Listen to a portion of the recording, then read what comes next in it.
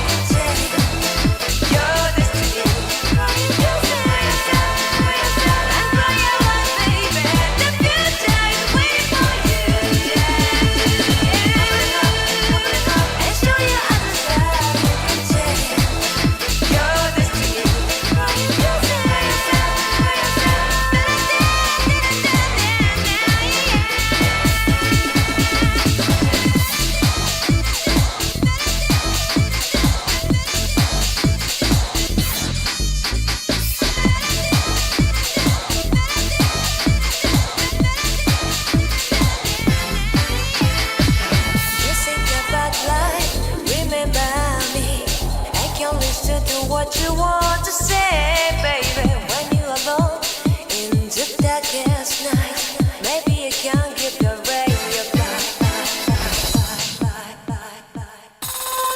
Open your heart and show your eyes that you're destiny.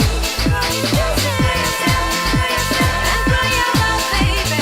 The future is waiting for you. And show your eyes.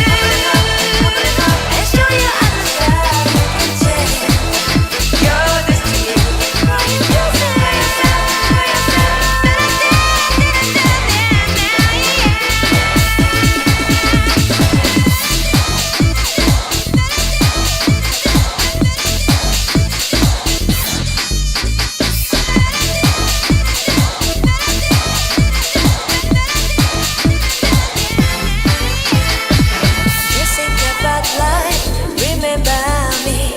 I can't listen to what you want to say, baby. When you're alone in the darkest night, maybe I can give you a radio. Open your heart and show your eyes that you're the sea. And grow your love, baby. The future is waiting for you. And show your eyes that you're the sea.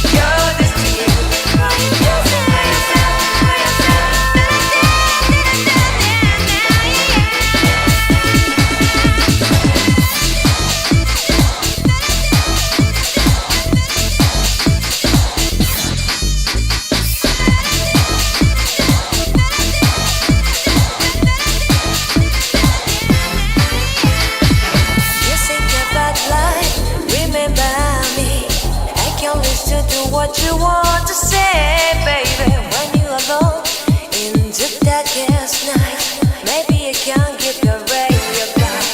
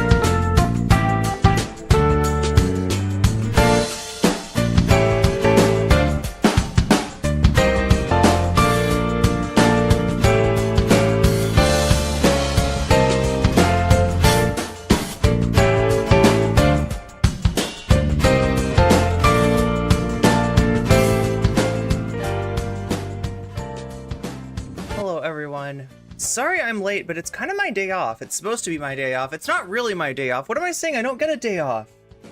I don't get a day off because the drama is always popping. Just like a weasel that somebody gave catnip to? Who's giving these weasels catnip? Chat. What is even going on here? Yeah, I like leave for, well, I was gonna say 5 seconds. It was a little longer than 5 seconds. Look, chat, I'm sorry. I had to wash my hair today. And I am a kind of a high maintenance bitch when it comes to things like that. And that's why I'm late. So you can feel free to scold me. You can be mad at me. You have my permission. Okay, I failed. I effed up. This is an important day to talk about some important stuff, which appears to be possibly the very end. And I know you keep saying this, but of the Vaush network, some shit is going down that is really like us. It's good to have you here posting your favorite emote. I am so happy that you're able to do that. It would be a shame if someone were to, you know, word filter that emote's, you know, code and make that impossible. But as of yet, none of the mods have decided to do that. So there we go again with the emote. She deleted it. Yeah. So what happened? What are we talking about? We're talking about a video that Keffals made and put out this morning. So if you don't know, Keffals has quit streaming, I guess, or at least that's what she says. I never believe her. It always seems like a ploy to get more viewers, to get more attention. It seems like something that she's doing to, you know, try to, like, it's just like she's squeezing the last few milliliters out of the drama. Milliliters, is that the appropriate measurement? Can somebody check me on that? No, so you can post your emotes like, because I'm just teasing you. What is that sound? Oh, is this my... Yeah, it's my headphone. I've got these little headphones, chat, and they're playing... Like, I was playing music to get myself ready because I'm like Rocky. You know, when I come on stream, it's kind of like I run up the steps, I run down the steps, I get somebody rides behind me in a bicycle, I drink raw eggs, and then, you know, you got the music.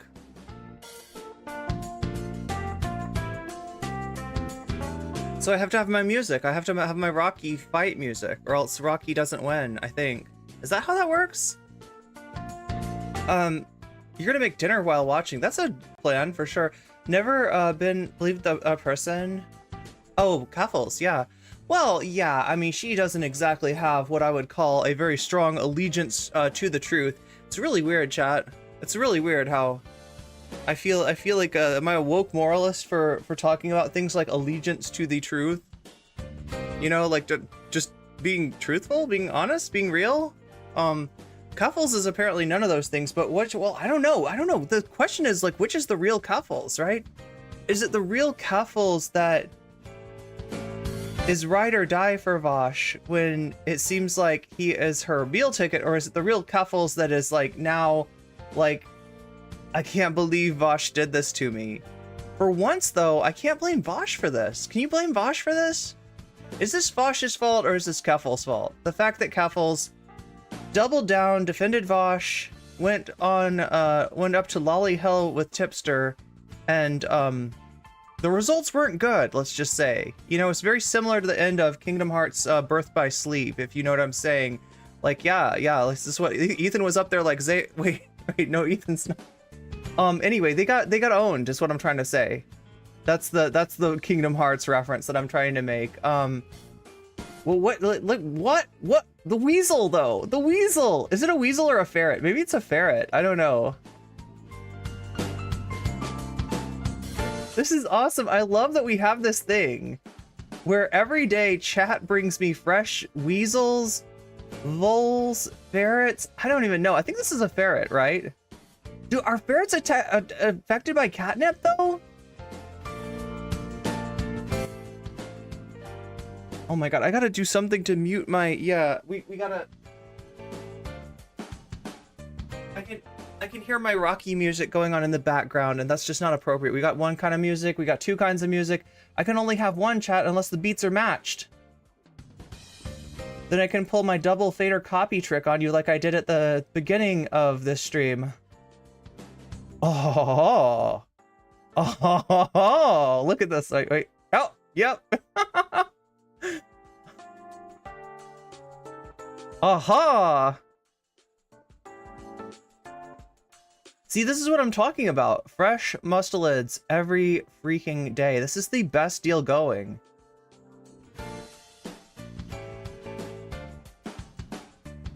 So yeah, I made a little tweet about this just to let people know that this is going on.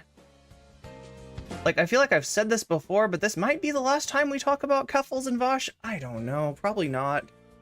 Probably they'll find some way to weasel their way back into relevancy. But for now, oh my god, level 12, what? Michael, you just hit level 12. That's amazing. I didn't think it was possible. Wait, Michael, you're like in charge of training the weasels, okay? So yeah, if you don't know, I'm sponsored for the next, what, 6 days, 5 days, some amount of days, sponsored by Star Trek Fleet Commander, and it's an interesting sponsorship, okay? It's not one of those sponsorships where you can help me out by buying something, which is how most sponsorships going. This sponsorship, you help me out just by leveling up in a game. And it does help me out, like, right? So Star Trek is wanting you to give their game a try. It's on mobile, it's on desktop. There's many different ways to play it. However you play it, make sure to use my affiliate link, and then you can be part of the Weasel Alliance. But I didn't realize it was possible. So we got like 3 goals, right? This is like, it's pretty simple, right? Reach level 5. That's like 1 afternoon, or that's like 1 hour or 2 hours. I don't know. It takes a short time to reach level 5. Similarly short time to unlock your second ship, which is a Corvette, which is weird because like doesn't Biden drive a Corvette? So yeah, riding with Biden in space, I guess, is what we're doing. I don't know, chat. That doesn't sound like a good idea to me, but whatever. This is what the sponsorship is. And then the third goal is to reach level 12. And I was telling everybody, like, get started right now because you won't reach level 12 unless you do. And then I get proven wrong. I get proven wrong by my chat. Somebody reached level 12 already. I did not know that was possible. I call hacks.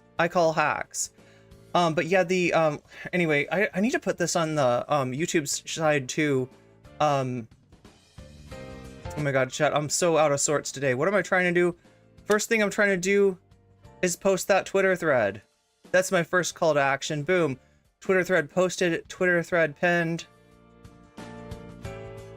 And if you want to go and post some weasels on that Twitter thread, then I'll take a look at the weasels that you post as well. So we got that. Oh yeah, the other thing is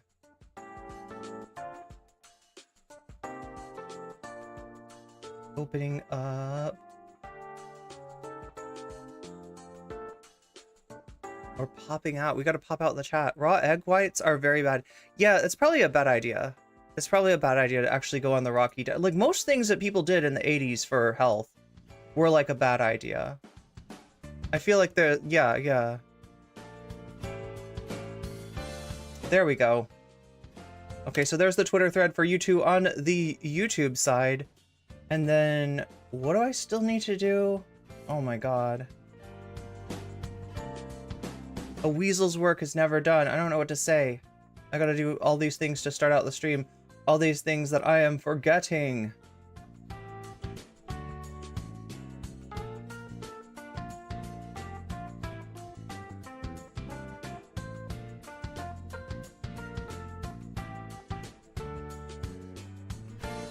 There's that.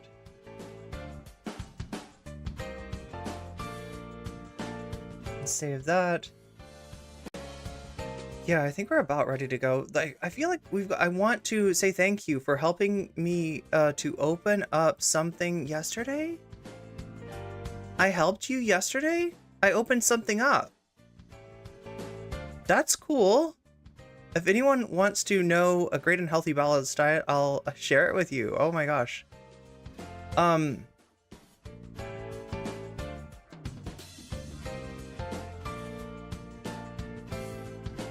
Raw egg whites are good for spiking your hair, added with hairspray. I've heard that. I've heard that. Is that is that how you get the Liberty spikes? Is that how you get the really high level like punk hair? Lounge music is very nice. I don't know if is this technically lounge? Isn't there like another type of lounge music that's like some kind of a, it's some kind of EDM that's called lounge?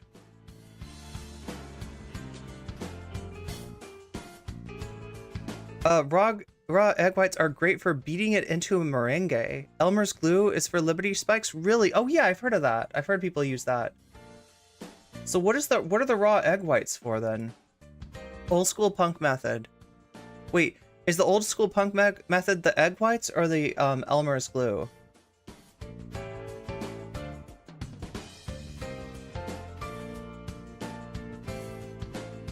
Trying to gain weight. That's an interesting predicament. Yeah, trying to put on some muscle, a little hypertrophy. Meringue is awesome. I mean, it sounds yummy. Everything sounds yummy, chat, because I haven't really had a chance to eat yet. I haven't had a chance to do much of anything. Yeah, I really thought this was going to be a day off for me until I woke up this morning and I saw all this stuff about Keffals on Twitter. And no, actually, I think it was like, people are streaming about this, right? Some of the drama streamers that I don't know who watches Chud Logic in here, but yeah, Chud was talking about this. And I went and looked for the Keffals video and I didn't find it. And that's because the video got deleted. And that really begs a few questions, right? Why did Keffals delete the video, right? There's different scenarios that we could imagine, right? Keffals maybe is an impulsive person, maybe makes choices that she immediately regrets. Perhaps Keffals immediately regretted the choice to call out Vaush as hard as she did. I mean, look, he's in a weak spot, right? She's already kind of distanced herself from him, and he hasn't said shit back, right? So, but maybe there's a certain level, maybe there's a certain standard, a certain threshold that's gonna burn the bridge. And she's not entirely just like, she's not spitting fire, she's not throwing grenades exactly, but she is backing off from Vaush.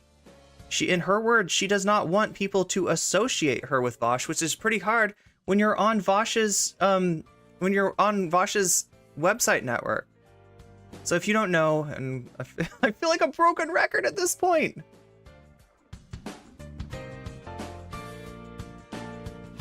Streamers have orbits, right? The metaphor is gravity, like a planet, okay? So like just like a moon would orbit around a planet, or just like a planet would orbit around a sun, smaller streamers orbit around larger streamers. Those larger streamers have a center of gravity, and really what we're talking about is audience there, right? They have an audience, right? And if you make yourself useful to a larger streamer, there's a good chance that they will sort of take you under their wing. They will be supportive of you to a certain extent. They'll expect that support back. They'll expect that loyalty. Yeah, it's like joining the mafia. This was offered to me through an associate of Vaush's sysadmin. In fact, according to her, the best friend of Vaush's sysadmin.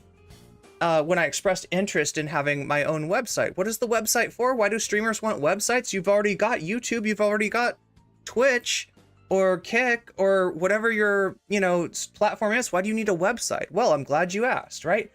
These websites allow us to monetize in a variety of ways. One of those ways is advertising. You might see ads, especially on the Twitch side. You will see an ad every hour on the hour for 3 minutes at a time. And if you no longer want to see that ad, you can get out of it with a Twitch Prime sub or by paying $5, or if you're lucky enough through getting gifted a sub, although that kind of thing happens more often if you're active in the chat. On the YouTube side, it is through chats, super chats, super chats, super stickers, donations, through memberships, gift memberships, etc. On the Twitch side, it's like subs and bits and everything like that, right? Which is great, right? Because you want to get paid for streaming, and you probably want to get a little bit more money than they're going to give you for advertising, because unless you're like Hassan, you're not making that much money off of advertising. Unless you're huge, you're not making that much money off of advertising. But when they let you monetize, when they allow people to donate to you, when they allow people to buy subs to make their chatting experience even better, or bits to get, you know, attention where their name pops up and, you know, there's a little bit of attention paid to them, or whatever different mechanisms that we use for monetization, YouTube and our Twitch takes a portion of that. On Twitch, that's like half of the money. So, you know, you're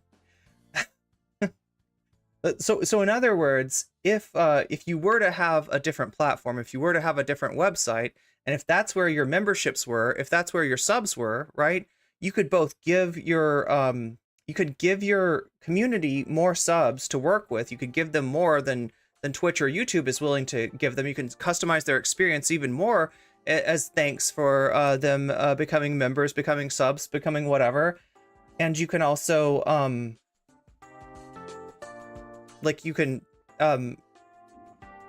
well, the key point, right, is that there's no YouTube, there's no Twitch, so, you know, the money that's given as a sub goes mostly to the streamer. Now, if it's something like the Vaush network, we're going to guess that maybe some of that goes to the network towards maintaining the network that Vaush's sysadmin maintains for him and offers to people in his orbit. So that's what I'm saying, is that Vaush's orbit, right, is different than Destiny's orbit.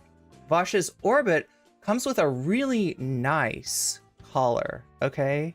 It's like bejeweled, it's bedazzled, it's gold, but it's also got a chain on it. And that chain is the fact that now half of your income is dependent on your relationship with Vaush, because Vaush giveth and Vaush can taketh away. And even the sysadmin, were you to piss her off, could taketh away as well, right? So that's what Keffals is dealing with. As much as she wants to distance herself from Vaush, Vaush is supporting her in a way that is actually, you know, I don't know if it's half of, you know, people have Patreon too, that's, you know, separate, but like it's a good portion of her income. So when Vaush has, you know, when you agreed to wear that beautiful collar, and it is a beautiful collar, it was offered to me, and I looked at it and I said, gosh, I could make twice as much money as I, you know, potentially, as I'm making right now. That sounds like a pretty good deal. And then I noticed the chain and I was like, no, I don't really want the chain. I don't want to be on a leash, right? Certainly not with Vaush or his sysadmin, who is like an extremely difficult person to deal with, a notoriously hard to get along with person. You know, I don't want somebody to be able to jerk me around on a leash, right? So I said no. I said no, Zonia. Thanks for the offer, but I would rather stay independent, right? I recognized what that was, which, you know, is not just like Vaush, you know, being nice and giving you a helping hand, or, you know, helping a small enterprising streamer, right? It's Vaush essentially being able to secure loyalty. And that is what is probably complicating this whole deal with Keffals distancing herself from Vaush, right? She puts out the video saying, I want to distance myself from Vaush. I don't want people to think of, you know, Keffals and Vaush. I want them to think of Keffals. I want to be a separate entity, right? And I don't appreciate what he did. It was ridiculous, and it put a whole bunch of people in harm's way, which is an interesting admission, right? Like, that people, you know, like, look, like, it's clear to me what being a Vaush orbiter actually means. And it's like giving up your autonomy, giving up your independence, and you know, becoming part of his team, really. But it might not be clear. I mean, they don't want to publicize this, right? Keffals doesn't want you to think that she's beholden to Vaush. Xander Hall doesn't want you to think that he's beholden to Vaush. Demon Mama doesn't want you to think that she's beholden to Vaush, but he does have this leverage on all of the people in that orbit, on all of the people in that network. And Keffals saying what she said kind of outs that. It kind of makes that clear, right? Even though I think it's pretty clear. I think from the outside looking in, it's pretty clear that that's leverage. A lot of people might not realize that, you know, both, you know, there's a lot of leverage there with that website, and that the relationship between a Keffals and a Vaush is one in which they're dependent on Vaush, not just for the website, not just for support if somebody says something bad about them, right? But also for the they're also dependent on Vaush's audience, because like I said, big streamer, big audience, orbit, right? Mutual chatters, mutual audience. You know, you've essentially got a way for a small streamer to make themselves more relevant and bigger, puff themselves up, right? With a little bit of help from Vaush, right? A few raids, a few shout outs, even just the semblance of, like, you know, this is somebody that Vaush is friends with, will make will bring more people to your chat. And so, you know, Keffals has kind of said the quiet part out loud, and immediately chat, immediately, like, regretted it. And so what I'm trying to ask here is, was it just, you know, Keffals like deciding, ooh, I don't want to burn that bridge just yet? Or did somebody get a hold of Keffals? Which I'm going to say is more likely. I'm going to say it's fairly likely that somebody got a hold of Keffals and said, hey, that's a pretty nice website you've got there. It would be a shame if anything were to happen to it. So yeah, I mean, Vaush has absolutely got Keffals under a barrel. Not as much as he might have in the past, right? We looked at his... Here, let's go to the social blade again. We looked at this yesterday. I'm sure nothing major has changed since then. But yeah, let's reload that. Not looking good. Things are not looking good for Vaush. So in turn... Oh, well, yeah, I mean, I don't know. Okay, we got a little bit of a rebound on views. We got a little bit of a rebound. And by rebound, I mean he's losing less subscribers, right? I don't mean he's gaining subscribers, but yeah, he had like, what? This is like a week? Yeah, this is 1 week that he lost 10,000 subscribers. One really bad week, probably the week that Ethan went off on him. Now he's only losing like 1,000 a week, but still, overall, I mean, things are not looking good. We're down 20k subs, and if we look at, yeah, there's the 20k. That's what losing 20k subs looks like. Now, granted, this is not a graph that shows 450. It's kind of a weird graph, right? The graph is mainly showing a plus or minus, right? But we're in massive minus territory here. Now look at a graph that might look a little bit better, might look a little bit less severe. This is Vaush's views, 6,400,000 to 4,040,000.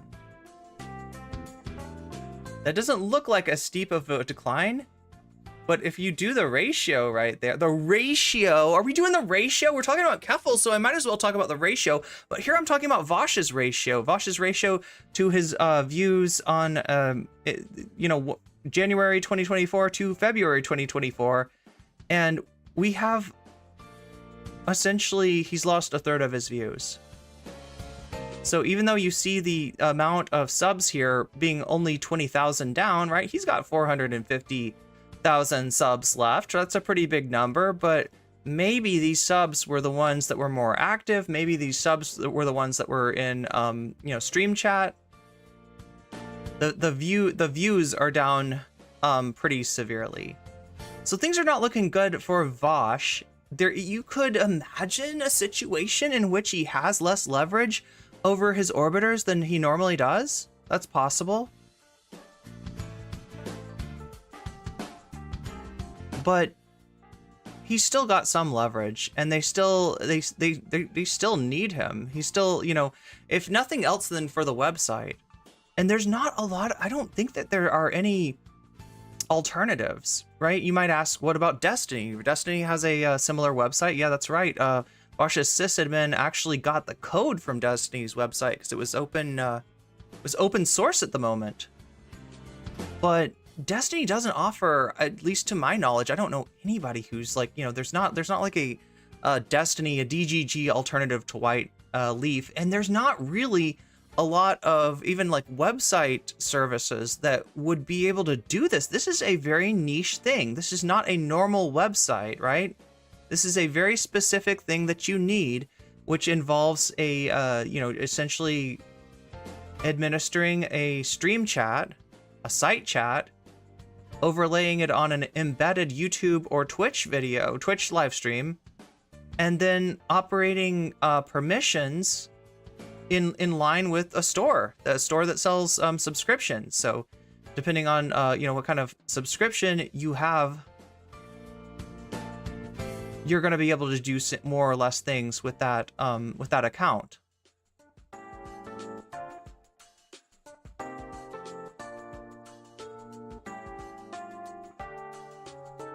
Oh my god, I am trying to figure out where did I come from?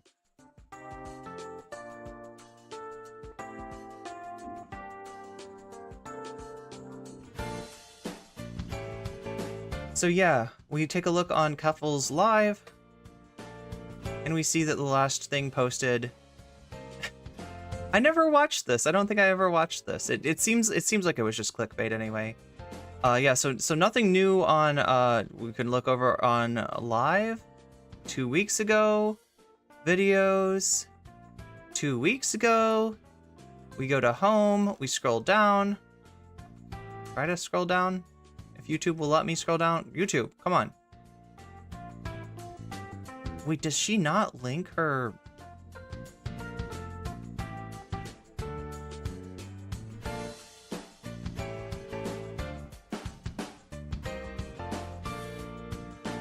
There we go, main channel.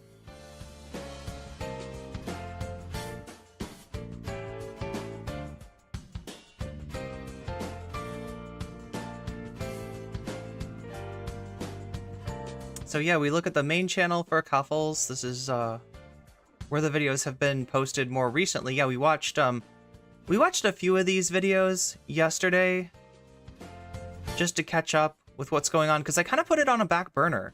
I mean, I knew that Keffals had made this video. I'm not live streaming anymore, and it just didn't seem like a priority because Keffals has done this. I'm quitting. I'm not quitting. I'm quitting. I'm not quitting. You know, she's done this will she won't she thing a lot, right? So I didn't want to take time out of what else I was covering and cover it, but Saturday seemed like a good day to kind of catch up with not just this, but like all of her videos and kind of, you know, just see where she's at. Because, yeah, I mean, like I gotta admit, this is somewhat anticipated. The idea that she would distance herself from Vaush is somewhat anticipated. If we're to take her at her word and believe that what she's going to do is start a new channel, which I don't even know, does she have the new channel like listed in here? Downfall of DJ Mule. How about the downfall of Keffals? I don't know. We got the Keffals Live. Yeah, it looks like Well, I'm not seeing the new channel, but yeah, she does have a new channel. It's going to be She threw out the idea of true crime. She threw out the idea of ARGs, stuff like that. I think she's done one video on the, what is it called? Like the Russian sleep experiment. So stuff like that. Paris catacombs. But if she's really gonna segue into another kind of content, especially if she's not gonna do live streams like she said she's not, and again, you know, we can't exactly take her at her word as far as that goes. But if she's really going to do that, she doesn't need Vaush, and she doesn't need the White Leaf Network. So I'm really wondering what's going on here. And I don't have any way to show you what's going on here because I don't have a copy. What is an ARG? An ARG is an alternate reality game. Yeah. It's basically, I'm trying to think of an example of this. What's a good chat? What's a good example of an ARG? Pokemon Go? Oh no, that's an augmented reality game. Yeah, that's interesting too. Yeah. So like Pokemon Go, if you have your phone, you can be walking around and you look and you're like, there's a Pikachu right in that grass over there, right? But it's not really there. It's just there when you look at the grass with your phone. That's a augmented reality game. In other words, we're placing the Pikachu into reality to give you the illusion that it lives over there. But this is an Pets Cop. Okay, people familiar with Pets Cop? There's like a Minecraft one too. Isn't it something Moon? I love bees. Oh my god. Wait, Man in High Castle? Isn't that like a Philip K. Dick novel? I mean, Philip K. Dick could definitely write an ARG if he wanted to. The Matrix used to do ARGs.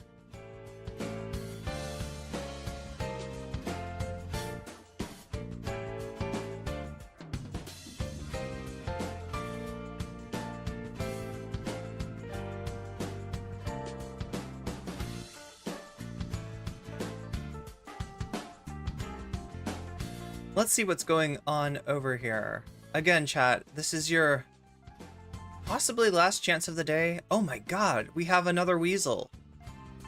We have yet another weasel here.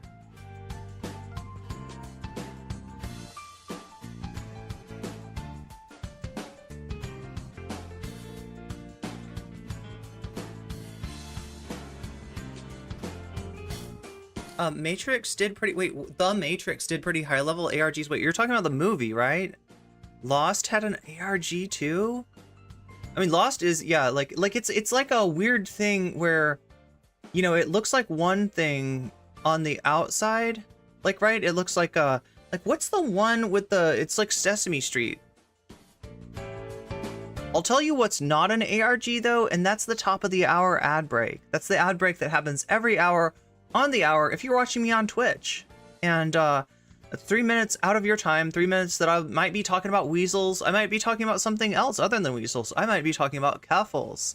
I might be talking about Vaush, but you're gonna miss it because you're gonna be stuck watching ads for those 3 minutes. Now that's the deal that Twitch offers to be able to watch me on Twitch. But if you want to no longer see those ads, you can get out of those ads through the use of a Prime sub. It's kind of the best deal going right now. If you have Prime, you've got a free sub to use on the streamer of your choice. Like I said, you know, makes your streaming experience better, and actually puts money in my pocket, which I appreciate greatly. And you will appreciate the fact that you get to use all of our animated emotes if you sub through a Twitch Prime. You can also pay $5 to, you know, if you don't have a Prime, or possibly if you're lucky, you might be gifted a sub. That can happen. That does happen. There are some very generous people, but it's more likely to happen to you if you're active in the chat.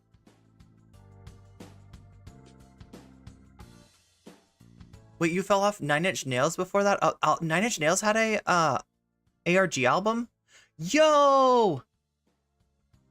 Oh my god, that's... Wait, I gotta look at this. That's dangerous.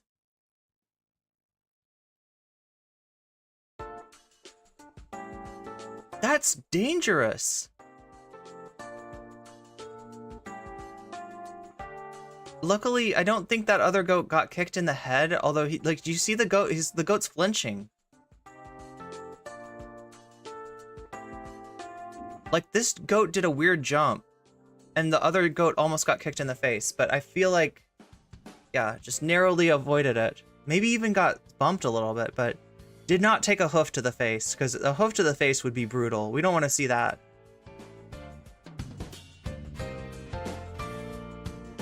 It's animal parkour.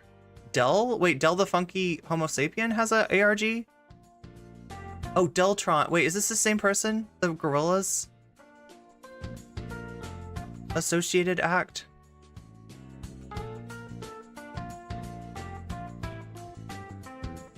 But anyway, yeah, Keffals wants to shift her content. Keffals, you know, like at this point, Vaush is baggage, right? Because like I told you, Vaush is a big part of the reason that both Keffals, you know, got to the size that she did, you know, through orbiting Vaush, through sharing an audience with Vaush, and also a big part of the reason that, that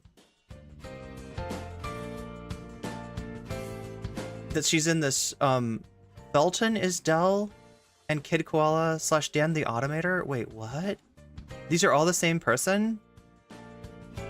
No goats were harmed in the jumping of this hay. It's the year 3030.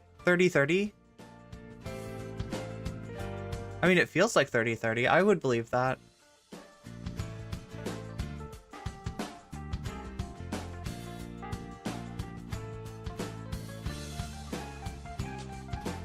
I believe it's a goat, Panda Farts.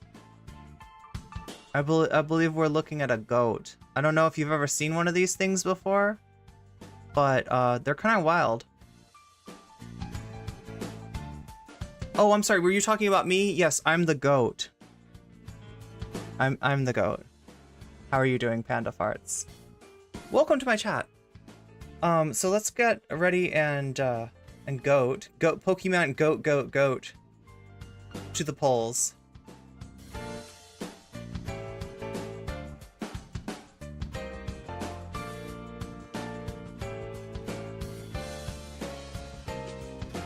Oh yeah, I was about to tell you, there's no way I can show you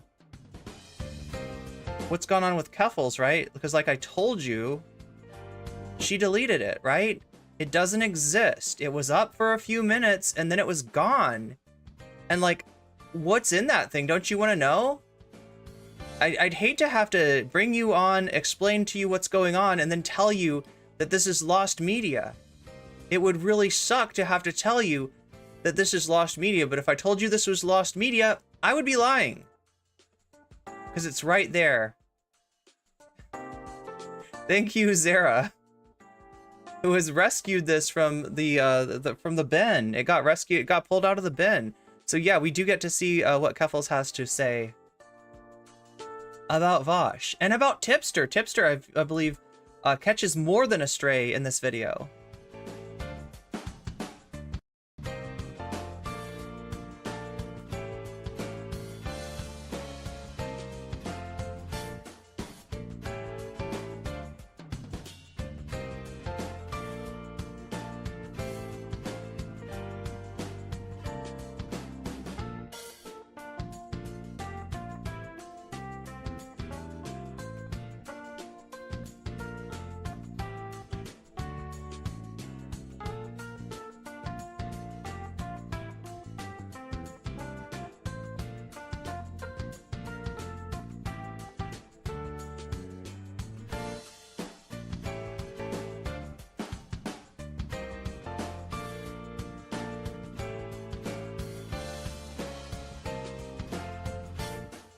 Oh my god, chat, I'm just realizing the playlist that I've got of stuff that I want to show you is like incredibly long. And it won't even load right. I don't know why it's not loading. Come on, load! Load!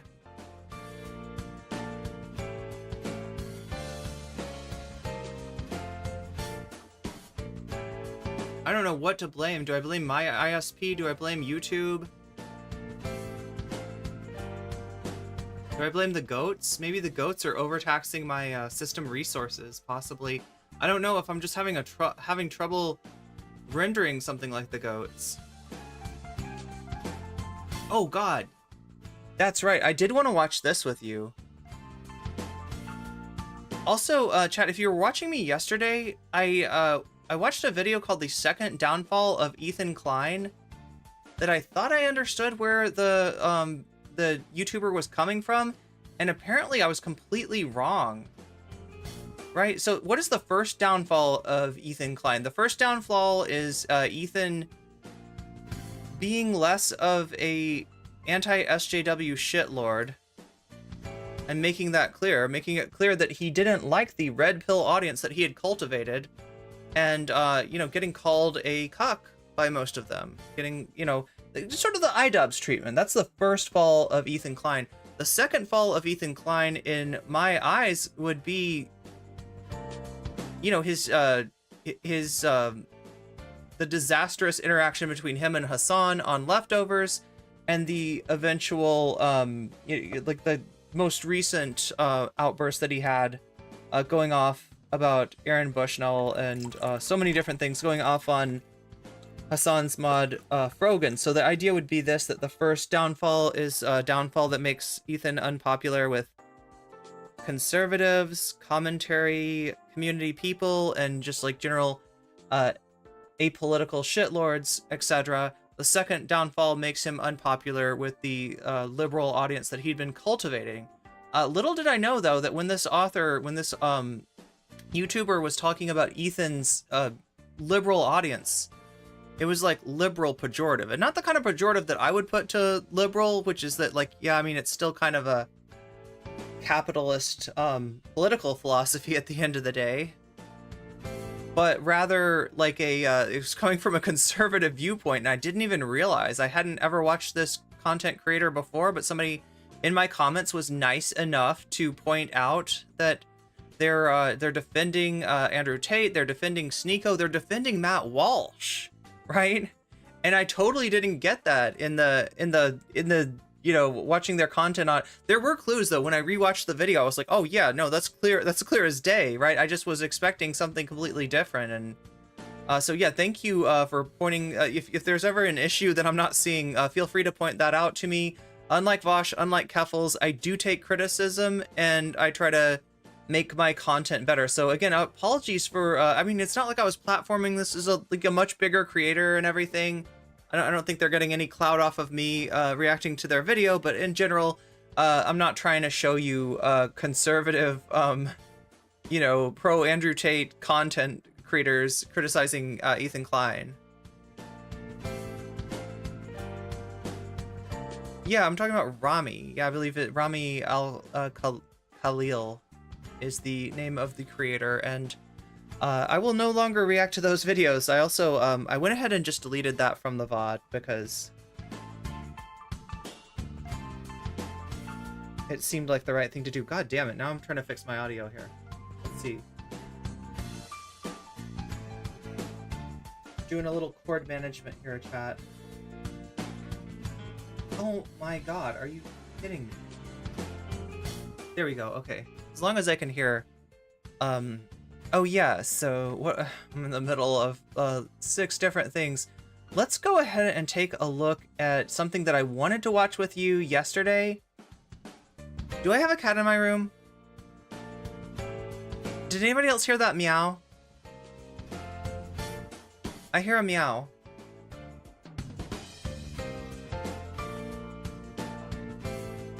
It's a cat wanting to get into my room, which we can handle. Sometimes the cats do get into my room and I don't realize it, and then I shut the door and they want to get out. And that's a problem, but this one, this is a problem I can deal with. Anyone,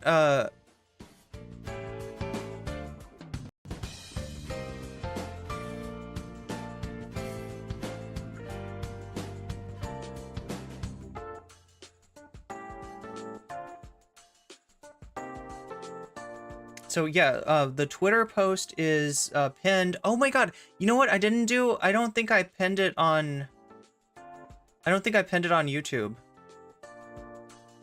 That's something that I need to do. But yeah, I wanted to show you this. This is, do you all remember Lady Maga? Anybody remember Lady Maga? This is kind of a deep cut. Anybody remember Lady Maga? Lady Maga is the pro-Trump drag queen that you may have seen featured in 2016 as part of the Trump is pro-LGBT campaign.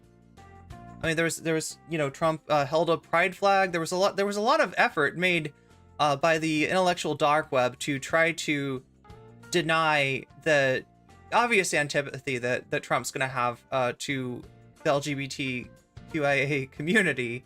And yeah, Lady Maga was part of this. Lady Maga was 100% part of this. So we have our good friend of the VOD, Walter Masterson, having a little interview with Lady Maga. Because like things have changed. Things have changed substantially, especially in terms of the, you know, right-wing disposition, particularly to drag queens, right? And you might wonder, has Lady Maga changed her outlook on Trump? Let's find out. Who are coming in, all these illegals, aliens who are coming in, they have owe money to the cartels. And we have the deportation process, everything working. I think we need to put, the United States needs to put a... Where did you get this thing at that you made from home? At this point, I'm going to have to ask you guys to leave. Okay, so he's been to CPAC before in, was it 2018? Kicked out after 87 minutes. But he's back. You see this week for CPAC. If you saw my video from last year, you saw me getting thrown out. To my surprise this year, when I applied for a press pass, they approved me. So we're going to see how this goes. I expect to get thrown out. And look, that's not terribly surprising to me, given that the Trump campaign does not have its shit together. Now, like, they're running against Joe Biden. So it's not a great level of difficulty that they're up against. But as far as the campaign and itself, it doesn't seem like their ground game is on. The campaign itself is not super organized. So yeah, this is CPAC though, and apparently they forgot to copy the memo from 2018. Don't let this guy, Walter Masterson, don't let him in. I did last year, but they did approve my press pass. It's only my second one. Ah, it's addictive. It is addictive. You know what it is? I'll tell you what it is. It's time traveling. It's the way It America does feel like used to be and should continue to be. that. It is You know? CPAC is like it is like time travel. Yeah. Lady MAGA. So this is good. Let me make sure my mic is on here. A lot of people are saying we don't like LGBTQ, but you're here. Find me a quote from a conservative saying we hate LGBTQ. I haven't heard that myself. I've heard nothing. Thank you. This is my 4th year at CPAC, so people sort of say it's not CPAC without Lady MAGA. So every 30 seconds I have people who follow me, who know me, who come up to me and share the love. Yeah. And they appreciate what I do because drag is not intrinsically sexual or Oh, vulgar. do you hear that? Drag is not intrinsically sexual or vulgar, right? I believe I've said those words. When drag queen story time comes up, or some of these like pride events and that involve drag, and right wingers jump to like, that is inappropriate for children. How could you do that? Within 5 miles of an actual child? That's like incredibly inappropriate. And this is where the groomers discourse comes from, or that's probably where it started, to be honest, right? And we've got from Lady MAGA herself that drag is not intrinsically sexual. Interesting. Can be a lot of fun. Oh my God! So- Say that again. Yeah, drag itself is not it's not explicitly vulgar or sexual. For me, it's just theatrical. I get to embody a totally different persona. I've literally said almost exactly the same thing. It's a theatrical, it's a fun dress up thing, right? Now, like, yeah, could you do drag in a more risque burlesque kind of way that's gauged for an adult only audience, like at a bar? Yeah, no, that's definitely a thing, right? But drag queen story hour is not that. Drag queen story hour is not like a, like it's a person playing a character in a costume reading a story. It's incredibly wholesome. Work on the costume, bedazzle things. My face is a palette that I get to paint this on. So it's art for me. And I want to reclaim that in the world because drag queen story hour, drag queens twerking in front of children, it's deplorable. It's absolutely unacceptable. That's the thing. I hear a lot of talk about drag queens twerking in front of children, and I never see the... Well, the difference is, we shouldn't have LGBTQ people, near, you can't be open and within your identity in front of children. I mean, you're here, that's fine, but there's no kids around. Well, if you wanted to read a story to children, I would have there'd be more of a problem with that. The thing if is, you wanted to, teach at a school or something, and if I were in the public school system, the children would never learn about my sexuality or my personal life. you keep that keep that separate. I do, of course. Yeah, you wouldn't dress like this at a school. No. Oh my God, no. That's our only thing. I've been to a lot of rallies where there's people of all ages there. I always am dressed like this, very tastefully.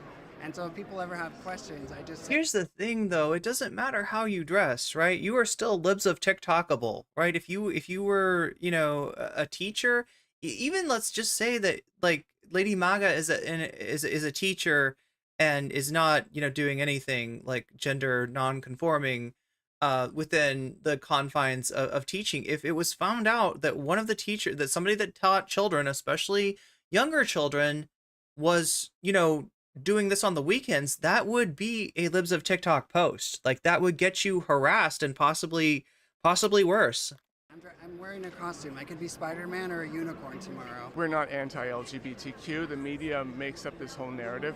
We just don't want you you know, being in this identity, like in public where there children's could library. be kids around Well, I've been in public a lot of times at rallies and things in Utah. with like, and there's kids there and stuff. With people of all ages. Dressed I like don't that and- approach them. I don't try to indoctrinate their children. And if people do want to take a picture with me, I always say, okay, mom and dad in the middle. Okay. I always keep a very professional distance. But I would never go into a library or a public school. Thank and you try for and that. indoctrinate Thank you. children. No, absolutely. We just don't want, like, stay out of the Absolutely. libraries, stay out of the schools. Stay out of public life. Stay out of public life. Children's programming. What's most important to you as a voter? I think the border has to be number one. It is the number one. So Absolutely. we're actually looking for people that have a personal story about the migrant crisis. Like, how has it personally affected you? Has anything happened in your life? No, I couldn't say. I could say that I used to be in a trade that is completely taken over by Hispanics now. Not that that's necessarily a bad thing. Which one? Flooring. Okay. Mm-hmm. So like little subcontractor work. Exactly. What is bro saying? What is he yapping about? It's been taken over by Hispanics. Not that that's a bad thing. I love that they do this dance still where they're like, we're not racist. We're not racist, but they're coming in here to take over. They're gonna replace us, but we're not. No racism. Just literally what the people at Charlottesville were saying. All right. If you want to be a foreman in a big flooring shop, you need to speak Spanish. in this area. Yeah, and it's driven the wages down. So that's probably as close as I have to a personal experience. Immigration is destroying this country. Yeah. We're looking for people that have personal stories on immigration. Like, how has the migrant crisis personally affected you? Well, wait, is that a Seinfeld bit? I'm not sure. In my community, I've seen some Seinfeld. These restaurants and establishments, they do not speak the language and they do not assimilate. They are here for a Speak job. They are the not language. Americans. The language. How have you been But don't make this guy like learn another language if he wants to converse with people in his field, right? This is personally affected by the migrant crisis? A couple times a week we have trucks coming through our neighborhood and they ring the doorbell, soliciting. Our neighborhood is not supposed to have solicitors, but they ring the doorbell and then, you see the big pickup truck with like 8 men in it. What are they soliciting for? I don't know. Sometimes they have a lawnmower, sometimes they don't. So they want to work. Yeah. Oh. Yeah. Okay. And this makes you. How does this make you feel? Well, like I'm being invaded, which we are.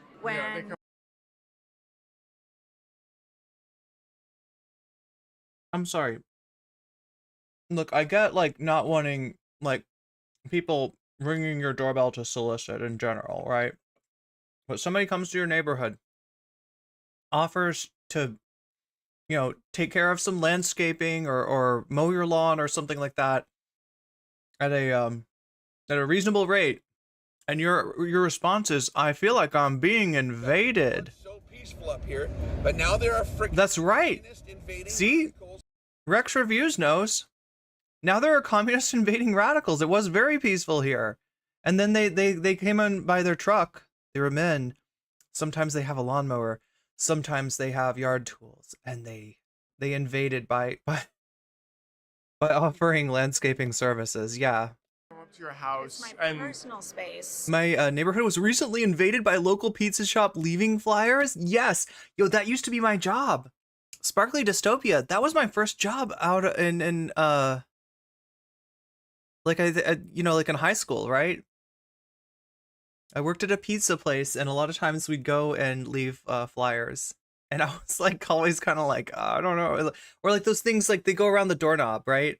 You leave those things that go around the doorknob or just tape coupons everywhere. Do they have a lawn? You know what soliciting people soliciting at your door sounds like? It sounds like the free market. That's right. It's free market capitalism. My neighborhood is being invaded by Jehovah's Witnesses and the LDS church members because they come to the door and then accost me at the mall. You know what's funny though? Like I feel like I feel like I've had some pretty interesting conversations with missionaries. I don't know. Like, chat, if a missionary comes by my door and I'm not doing anything, like, I will talk to them, but I'll kind of like talk. Is this mean? Like, I feel like I've been in a situation where I was hanging out with some friends and we're having a little blunt rotation, right? And then ding dong, oh, hello, who is it? Hi, I'm from the Church of Jesus Christ of Latter-day Saints I'd like to tell you about the good news of the Book of Mormon. And we're like, come on in. This is mean. I mean, this was like, I was much younger, okay? I feel like this is kind of mean, right? To invite LDS missionaries into a nightmare blunt rotation, their nightmare blunt rotation, because they're gonna get asked some weird questions. So are y'all the religion with Xenu? Do y'all got Xenu? What's the Mormon equivalent of Xenu? Like tell me. What's up with the underwear? Have you got the underwear? Look at this. Look at what's can you explain the underwear? Is it magic? Does it give you powers? Like, are you gonna use the underwear to convert me? Do I get the underwear if I become a Mormon? Like, how do I get where do I send away to get the underwear? Yeah, I was like mean. I was super mean to these poor little missionaries, just like riding their bikes around trying to do their mission. Mower, or they have like a lawnmower? Right. No, like whatever. It doesn't have to be the gardening big one, equipment, right? Sometimes. And stuff. Sometimes. No, the worst was like one of my friends was like claimed to be like an ex-Mormon. I don't think he actually was, but like started talking about all these things like these like that Mormons would not approve of that they'd done. Like, yeah, I was a Mormon, and then and that just like all this like they're roofers or whatever. And they want to work. Yeah. And they're like, no, but they are they like kind of pushy about it? I wouldn't say pushy, because I'm not really the type of person that would tolerate that.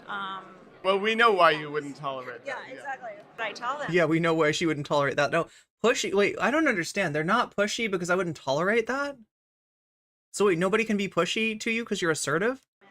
You're lucky that you came to my door rather than my neighbor's door, because, when you say, he's ex-secret service or he's a veteran and, he doesn't. What a nice lady. What an amazingly well-mannered lady to tell them that, no, you're not being pushy or anything. I'm just glad that you came to my door instead of my neighbor's, because my neighbor likes to target practice on people that ring their doorbell. Oh my God. Take the doorbell ringing lightly, because what I'm really saying to them is get out of here or you will be shot, is what you're saying to them. That you're just low-key threatening. Like, she's so nice.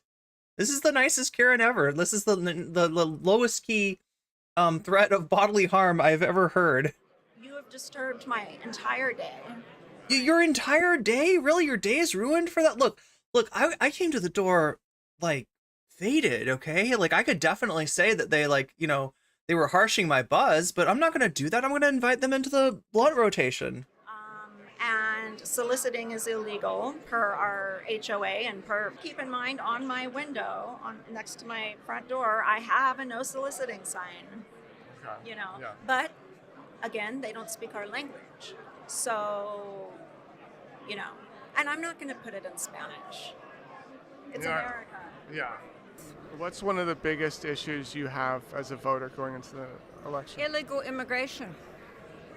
Okay. Illegal immigration, getting American jobs, and guess what? Americans will do anything for money. You take your usual Puerto Ricano, they'll do anything, darling. Just pay them in cash. $6 an hour. Do you have a personal story about? Yes, I do. My daughter, she was raped by an illegal immigrant. She didn't even want to go to the police. I made her go. They did a sketch. Oh, spoke only Spanish and rough workman's hands. Yeah, right.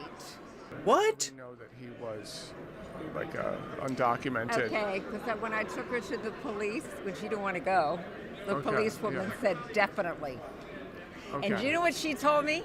The policewoman said, you go up and down the Rio Grande. There's bras and panties. A girl. I was lucky to get her back. Yeah, what is she even saying about Puerto Rico? Like, let me roll that back. I didn't quite understand. Like, what does this have to do with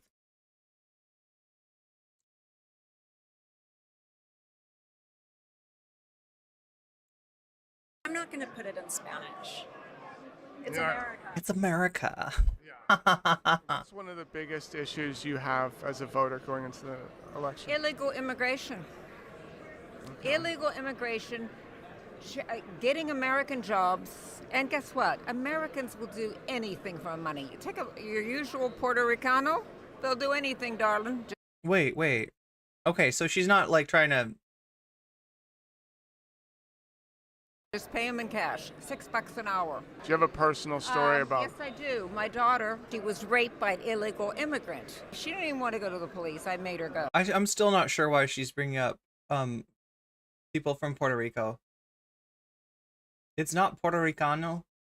No one says that. They did a sketch. Oh, spoke only Spanish and rough workmanship. She is so full of shit. Yeah. You are lying. You are making something up. Like, I'm sorry. I hate to, like, just call bullshit on somebody when I don't know. I haven't, been hanging out with her and her family. I don't know if this happened, but this smells like bullshit. How do we know that he was, like, undocumented? Okay, because when I took her to the police, when she didn't want to go, the policewoman said definitely. Okay. And you know what she told me? The policewoman said, you go up and down the Rio Grande. There's bras and panties. A girl. I was lucky to get her back, honestly. Probably a white. What is she cooking? What is she trying to imply? You go up and down the Rio Grande and you see bras and panties. Is that what evidence of, like, SVU type crimes? Like, is that how that manifests? Like, you've seen... Oh gosh, there's a lot of bras and panties around here. Must be, certain kinds of assaults going on here. I was lucky to get her back. Yeah, what is she implying? How have you been personally affected by the migrant crisis? Like, do you have a personal story? Unfortunately, maybe for your audience, I don't. But I have a daughter and a second daughter who are going to be living in Manhattan, and I dread, something happening to them. I think that's where a more potential problematic situation could occur. I think obviously in a lot of, you're hearing the urban horror stories. Trump has, I think, accurately labeled it migrant crime. It's a new category. Communism. It's communism. And like, what's great about this kind of racism is like normal, like the classical Trumpian racism that you're used to usually comes with some assertions about crime statistics, right? They're bogus, and they're But they have those. In this one, in this version of things, right? There's no attempt to put anything into perspective. Like, for instance, the propensity of migrants to commit crime versus like a citizen, right? Is actually lower. But you don't hear them talk about that. They're not interested in anything like that. Like, you can be very racist with crime statistics. They're gathered by the cops, right there. It makes it super easy, and Republicans have been doing this for a long time, but now they're just using anecdotes. Now they just need one incident, and it doesn't even have to comport, right? If they assert that this was an asylum seeker, this was a migrant, this was somebody, a non-citizen doing a crime, it doesn't matter if, like, later that week they're like, actually, here's the assailant and they're, a citizen. This has nothing to do. No, that still counts as migrant crime. Anything they can throw at the wall and get to stick counts as migrant crime to these people. And they're even having law enforcement, illegal aliens as law enforcement. I mean, you can't cook up. Okay, what is he cooking? Yeah, you can't cook up. What is he cooking up? Did you hear this? As law enforcement. Do we have... What is he even talking about? How insane this is, and yet there's musing of a Gavin Newsom for president candidacy. Are you saying that there's police officers that are undocumented? Absolutely. Wait, where is this? In California, where my youngest daughter is in Santa Clara. In certain areas, they have, maybe not completely... Actually, you know what? I think I heard about this. It's one of those things, so anyone from my audience, Google 40% cops, and I think it's, you see, like, the statistics of how many of the police office. How many of the police offer? Yeah, that's right. 40%. I believe I've heard that too. That 40% of police officers in the United States are themselves, undocumented. That's just Google 40% and cops, and you'll find it. Officers in LA. This guy is a master troll. That's why he's Walter Masterson, right? Walter Master Troll. Are undocumented. I think it's like 40%. I would say cops. don't Google it because you're going to get a false read. Oh, we can't trust Google. We can't trust Google. We got to use Conserva Google. They're smart. They operate. They realize that it's much more cost effective. Instead of just putting a backpack on a migrant, what they will do is they will take, a white, well-presenting American citizen and have them go through ports of entry and get it through there because this is a business. They're going to get the most bang for their buck.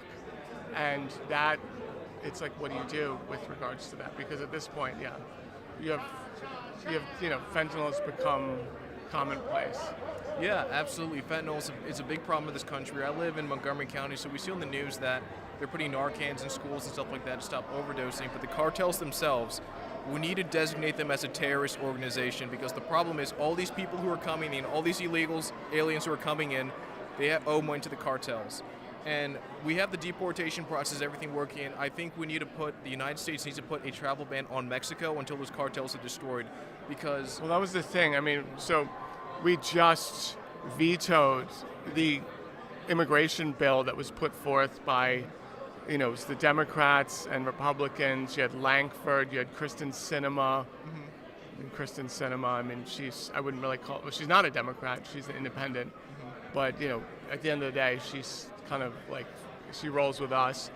And it was vetoed. And, I had mixed feelings about that.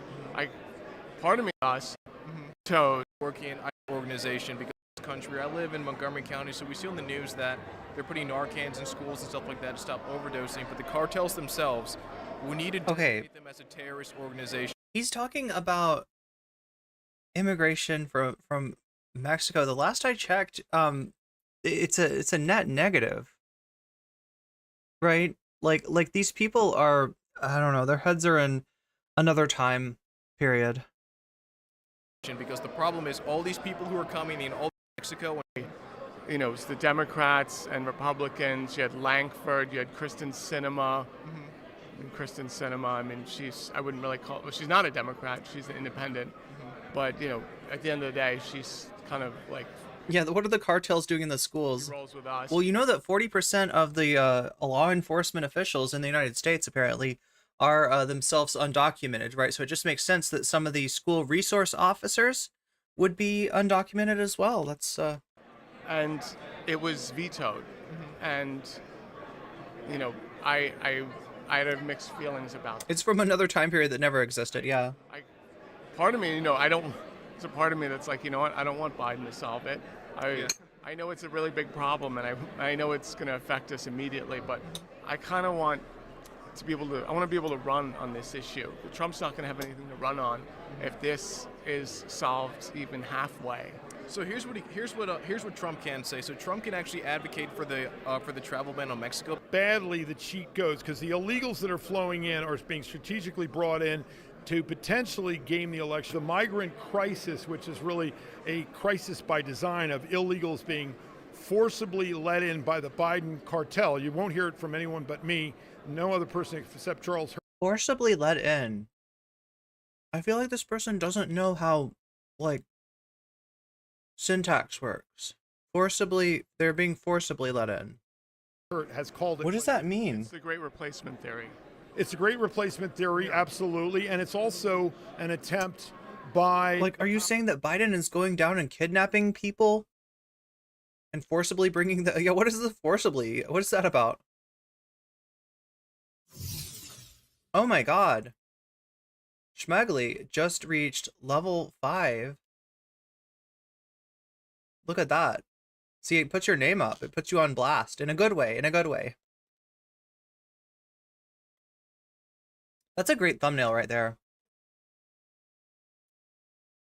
powers that be to flood America with dependency, creating a one-party rule. I mean, the southern border right now, it's like our replacement population this is the fall of Rome. It's like they've literally taken how Rome fell, and that's what they're implementing. It's a great replacement theory. Exactly. Yeah.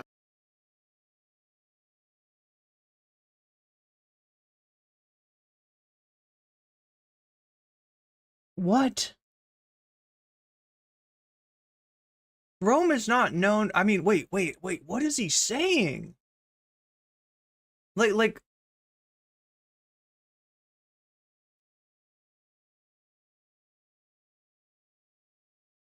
Rome were the invaders, and the United States. Actually, if you really think about who's invading who, it's usually the United States. If you think of, who's, I don't know. This is so wild.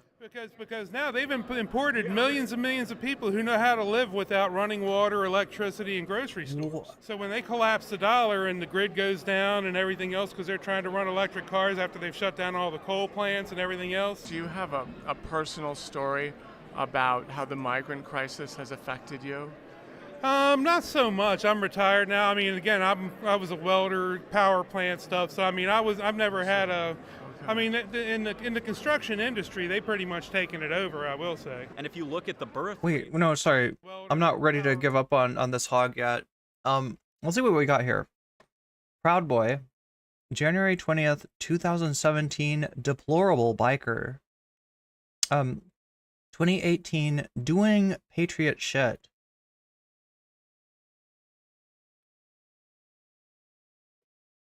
Plant stuff. So I mean, I've never had a. I mean, in the construction industry, they pretty much taken it over, I will say. And if you look at the birth rate or the population increase, this is the highest increase in population we've ever had, and it is almost entirely due to immigration. It's been crazy with dealing with it in my county. We had a homeless shelter that, they were using it to house a few migrants. So we got the entire shelter shut down. Cool. And cool. They were started, we had the building evacuated, and then they were like camping outside in tents because they had nowhere to like live. And we had to get the police to come in and sort of, tear gas them and get them. There you go. Cool. Yeah, and get them out of the county. Cool. Something else. Oh, that's one way to go about it. Yeah, and so I mean, it was a win-win because it's like we didn't want a homeless shelter in our county in the first place. Not in my backyard.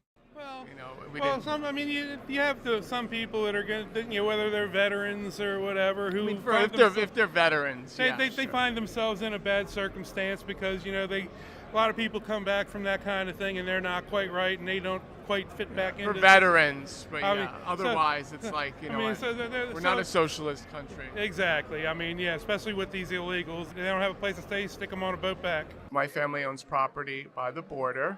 I'm not going to say where. And, we have people that I think are, I think they're migrants. They came across the property and, we shoot at them or we defend ourselves. Okay. Let's not say, because they're trespassing. Yeah, and I'm worried that if Biden gets reelected, the Democrats are going to prosecute me. The thing is that the character that Walter, Masterson is playing here is like a character who's clearly not all right. That maybe at the very least could use some sage advice of not shooting at people and he's not getting it. This is okay at CPAC. This is normal at CPAC. Maybe there's a little bit of a look of like you saw with the deplorable biker guy, right? That when he said, fuck them, shut down the shelters, kick them out. They try to sleep in tents. Tear gas the tents, right? And then the biker guy is like, I don't know. What if they're veterans? What if it's a veteran? Like maybe don't do that, right? So you get a little bit of inkling from some of these people that like the character. The person that they think, but he isn't getting read as a character. He isn't getting read as a troll. and he isn't getting read as somebody that is, you know, really got some dangerous ideas. He's just one of them. Like, this is the wild thing, is you wouldn't think it would be this, you know, like infiltrating MAGA. You wouldn't think it would be this easy. For this. Defending yourself. Yeah, like, I mean, because it's like, protecting your land. Yeah, it's like, I can't say that I've. Oh yeah, good point, Shakespeare. If you put out the example of a BIPOC veteran, he might change his mind. He's definitely got a certain image in his mind when he says when he tries to make the exception for veterans. Heard they let all the Groypers in yet. I heard that too. Yeah. I mean, look, the Groypers, that's a scary contingent, right? And you're hearing their dog whistles in more and more places. And sadly, they don't always get recognized, the dog whistles, even by supposed like leftist streamers who you know, are presented with something like Clown World or Friends or something like that, you know, something that's kind of like it's a well-known you know, far right dog whistle, and they're like, I don't know, sounds okay to me, I like Pepe's. Right. You know, I don't know if we should cover what I'm talking about, chat, because it's like, it's definitely glup shido drama. I do have some glup shido. Yeah, Dead Domain snuck in too, right? There's yeah, I do have some glup shido drama. I just don't know what I want to cover it, because it's like a can of worms, right? If I open this can of worms, you're gonna want to get to the bottom of that, and I don't know if we have time for that all that today, right? Well, I think it depends on which state, and of course, I know you're not going to say, but you know, it depends. You know, I think in Texas probably they would, you know, be fine with that, but throw me a parade. Yeah, exactly. Do it from Texas. Not so much California or New Mexico, and you know, who knows where Arizona stands. I mean, so the moral of this story is, if you want to shoot at, you know, illegals on your property, do it in a red state. Yeah. I'd say so. Yeah. Way to go. Yeah. I was, you know, I mean, that's where we're at right now. It's a mess right now with regards to freedom of speech, right? I had a family member that was thrown in jail for his political beliefs. Oh, believe me, I've been hanging by a thread. I've had the FBI has been to my house twice. So, you know, the FBI came to his house. This is normal. What's his name? Jacobs Chansley by chance? They confiscated his ice cream truck, all of his guns. They shut down his factory. All the kids that work there are totally unemployed.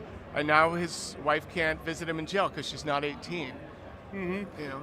I know a lot of the J6, there's several group organizations that have booths downstairs that are trying to help the J6 families with, you know, like coming into town for trials, hearings, and whatnot. I've been working with some of them because, like I say, I just thank God every day that Chris Cox had me inside the ellipse, you know, like at the White House. Oh yeah.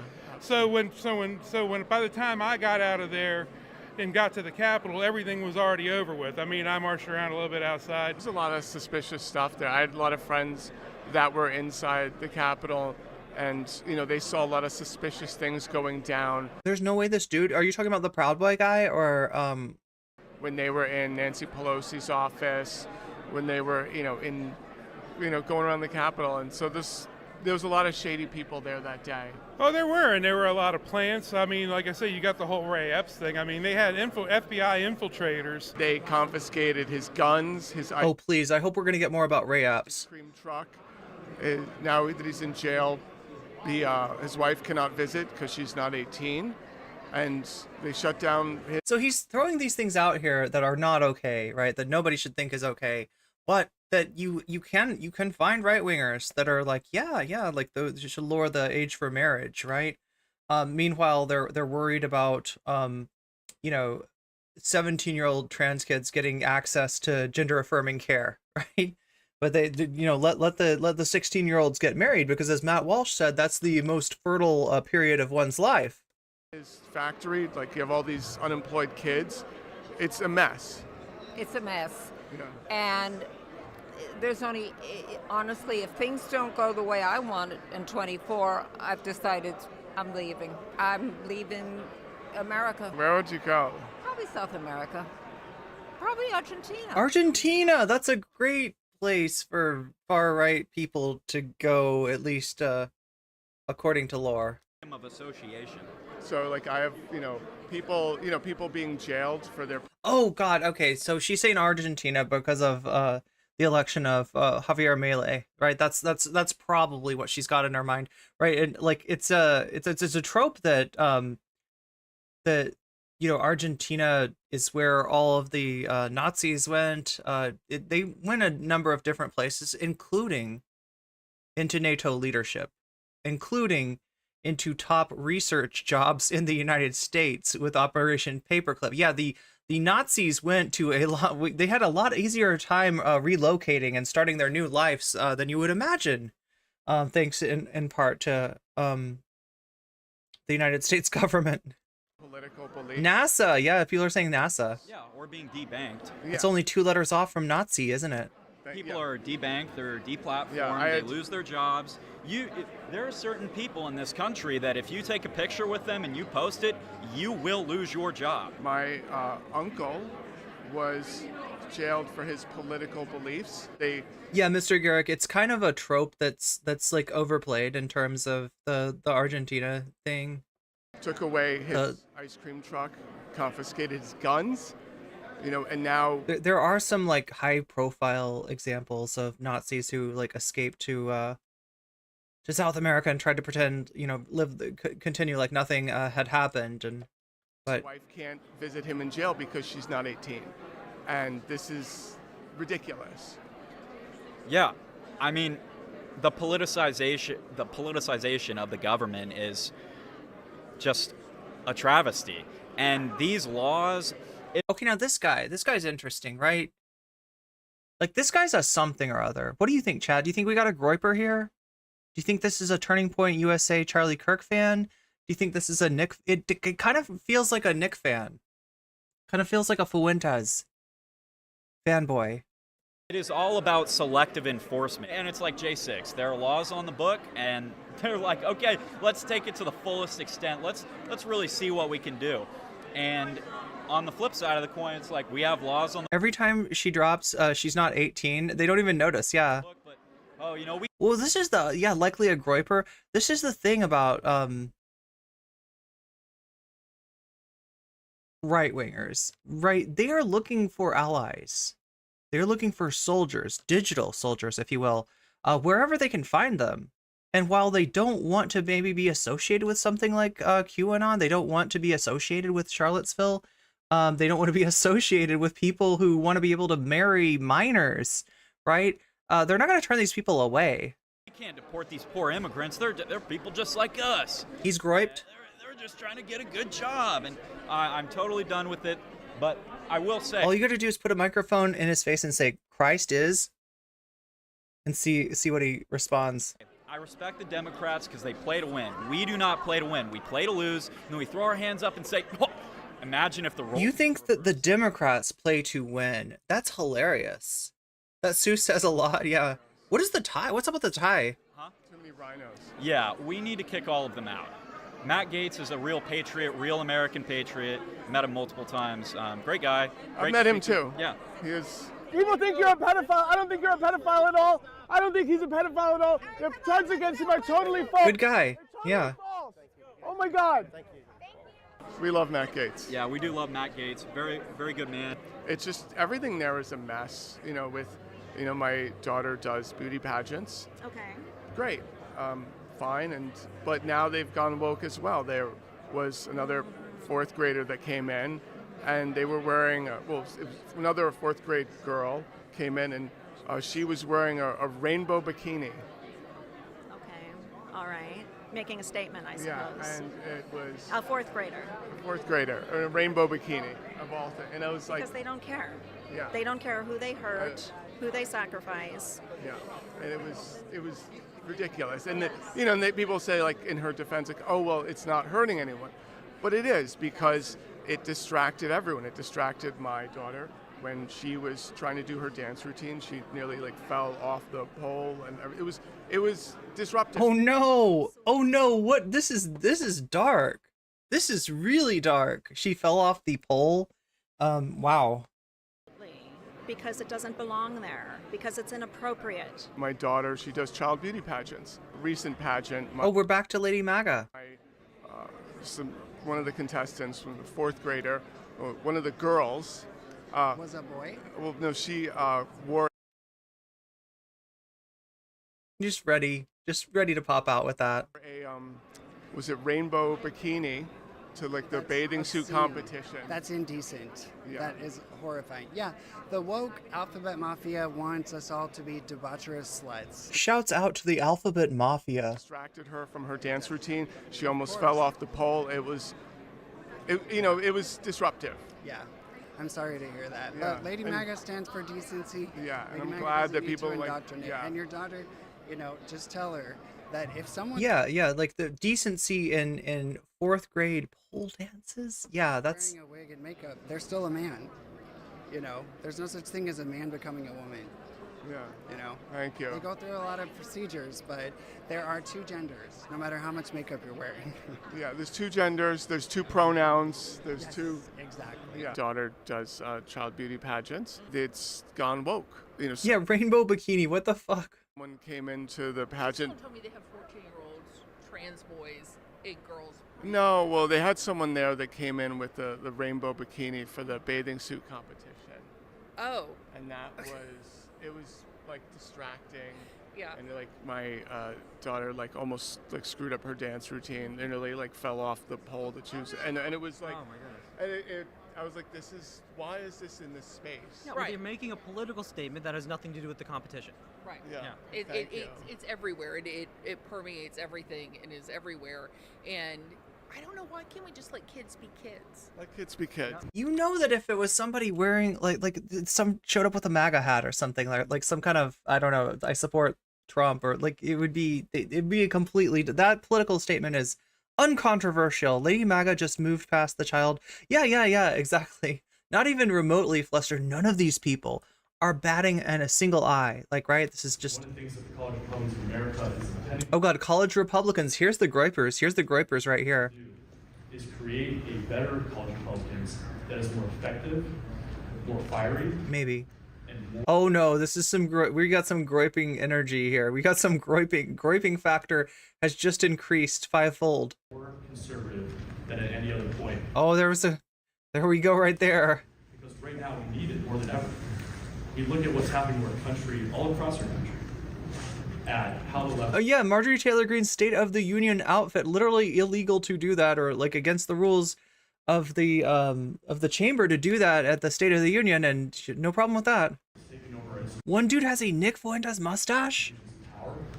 How the left has taken over our universities, our schools, and the college Republicans are the #1 way that we can strike back against that. Back in the day, college Republicans and young people who became Republican usually became that way through one specific method, through their parents. They were brought into it by their parents, by community members, by people that they personally knew.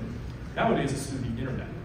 Nowadays, young conservatives find their views, find their way of thinking through the internet, through social media, through the influence of current events. And college Republicans didn't adapt to that. Back in the day, the college Republicans were something that you could run like a Model UN club. It was, you go there and discuss tax policy, discuss how we can improve our GDP, and it really stayed there. It didn't move on from there.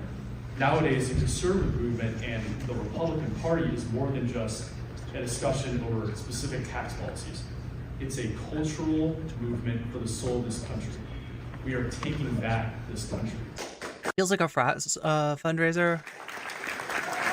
Well, the thing about this is that, like, you know, if you do the, you know, kind of college Republican traditional club like he's talking about, then yeah, you might get some people that are just, maybe it's their family.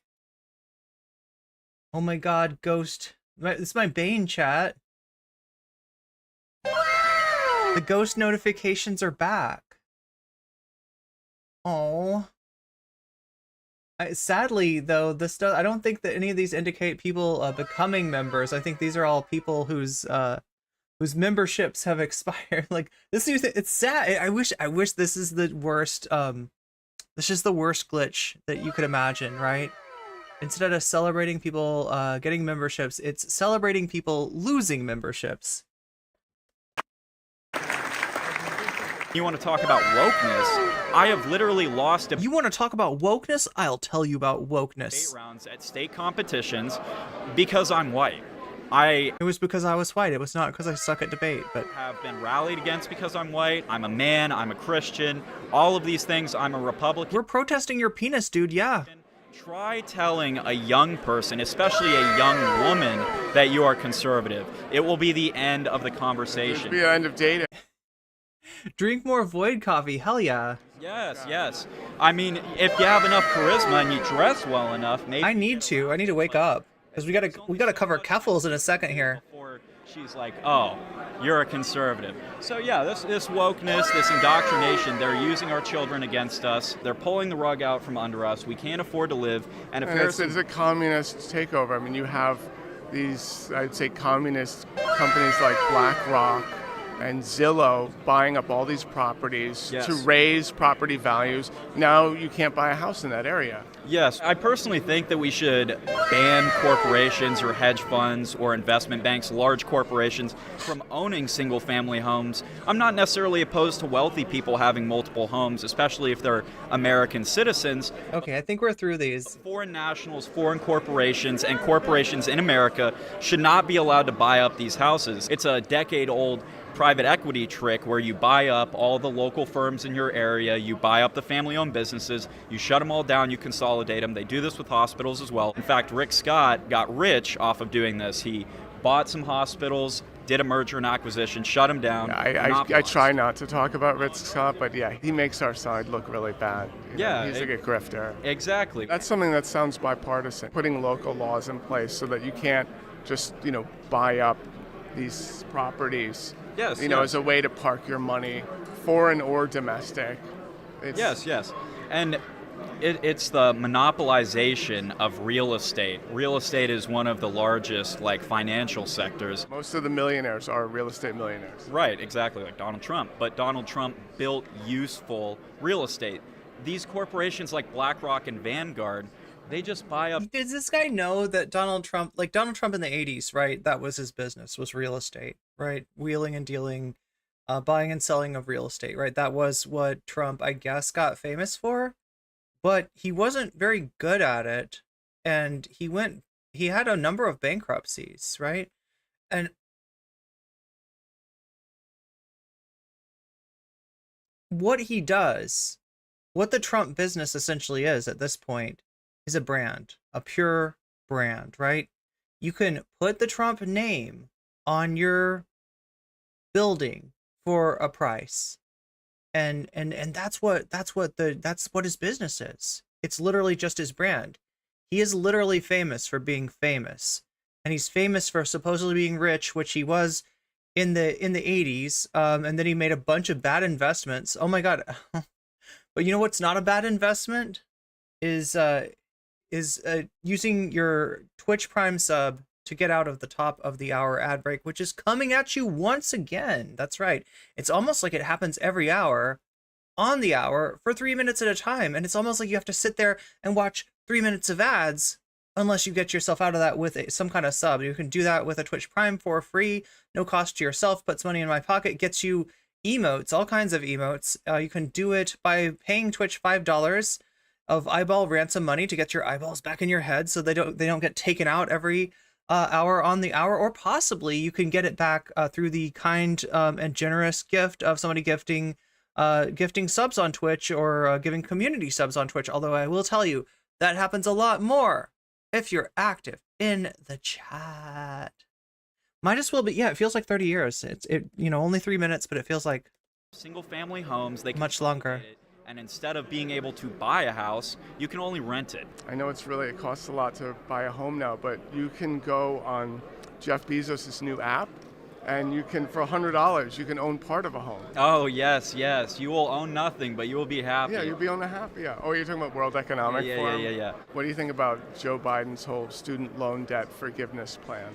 It's a total scam. It's a total grift, but you have to admire the gumption of the Biden administration, because they ultimately do not care what the Supreme Court says. They don't care what the Congress says or what the Senate says. They're going to do what they want. So you have the thing is, Biden, that option was open to Biden, right? Biden had multiple tracks that he could have used to forgive student loans, and there was a track where it could have just been all done, and it wouldn't have involved the Supreme Court. having or any other court having a say in it. Biden specifically did not do this because that was considered too far left.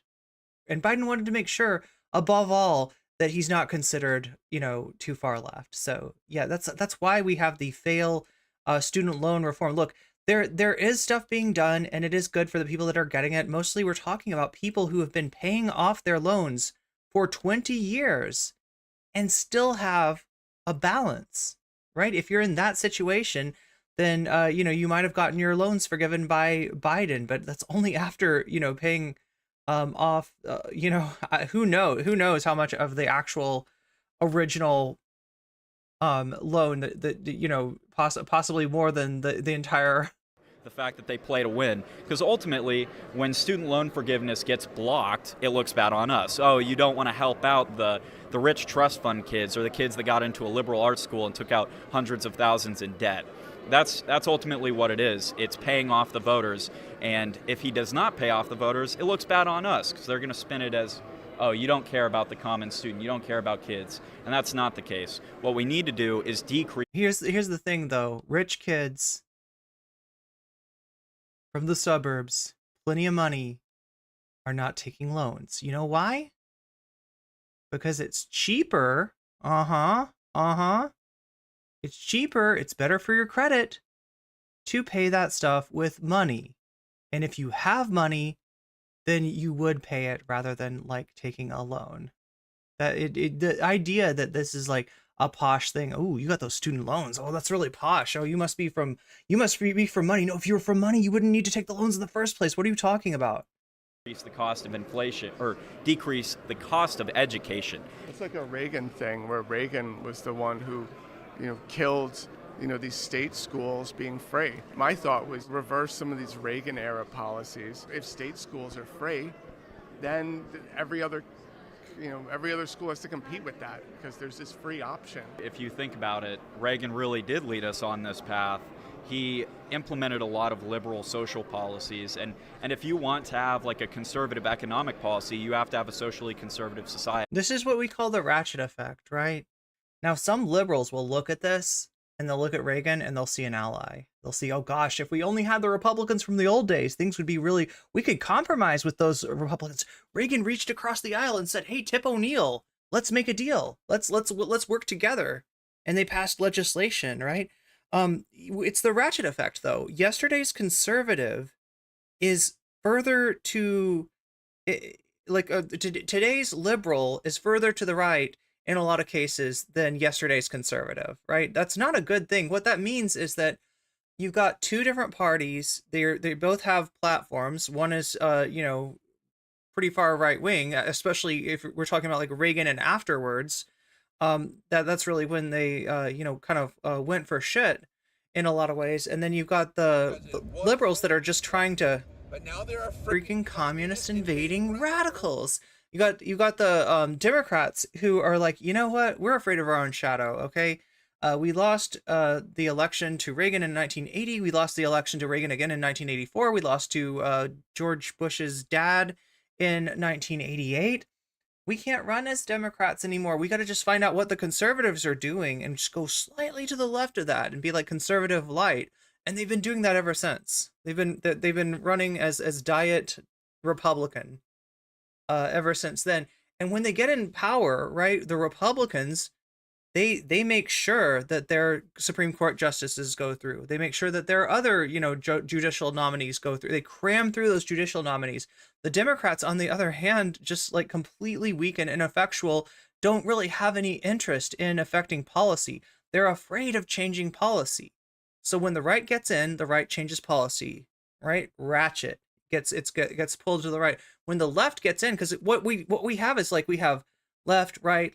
That's how our politics works, right? The Republican gets in, does some things, eventually pisses enough people off. Eventually people get sick of the Iraq war under George W. Bush, and they elect Obama. Obama gets in, has the capacity to massively change like the structure of medical care in the United States, and fails to do that.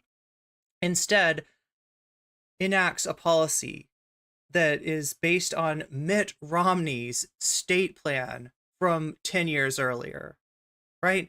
So you have a ratchet effect. The Republicans get in, they do something. The Democrats get in, they say, oh, God, I would love to do something, but we got to have bipartisan consensus, don't we? And the Republicans won't agree with me. So, here's what I'm going to do, right? Or this revolving cast of villains, whether it's like Joe Lieberman, Kristen Sinema, Joe Manchin.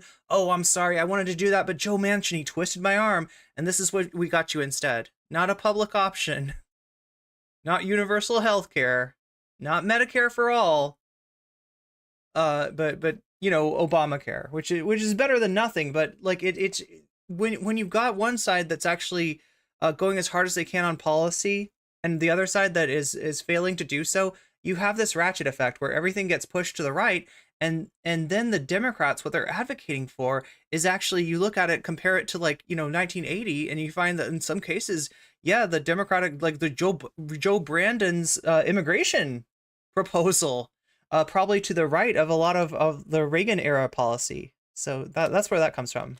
What liberal policy did he start? Amnesty, no-fault divorce. Yeah, Reagan was a huge liberal. They'll say this about George W. Bush as well. And like some libs go for the bait and they say, actually George W. Bush was not that bad. There's this rehabilitation campaign going on for George W. Bush, and it's ridiculous. You've got the architect of the war on terror is now being rehabilitated by libs. Was not very good on gun control and gun legislation. He was very free global trade, which hollowed out the interior of this country. And like I said, I'm from Kansas. Like the only jobs out there are manufacturing, hard labor. It's like no fault divorce. So isn't that like after 60 days? Okay, so now here's something that's really scary though. The truly terrifying thing. And look, we don't see an America First like logo or anything on this guy, but a lot of people in chat have, and I think correctly identified him as Groyper, as being far right. You've got a situation where the Democrats have let down their own constituency so much and so often that there is room for the Republicans to attack them from the left. That's what's going on right now. Now, this is, if this guy's what we think he is, right? These are policies that should never get traction in the first place, right?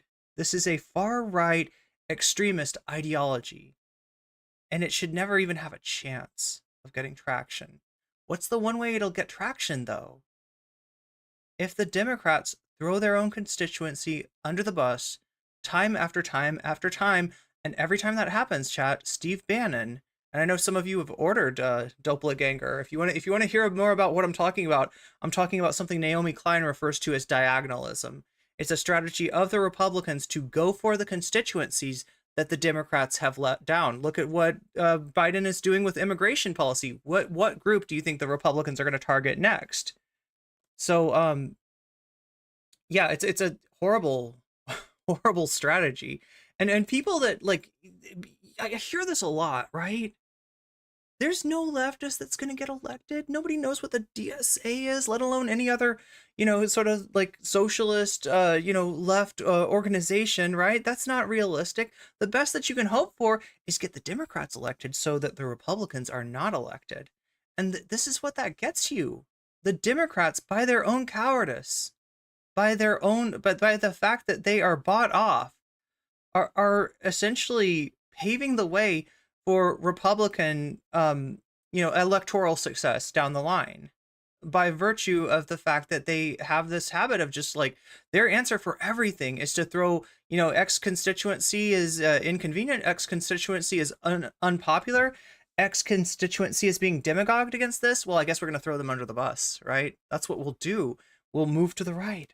90 days you can get a no-fault divorce. Well, no-fault divorce means that you can literally divorce someone for no reason, and it essentially removes all of the merit and all of the meaning behind having a marriage. Once you are married, you're supposed to be inseparable. Your two flesh become one. Marriage is supposed to be for the purpose of your two flesh become one when you form the beast of two backs. Creation and for a family. What is the incentive to get married? It's no different than dating someone. Did you hear what he said? Your two flesh become one? Is that how you do fusion? Is Is that how that works? Groyper's just won an earlier stage of capitalism. Yeah, exactly. Like, look, national Bolshevism or any sort of third position, which is what the far right is starting to resemble more and more. It has a tendency to, although it will incorporate, like left ideas into its platform, into its rhetoric, in practice, you get the Night of Long Knives. You get that's just to get their foot in the door. And once they get the foot in the door, it's gonna be far right policies. But having a piece of paper to say that you're dating them. If you are not comfortable with making a lifelong decision, don't get married.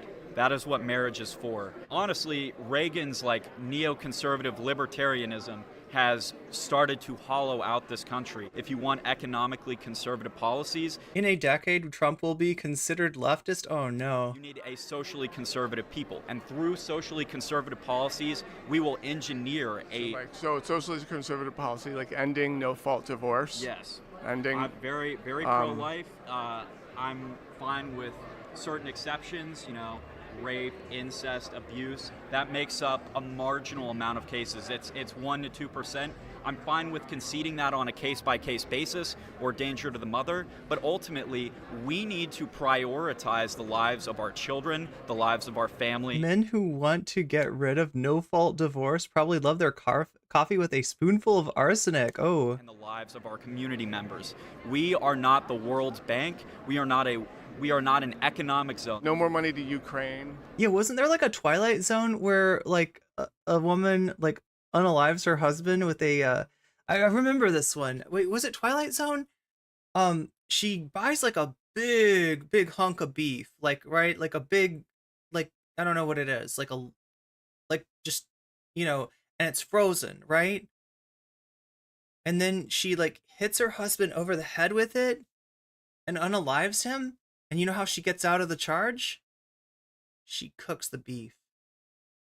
Right? No murder weapon. No murder. I don't know why my husband is dead on the floor. There's clearly no murder weapon here. What could I possibly, he's got blunt force trauma to his head, but there's no weapon, right? Yeah. No more money to Israel. Was that a Twilight Zone? Yeah. I do not want to send aid to any country. Okay. We are not the world's police. It was called Meathead? We have the Second Amendment. We have 2 oceans on either side. Canada is essentially docile. And Canada is docile. Canada, do you hear that? They think that you're docile. They don't realize that Canada is actually the Ohio of North America. And we can build a border wall, and we would essentially be we would be impregnable. So you go to school.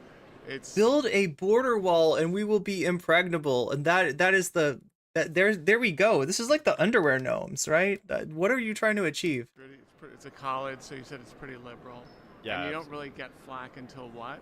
Until we do our chalking on the sidewalk. So for those of you who don't know, chalking is where we essentially advertise for our club. So whenever we do that, we tend to have a lot of people that we'll see pouring water all over our stuff, and we've had a lot of issues. I mean, there's other liquids also, that I feel like would do the same job. It doesn't have to be water. With people writing obscenities over the things that we write on the sidewalk, and then facilities management has to come and power wash the sidewalks. My defense is impregnable. My style is impeccable.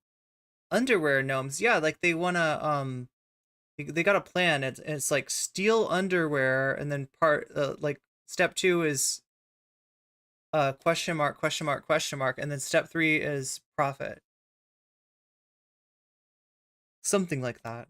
It's not only a waste of their time and the school's money, but it's not a good look for anybody. What's currently in the curriculum on your campus that you're like, all right, this is not education, this is indoctrination? I don't really know if I can speak to that. But I'm just saying that, look, if you want to get rid of stuff that's written in chalk, okay, there are other liquids available besides water. I'm an engineering student, so a lot of our stuff is science and math.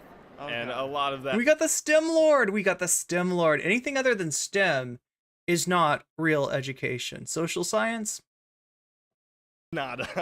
It's not up for debate. It's pretty objective. So I'm dealing with my daughter right now, Her school is trying to teach her consent. How old is she? That's a great question. How old should she be for her to learn about consent? What's an appropriate age for a child? She should be learning that stuff in school to begin with.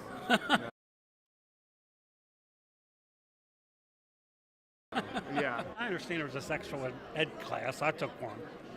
But that should be the limit of it, just one class and when you're a senior or something like that. Maybe a senior, yeah. She should learn about it as a senior. And until then, children should have no idea what an okay touch and what an inappropriate touch are, right? That's... Thank you. They're teaching my daughter about consent at her school. Consent.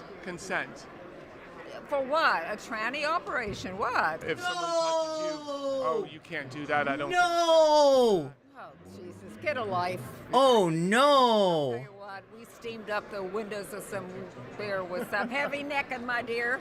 I'm 72 years old. I can tell you all that I did consent. Yeah. It was my choice to consent.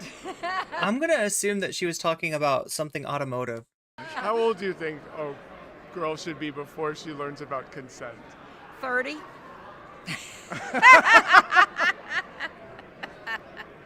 Yeah, we are not going to play back on that one. Wait, 30. And then you could learn that your consent's been violated multiple times. That's 30. That's it. 30. That's it. Oh my God. But honestly, I wish I had been there because I would have popped that son of a bitch like a cockroach. Yeah. When did she learn about it? Wait, what? She was just learning about it this year. She's 13 years old. Oh, see, I think that's wrong. My daughter, the school that she's at right now is trying to teach her consent. Consent. Consent. Consent. Consent. Like sexual consent. Yeah. At what age? Let me ask you. That doesn't really even matter. Yeah. What's an appropriate age to teach a person about consent? That's a good point. I don't think the school has any business teaching that. I actually, when I was in high school, I debated in favor of comprehensive sex ed. Wait. Now. Yeah. What is popping a cockroach? I didn't even think about that. What is she talking? Fast forward about 6-7 years later, and comprehensive sex ed has turned from, you should wear a condom or you should know birth control, which I don't believe in those things. But it's turned from that and a sort of social liberalism to teaching kids how to masturbate in 6th grade, pardon my language. But these are the people... These people are teaching... No, sir. That would be... Nating them into gender ideology, telling them to mutilate themselves. If a person says that they're suicidal, why would you... How are they able to get away with so much bullshit? Right? How is this shit able to fly? Right? The idea that, because like a comprehensive sex ed might include something like that some people are... identify with a different gender than they're assigned at birth. Like, how does that get... How does that get turned into, like, you should mutilate yourself? That's not... Even the... Oh my God, it's so frustrating, because it's just... It's actually debate tactics, right? They take something like, somebody getting, like a augmentation or like a reduction of the breast at age, 17 with, the permission of their parents, etc. And they turn that into the 12-year-olds are getting, bottom surgery or something like that. And not just that, but they're like telling them, no, you should totally be trans. It's fucking cool. It's the coolest, right? They don't do like, there's like, if you know anything about what we're talking about, if you know anything about the surgery that we're talking about, it would not make sense to, for somebody that doesn't have, the full development down there to get such a surgery, right? but they get away with it, and so many people just buy it. They're like, oh yeah, I heard that. That's like the kids peeing in litter boxes thing, right? There's a litter box in a school because they have a situation where they have school shooter drills, and you know, they're not allowed out of the classroom, right? When there's an active shooter, or a drill or whatever, like, they close the doors to the classrooms, they board, they shove furniture in front of there, and then they try to shelter in place while they wait for the police to not even come, like they did in Uvalde, right? But like, theoretically wait for the police to come, like, right, if they're not fucking cowards that are just sitting outside the school and doing nothing. And so they say, well, the kids, the last time this happened, they had to go to the bathroom in a garbage bag. Maybe it would be better if we had some cat litter and a little tent to give them a little bit of privacy. And now we have like kind of a makeshift, bathroom in the classroom if it's needed. And that gets turned into, there are children who are furries, and they, the liberal teachers have required that they go to the bathroom in a litter box in front of the entire class while the entire class watches, and then claps after they are done with their litter box duty. Like, they get away with so much shit, and it's so frustrating. Give in to them. It boggles my mind is boggled.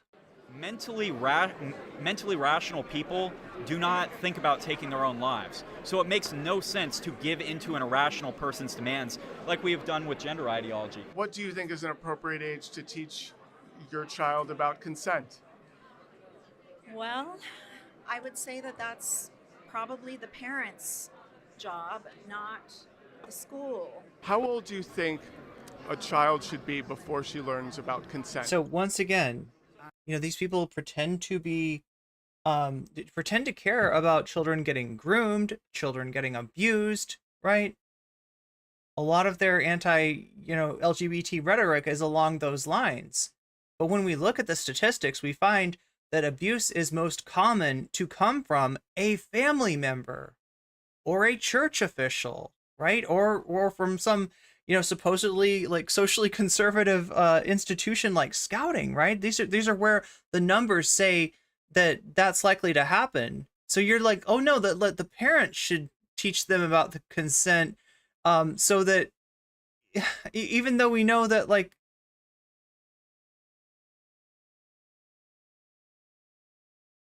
some of the abuse is coming from inside of the house, okay?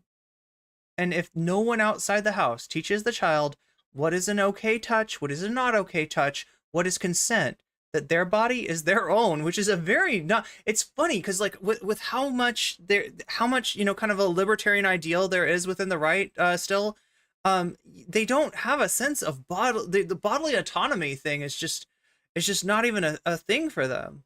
But teaching kids that they have bodily autonomy, that it's your body, you get to decide, how you're touched, and if somebody's doing so in an inappropriate way, yes, even a parent, that you need to tell somebody, you need to talk to somebody. They oh my God, the mentality that they have is that of children as property.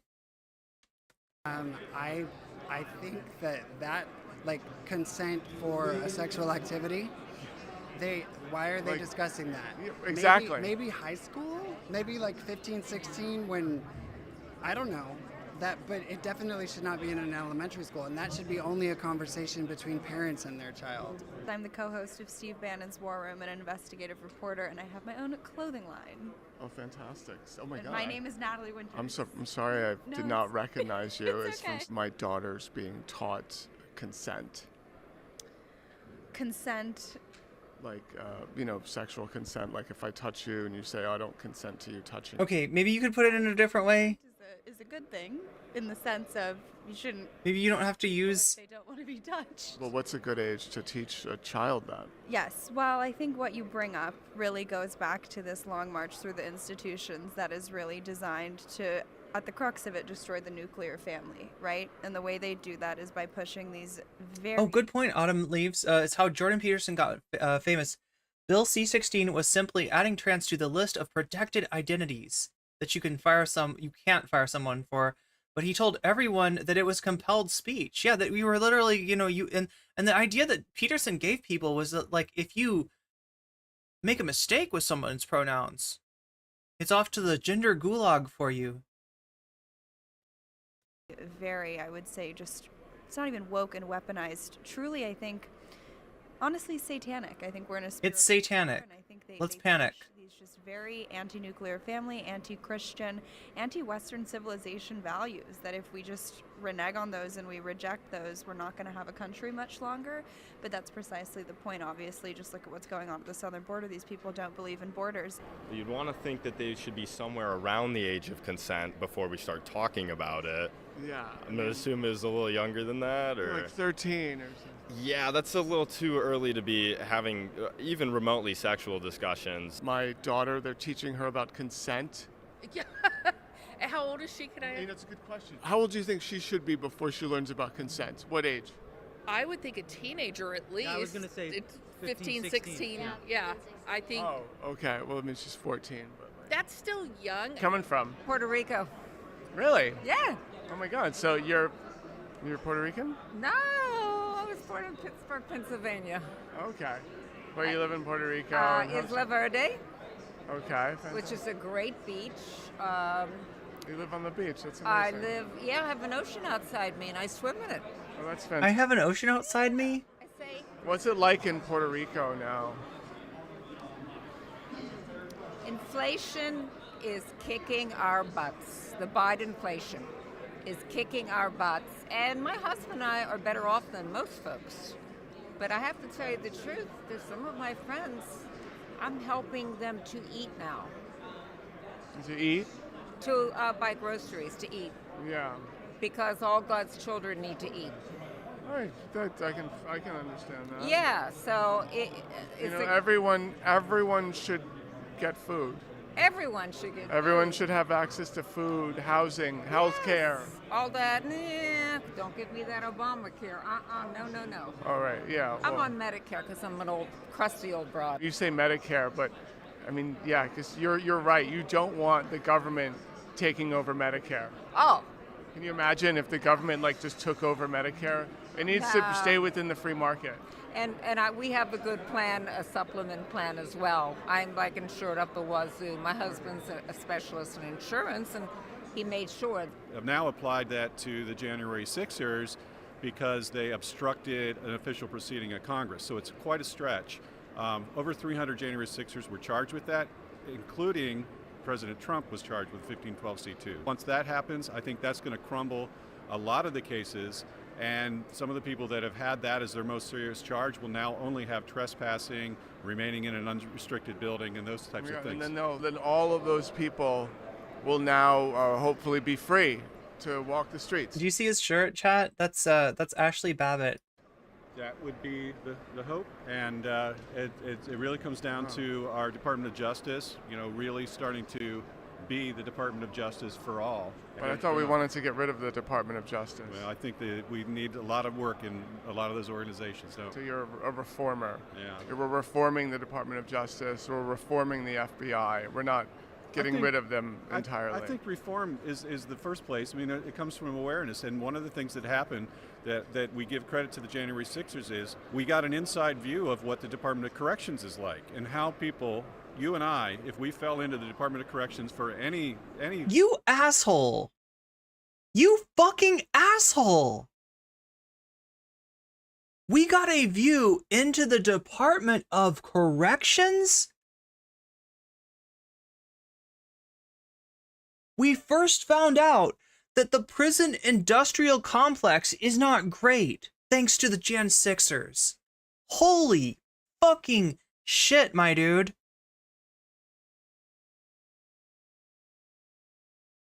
This is a new issue. We never knew. We thought jail was a fucking walk in the park.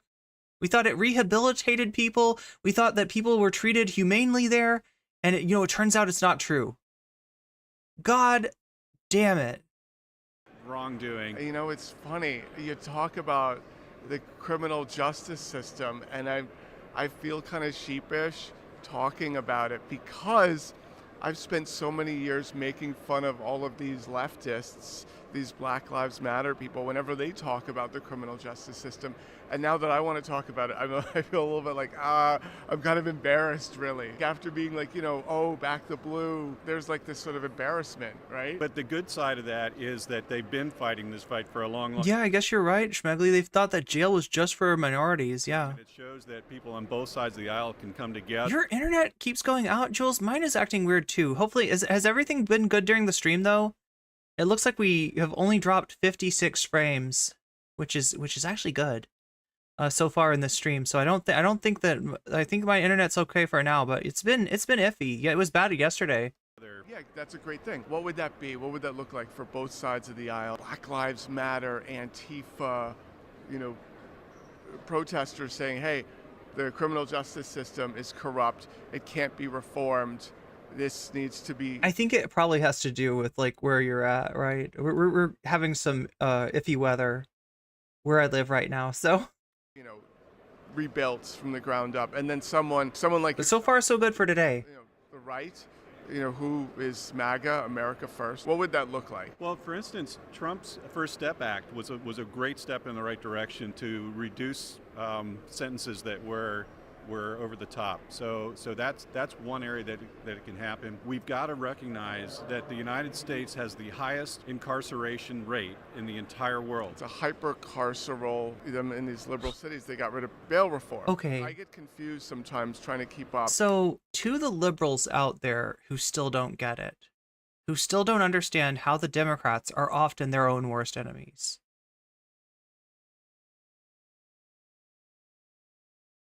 When you don't address these issues, when you say that is not going to play with the normies, when you give up on this stuff before you've even tried to do any sort of meaningful reform, anything, right? You're making an opening that Steve Bannon will go through. He showed time and time again, right? And you allow what could be issues that maybe they don't poll well right now, but they're sure as fuck not going to poll well if you don't try to make a case. But you're giving this issue away, and it's going to be utilized. It's going to be seen. Like, this is diagonalism. This is Steve Bannon's strategy for increasing for the Republican coalition through stuff like this.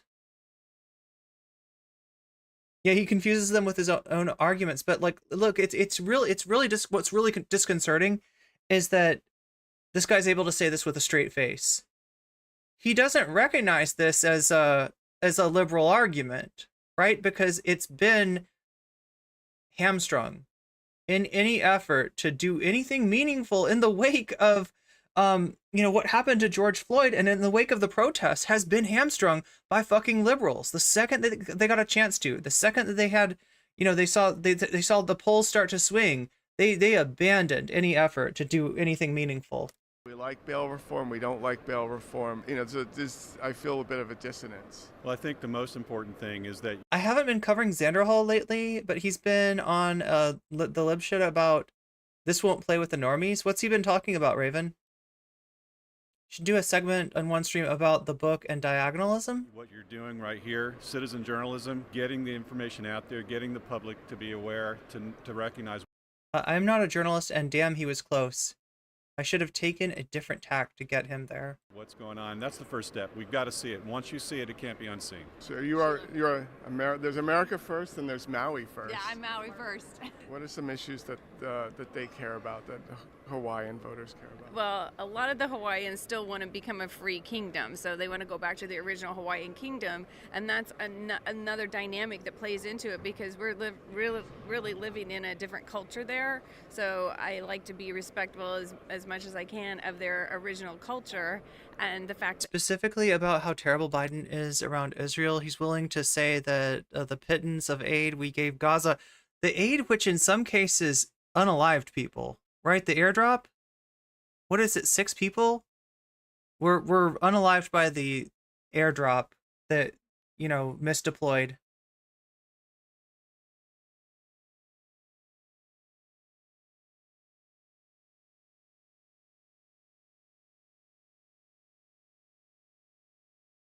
Is the end of an as the end all be all, and how ridiculous it is when we say this isn't enough. Yeah, well, look, what they're worried about now. I've seen people complain about protesters showing up to Democratic speeches, showing up to Biden speeches, et cetera, et cetera. I've seen people complaining about protests putting pressure on Biden and the Democrats to look with the Gaza issue. It is huge, right?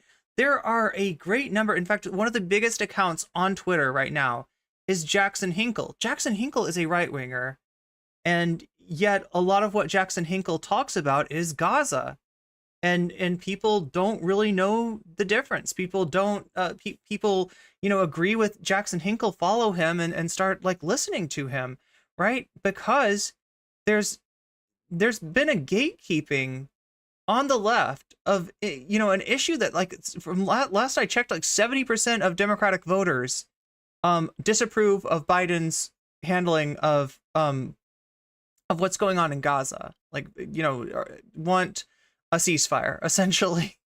And when you give up on that, and not just give up on that, but you absolutely freeze out any dissenting opinion, you're putting yourself in a situation where there's another issue that the right wing can triangulate. In fact, the person that we watched yesterday talking about Ethan Klein as an example of somebody that's talking about this issue that is definitely right wing. But they would prefer to be outside of the United States. So there's that also creates 56% of Republicans too, huh? Based on that, because they would prefer to have their own kingdom back.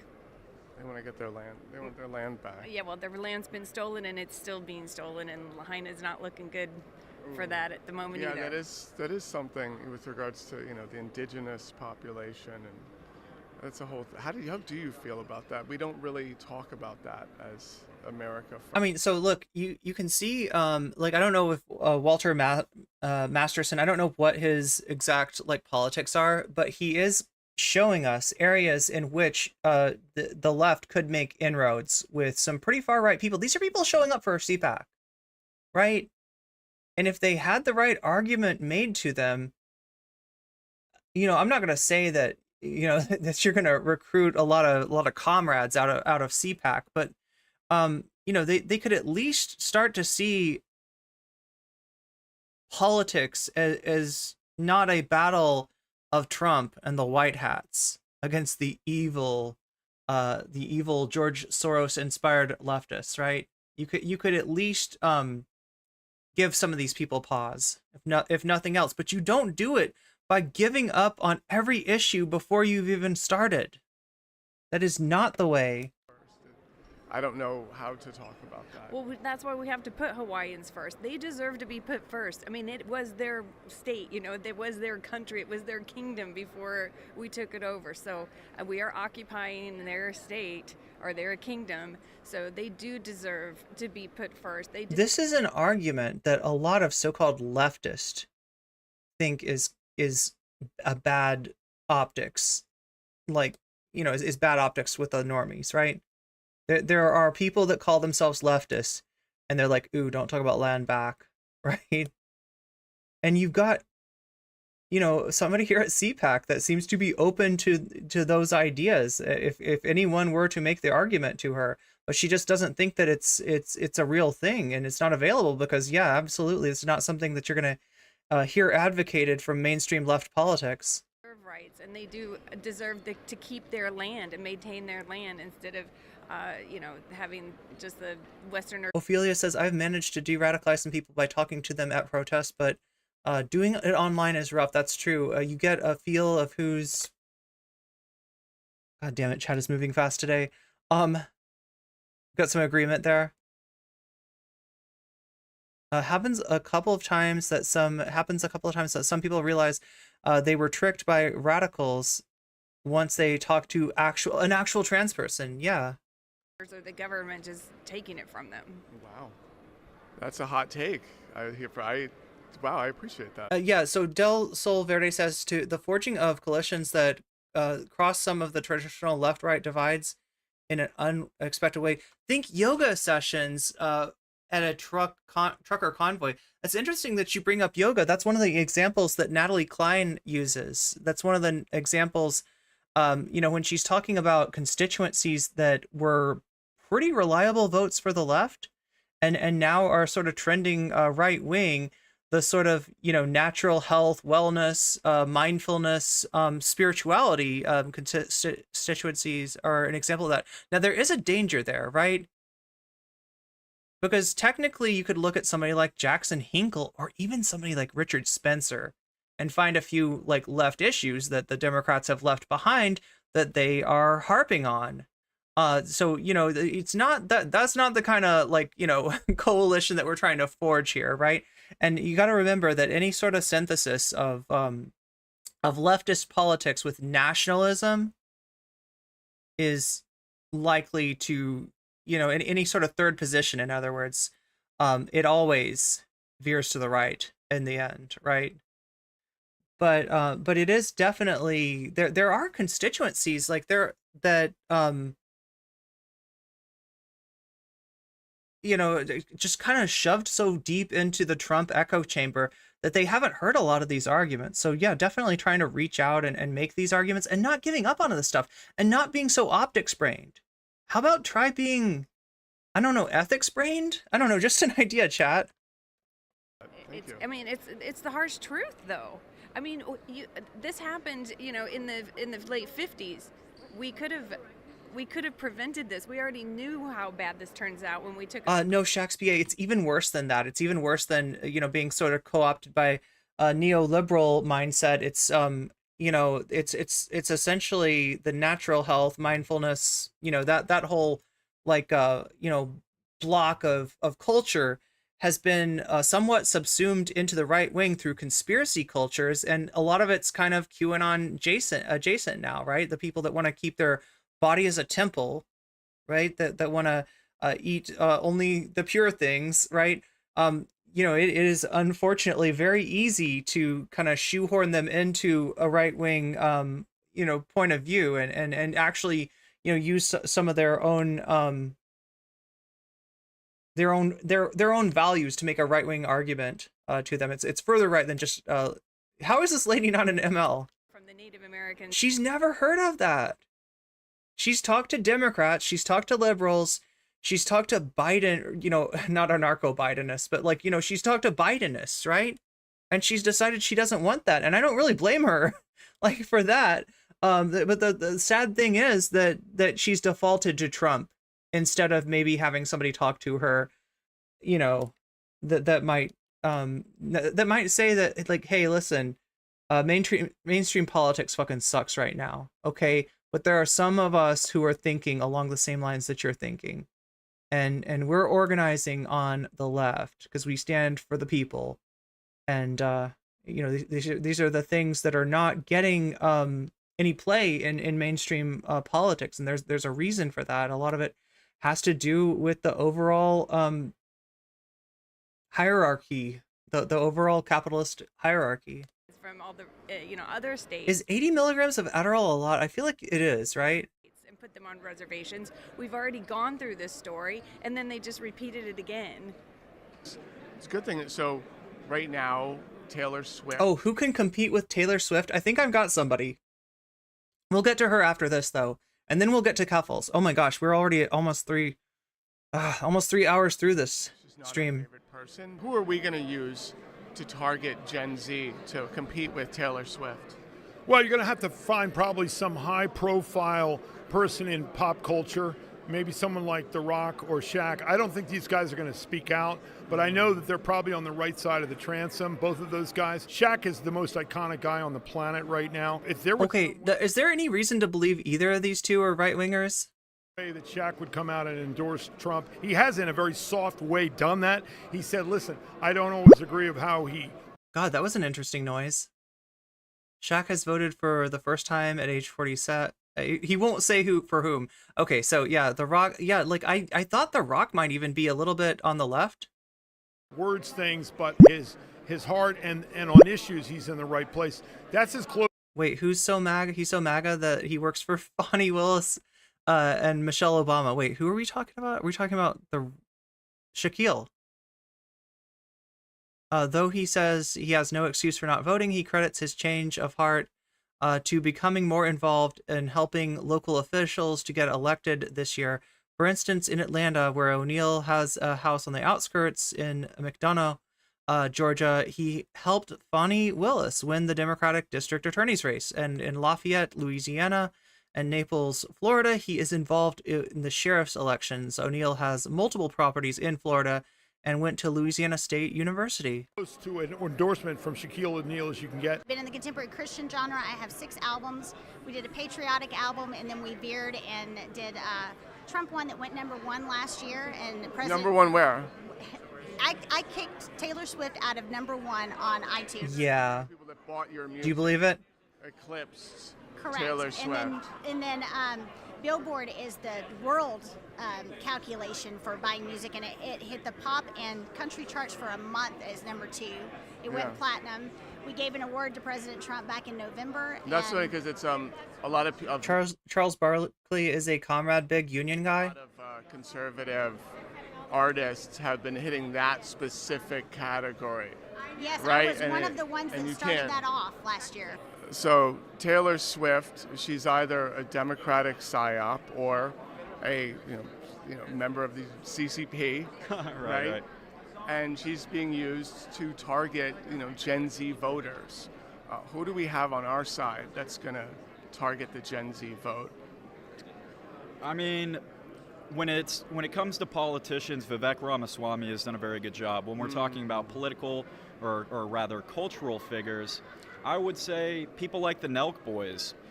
These kind of guys that are tired of being rallied against. And in the cultural space, it really is only them. But we need more people like, for example, Harrison Butker. I'm from Kansas, so Harrison Butker, he is a... That sounds like a fake name. Like... Noted Catholic, and he said that the key to his success in life has been God, family... Really? Harrison Butker? Family. People like that. We need athletes like that. Eddie Garcia, currently running for the U.S. Senate in Virginia, he is very pro-school choice. And in fact, he wants to pass legislation so that parents or households basically get the same amount of money and tax credits that they would get with their student going to a public school. If you're paying $20,000 to $30,000 a year for private school, absolutely, you get a voucher for that, and they pay part of that freight. Absolutely.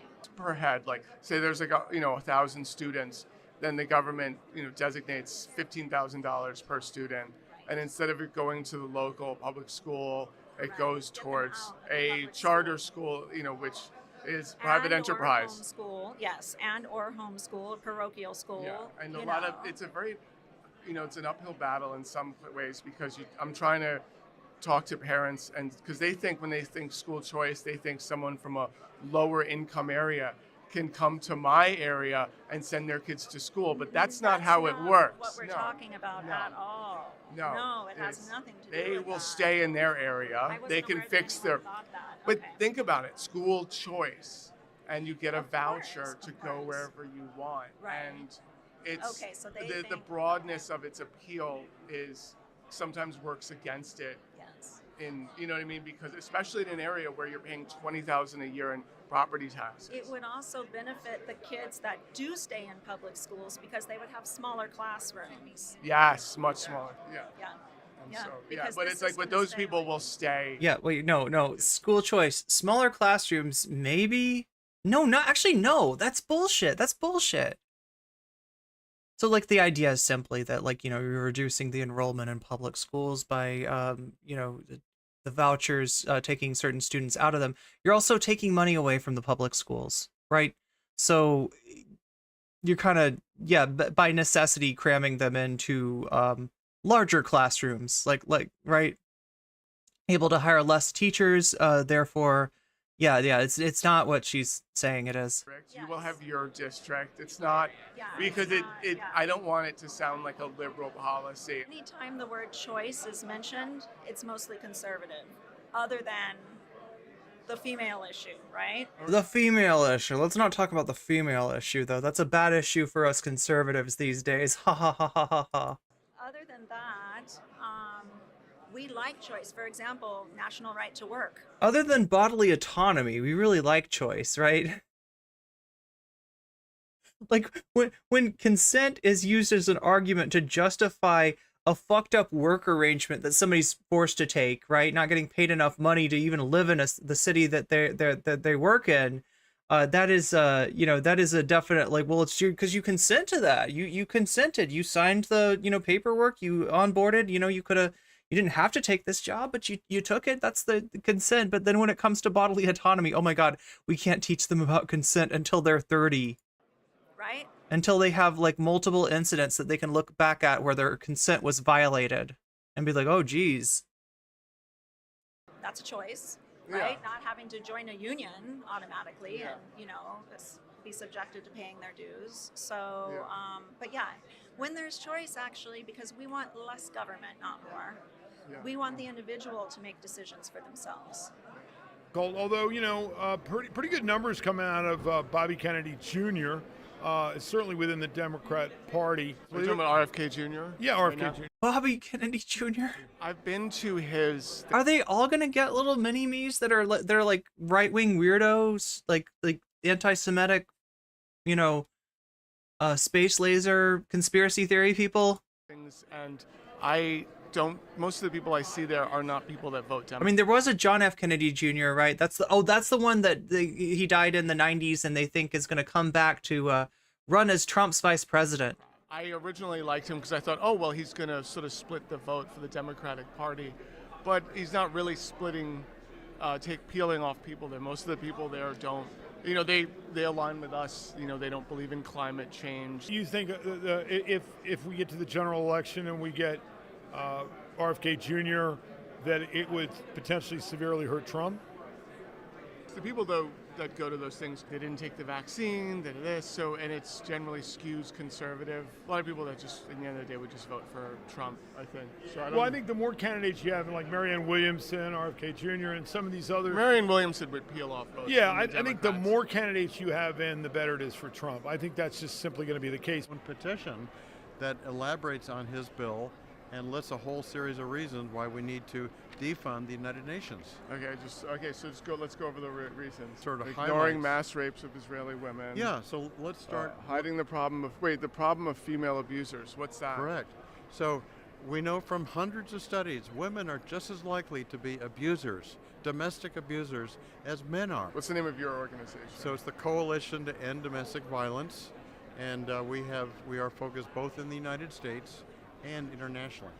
Oh, okay. So you want to end domestic violence? That's where we started on this journey. That's where you started. Yes. You want to end domestic violence. You want the inclusion of female abusers. How many of the abusers are, the woman in the relationship? It's basically 50-50. You may have heard just last week in Pennsylvania, there was a female judge who took out her gun and shot her ex-boyfriend in the head. Some studies have shown it's actually women have the edge in terms of numbers of instigating domestic violence. According to the Centers for Disease Control, women are more likely to be the perpetrators of psychological. Do we trust the CDC, though? I think in this area, I understand your concern. Do we trust the Hamas-run CDC? I'm not sure. This is actually a well-developed study that's recognized as being scientifically valid. We're trying to influence the policies and what policies would you like to see? So, for example, let's start with the federal law. It's called the Violence Against Women Act. Obviously, that's a pretty biased law. This is like a men's rights organization? I would say it's not men's rights, because if you care about women who have abusive tendencies, wouldn't you want them to get help, get counseling before the abuse flares up and turns into a judge shooting her ex-boyfriend in the head? Not a men's rights organization. Not a men's rights organization. And not a men's. You're not what they call like a MRA. You're not a men's rights activist. Yeah, no, we're not MRAs. Not totally. That's not what this is at all. Yeah, I'll give you an example. About an hour ago, a gentleman came to this booth right here and he said that he had been repeatedly slapped by his mother. And then he said, but oh, that didn't really count. That tells the whole story right there. He was physically abused by his mother, but it didn't count because he was a male. I always say that the left thinks there's a lot of amendments written in invisible ink that we can't see. Like what? Which one? That you have the right to an abortion, that there's a concrete separation of church and state. All of those things are things that they make up. It's another thing. Church and state. Where in the amendments in the Constitution? It's not. Yeah. There's no such thing as the Establishment Clause. There's establishment clause. Right. It's a myth. There's no, just like weasels are a myth, chat. Just like there's no such thing as a weasel. Nobody's ever seen a weasel in real life. The Establishment Clause does not exist. It's not really in the Constitution. It's it's a hallucination that people have sometimes when they're looking at the Constitution, where they think that they see an Establishment Clause. But trust me, there is no Establishment Clause in the Constitution. Beyond the Establishment Clause, there's nothing. No, it does not say that the church cannot vote, cannot have a voice, that religion can't have influence. Those are your citizens. But separation in church and state is a letter Jefferson wrote to a church and said, don't worry, the government is not... What does her shirt say? Does it say white savior? I can't tell what her shirt is. And then his shirt says proud. Like, his shirt is different. To oppress you or interfere with you. It was an assurance to the church they would be free. And it's contradicted in nearly every other piece of documentation. Yes. We have under God in our money, and it doesn't necessarily have to mean a specific... That was from McCarthy, and that's not under God. I meant. So the pluribus unum was from many one, right. And then McCarthy changed it. God we trust. Yeah. McCarthy's not he's not a great person for our side. It's kind of an embarrassment.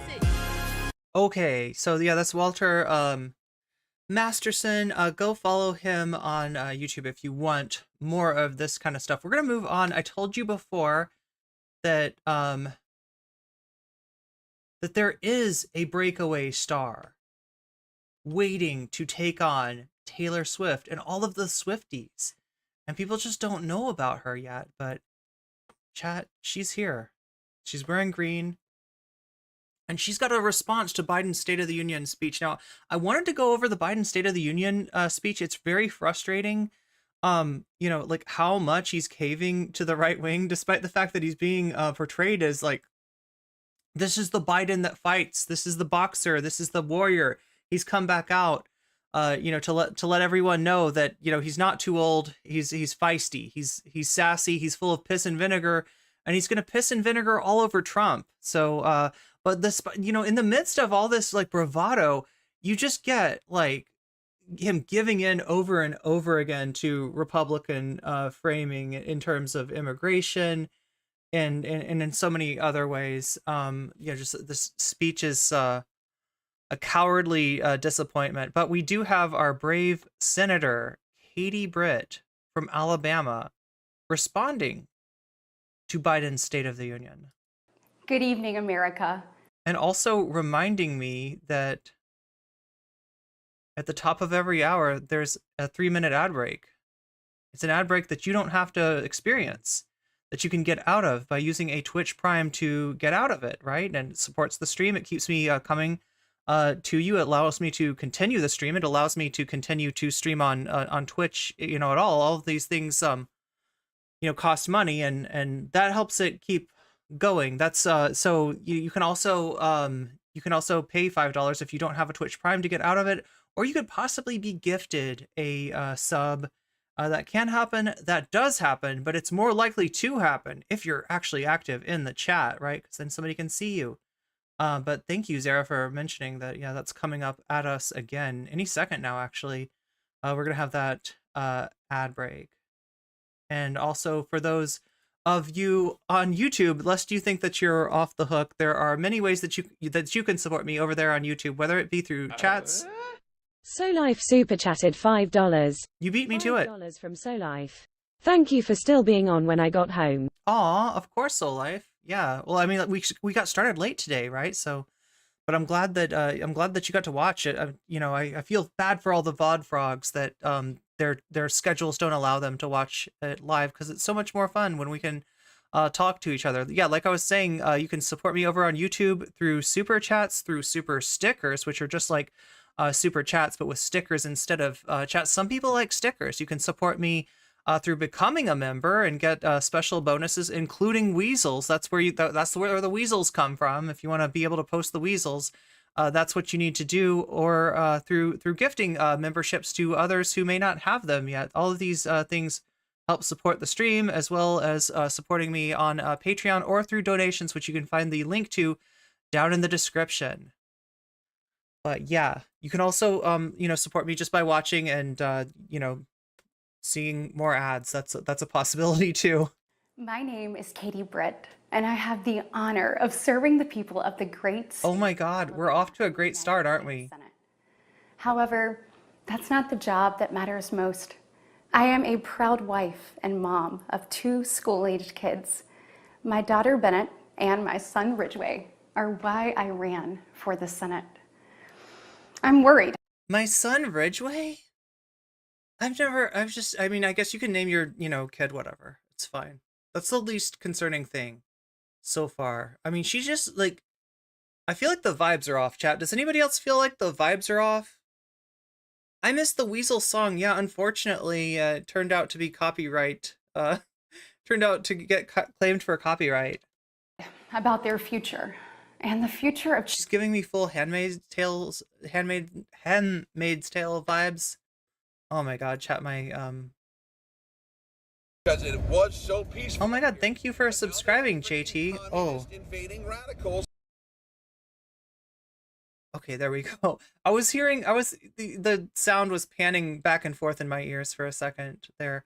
Wait, I want to hear, we're going to get to Keffals right after this. So if you're waiting for the Keffals story, that is coming up. That is about to be here. And children in every corner of our nation. And that's why I invited you into our home tonight. Good evening, America. My name is Katie Britt, and I have the honor of serving the people of the great state of Alabama in the United States Senate. However, that's not the job that matters most. I am I want you to and mom of 2 school-aged kids. She's a proud wife, which is kind of like being the wife version of being a proud boy, apparently. But so I want you to keep me honest here, all right? She's making me cringe. She's ridiculous. People are comparing her to Sarah Palin. But I also think that Donald Trump, Ron DeSantis, and Ted Cruz are ridiculous as well. I can't imagine what would possess somebody to vote for anyone like that. Or who's that other guy? Like Rick Santorum. There's certain Republicans that I don't know how they get elected. And they do. They get elected. They get, oh my God. I'm trying to concentrate, chat, but my sound is the mic that I have is busted, and the sound sometimes does bad things to my ears.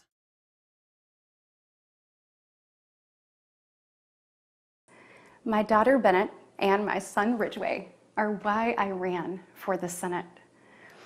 I'm worried about their future and the future of children in every corner of our nation. And that's why I invited you into our home tonight. So what I'm asking is it possible that this woman plays differently to Republicans? I mean, that part's likely. Is it possible that she plays decently into swing voters, basically, right? Because, I don't look at everything the way that a swing voter would. So check me on this, right? I could be wrong. I have been wrong before. Zara, thank you for the gift sub to Hollywood Coat. Hollywood Coat, you just got weaseled. And that's a good thing. Oh my God, come on. Like so many families across America, my husband Wesley and I just watched President Biden's State of the Union address from our living room. And what we saw was the performance of a permanent politician. The wife from Get Out. who has actually been in office for longer than I've been alive. One thing was quite clear, though. President Biden just doesn't get it. He's out of touch. Is he? Tell me more. Families are worse off, our communities are less safe, and our country is less secure. I just wish he understood what real families are facing around kitchen tables. Around Marble fucking Islanded. Okay, chat, I don't know. Some of you might have nice kitchens, and I'm not calling you out. You're not bad if you have a nice kitchen. But can we say, that's a nice kitchen? Right, this is not the average American family's kitchen that we're looking at right here. Just like this one. Not like that, no, okay. You know, this is where our family has tough conversations. It's where we make hard decisions. It's where we share the good, the bad, and the ugly of our days. It's where we laugh together, and it's where we hold each other's hands and pray for God's guidance. And many nights, to be honest. Wait, is there a housefly in this video? I know we're not alone. Is there a housefly that we're gonna see? And so tonight, the American family needs to have a tough conversation, because the truth is, we're all worried about the future of our nation. The country we know and love seems to be slipping away, and it feels like the next generation will have fewer opportunities and less freedoms than we did. I worry my own children may not even get a shot at living their American dreams. My American dream allowed me, the daughter of two small business owners from rural Enterprise, Alabama, to be elected to the United States. The daughter of two small business owners, come on. Is that supposed to sound like, oh God, that's really working class? Your family owned two businesses. Excuse me? Growing up, sweeping the floor. Look, I mean, like, I'm not saying that everybody that has a small business is like raking in the dough, but oh my God. Hardware store and cleaning the bathroom at my mom's dance studio. I never could have imagined what my story would entail. To think about what the American dream can do across just one generation, in just one lifetime. It's truly breathtaking. But right now, the American dream has turned into a nightmare for so many families. The true, unvarnished state of our union begins and ends with this. Our families are hurting. Our country can do better. Who is she reminding me of, chat? I feel like somebody from a movie or something.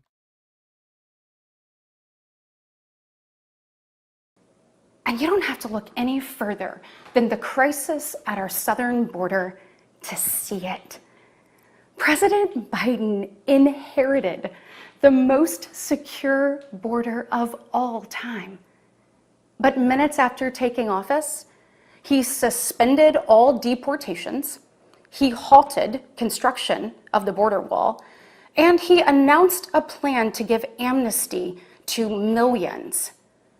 We know that President Biden didn't just create this border crisis, he invited it with 94 executive actions in his first 100 days. When I took office, I took a different approach. I traveled to the Del Rio sector of Texas.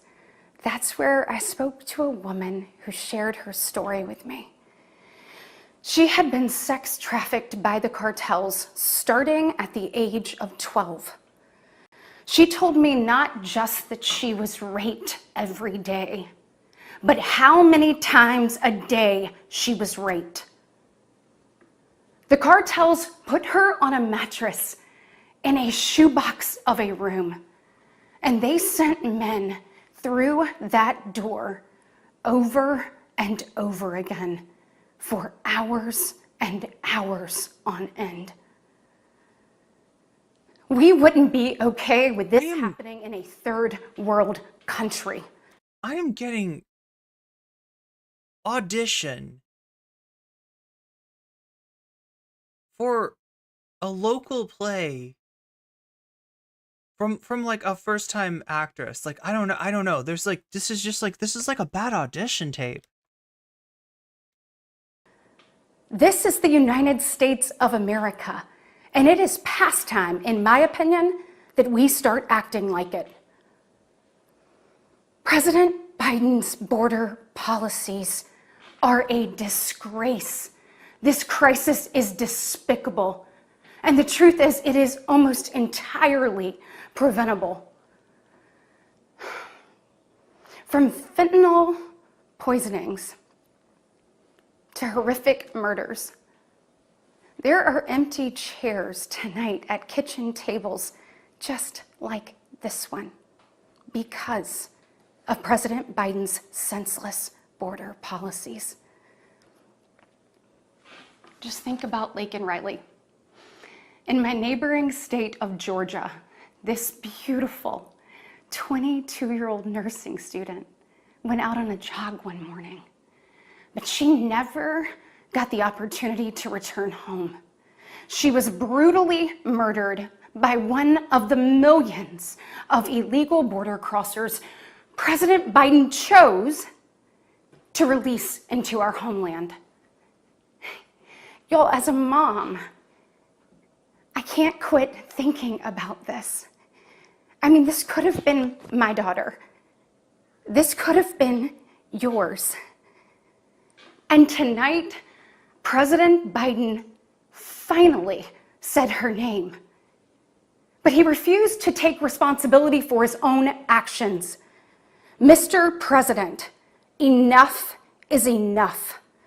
Innocent Americans are dying, and you only have yourself to blame. Fulfill your oath of office, reverse your policies, end this crisis, and stop the suffering.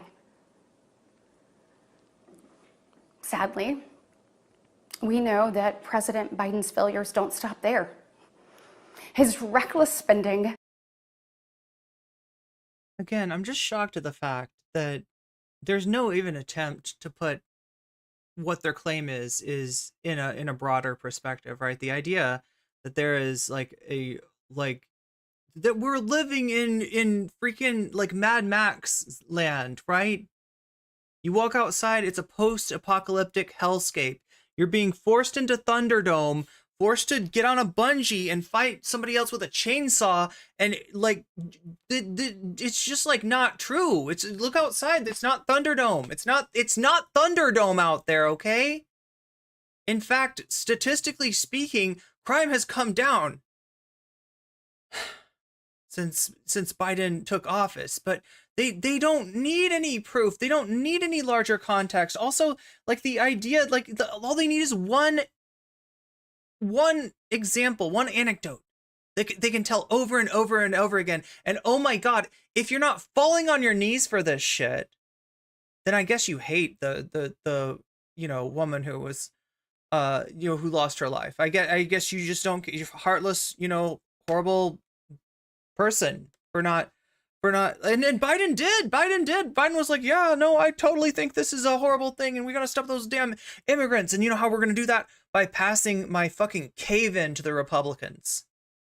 That's what Biden fucking agrees with, you asshole. Whatever the fuck you want to say about him, he's there to do your fucking bidding. He has decided, he has signed off on throwing people under the bus, on throwing his own coalition under the bus. And they wonder why they're losing like constituency after constituency to the Republicans, right? Because when you let people down, when you throw people under the bus, Steve Bannon and the like take note and they target those people. If Donald Trump becomes president next November, it will be 100% the fault of Joe Biden and the Democrats. Don't let them tell you it any different. Don't let them tell you it's like Muslims Americans in Michigan not sucking it up and voting for the lesser of two evils. Don't let them tell you that it's fucking leftists, you know, or it's the fault of a third party candidate, right? It's Biden's fault. Trump is not a strong candidate. Trump is an incredibly weak candidate who only looks strong in comparison to somebody who should have fucking taken his gold watch and gotten the fuck out of politics years and years ago.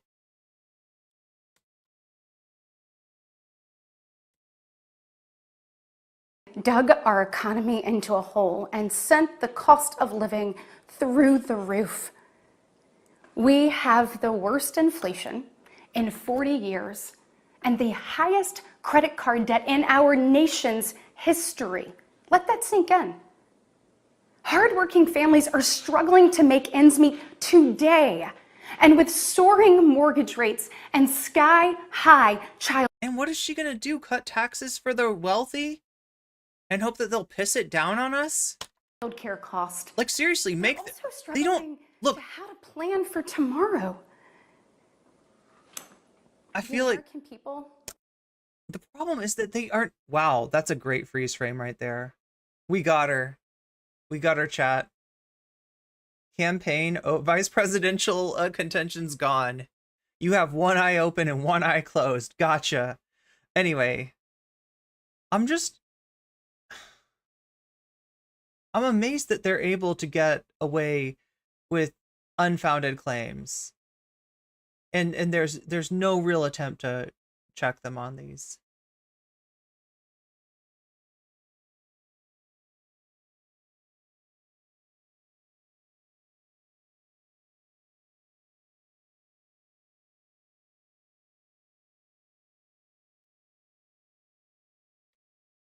Are scraping by, while President Biden proudly proclaims that Bidenomics is working.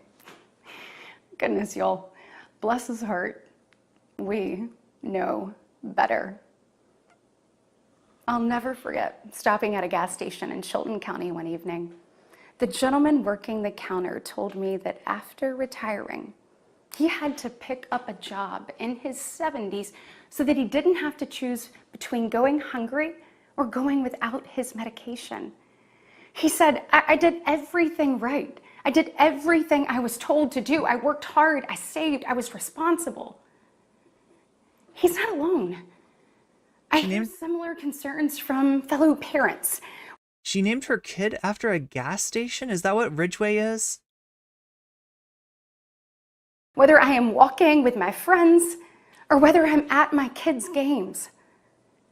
But let's be honest, it's been a minute since Joe Biden pumped gas, ran a carpool, or even pushed a grocery cart. Meanwhile, the rest of us see our dollar. Especially Donald Trump. You know that guy is always pushing around a grocery cart. You know that Donald Trump is pumping his own gas. Like, what are you talking about?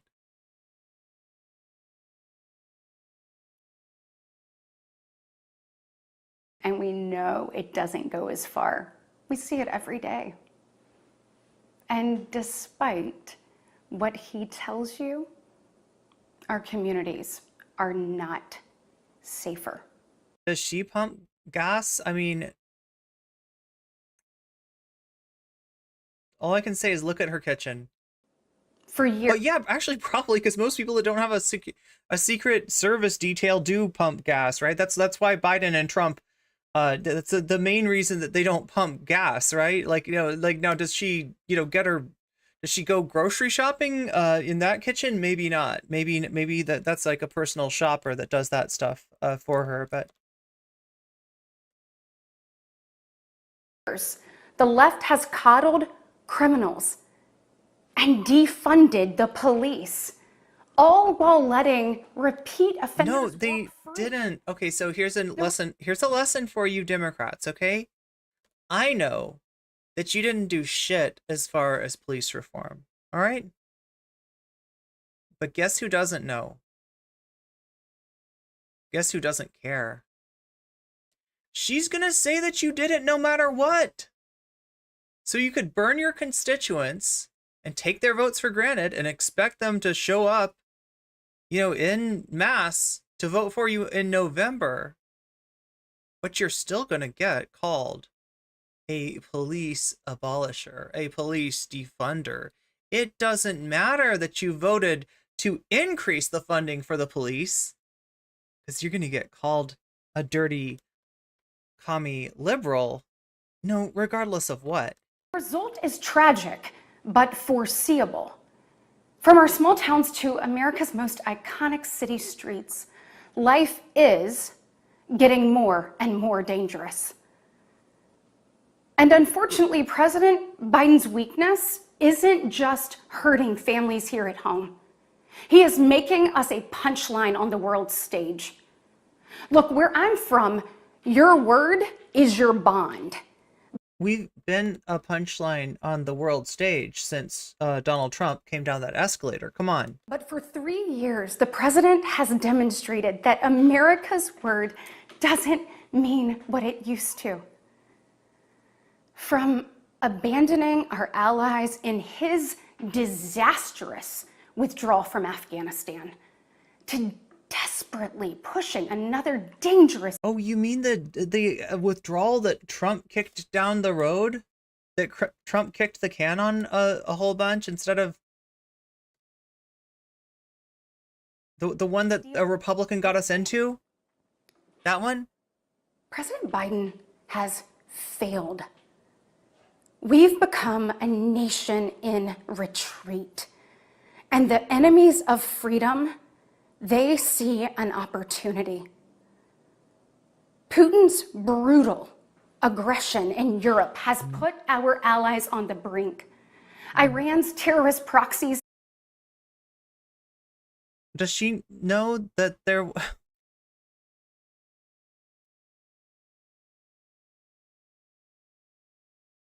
It's not Biden that's holding up Israeli, Jews, and American citizens. They've targeted commercial shipping, and they've attacked. Okay, I feel like I'm taking this 200 times since October, killing 3 U.S. soldiers. I feel like I'm taking this way too seriously. Also, chat, I'm like so annoyed by tech today. My when I press the button to pause, it's like taking like 5 seconds. Let's see if it is that better. 2 Navy SEALs. Meanwhile, the Chinese Communist Party is under the goddamn CCP. Oh my god. Thank you for pausing finally after 6 seconds. That's amazing.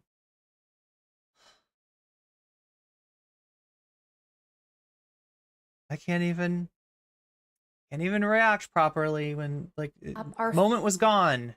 Spying on our military installations and spreading. Oh yeah, the CCP, the evil. Yeah, we and putting and turning our children into terrorists supporting blue hair LGBT alphabet mafia people.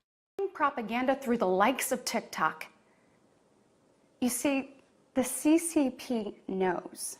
This lady is as annoying as an Epic Time ad. That's where she'll go if her you know, if her VP run does not work out. That if it conquers the minds of our next generation.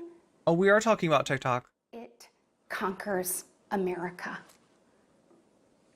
And what TikTok. does President Biden do? Well, look, TikTok will conquer America. More specifically, Psychic Natalia, who is my favorite TikToker, will conquer America. Americans will be forced to listen to Psychic Natalia's toilet farts as she demands that viewers support her by sending her a lion and not the kind that lives in a zoo. Psychic Natalia will rule us all. he bans TikTok for government employees, but creates an account for his own campaign. Y'all, you can't make this stuff up. You can't make this up. He's using social media. Holy shit. His campaign is using social media. Recall when presidents faced national What is this? with strength and resolve. That seems like ancient history.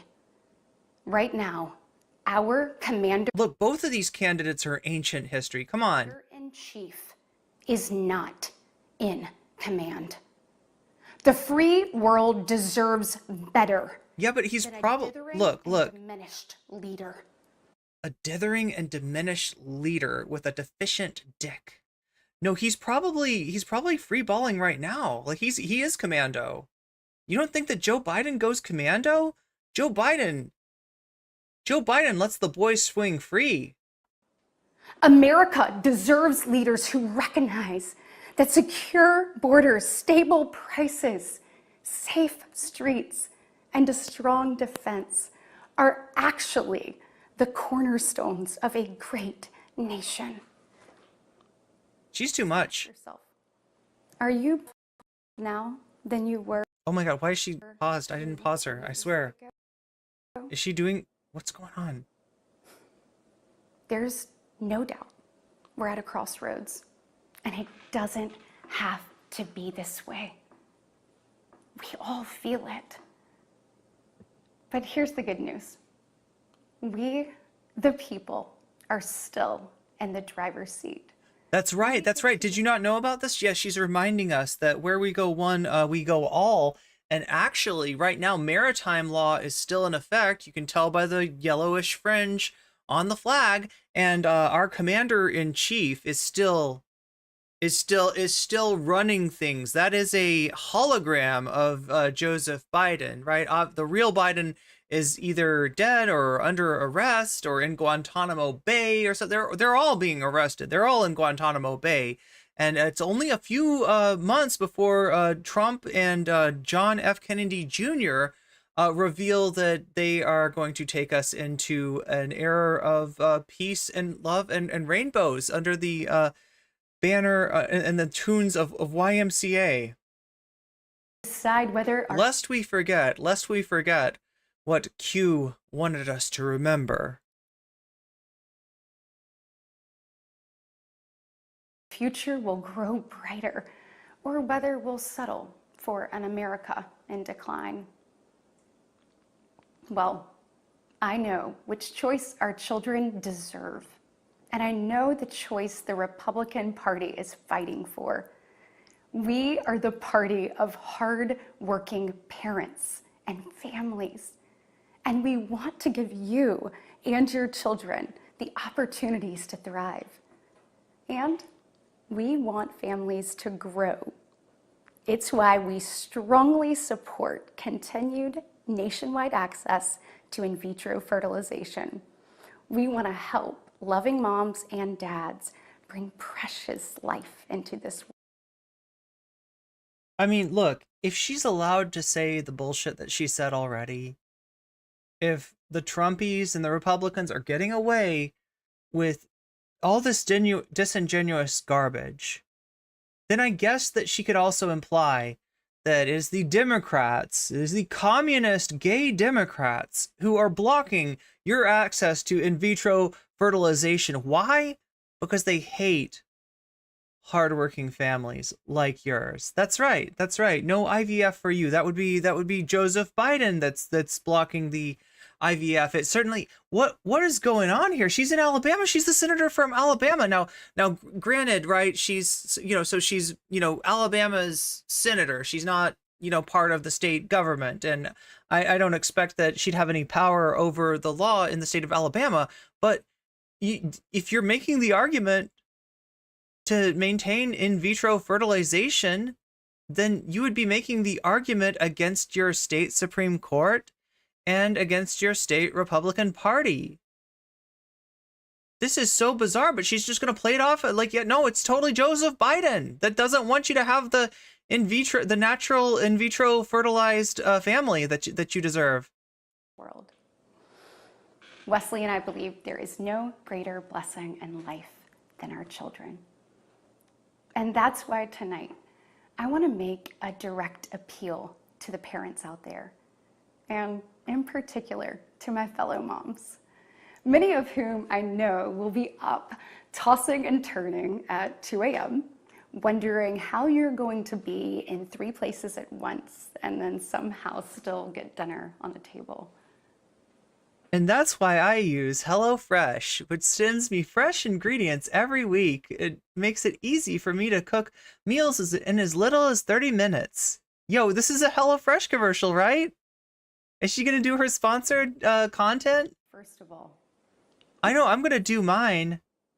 I know, I'm going to try to pause it if I can pause you. Can I pause you? Yeah, thank you. Oh, nice, nice. That's a great look for you. I love that for you, Katie. I love that for you. Look, we're doing a sponsorship for the next, I think it's like 5 or 6 days or so, where we're going to be playing Star Trek Fleet Commander together. This is a game that you can play on your mobile device. This is a game that you can play on your desktop. And the cool thing about it is that it doesn't cost money.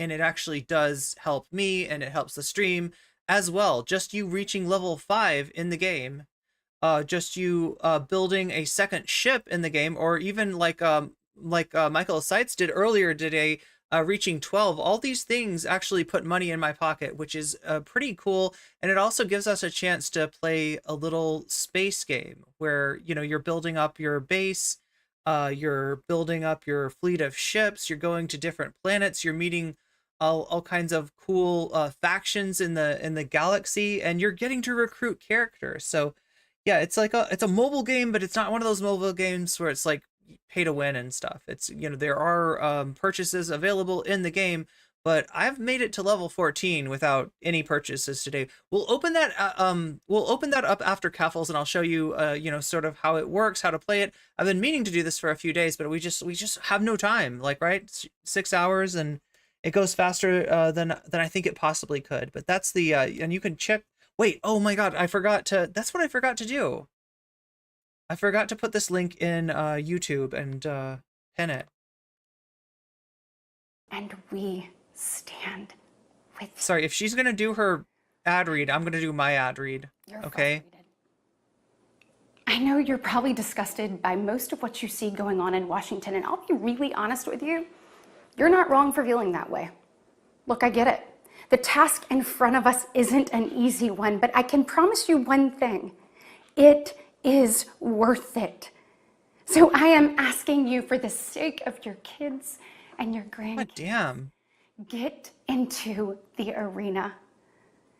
Every generation has been called to do hard things. American greatness rests in the fact that we always answer that call. It's who we are. Never forget, we are steeped in the blood of patriots who overthrew the most powerful empire in the world. No. We walk in the footsteps of pioneers who tamed the wild. We now carry forward the same flame of freedom as the liberators of an oppressed Europe. We continue to draw courage from those who bent the moral arc of the universe. And when we gaze upon the heavens, never forget that our DNA contains the same ingenuity that our DNA man on the moon. That's the DNA? That's the what you think? Yo! Before. And every single time, we've emerged unbowed and unbroken. It's our DNA, our genetic destiny that put a man on the. That's what allows. Oh my God, yo, this is so. Wow, she just went super. She just went super ultra like white nationalist, like super like in like the span of microseconds. Like, what the fuck? It's our DNA. This goes right with Trump's don't poison the, what does he say? Poison the blood of the country. I mean, they're just like casual what do you call this? Like casual fascism or something? Our history has been written with the grit of men and women who got knocked down. And they got up again. But we know their stories because they did not stay down. They didn't, they got back. We are here because they stood back up. They took a whiskey drink. Now it's they took a lager drink. Our moment. They took a cider drink. Prove ourselves worthy of protecting the American. They took a seltzer drink. Dream. Together, we can reawaken the heroic spirit of a great nation. Because America, Let's try that again. just have a rendezvous Sorry. with destiny. Oh my god. We take destiny's hand By the balls. and we lead it. We take destiny by the balls. Our future starts around kitchen tables. Around balls. Like this.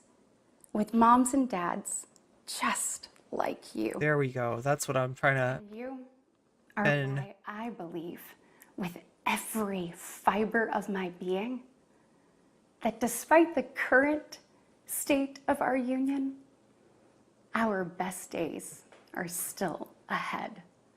wink. May God She did. She did. Did you see it? Did you see it? She closed like the. She winked for like a split second there. May God continue to bless these United States. I thought she was gonna say, "May God continue to bless these nuts." America. Okay, well, thank you, Alabama, for sending us Katie Porter. Alabama might not be sending us their best, but that is who Alabama. That's who Alabama is sending us. So yeah, we're about to get into the Keffals stuff. Just really quickly, if you want to play Star Trek with us, okay? So we're restarting the Weasel Alliance.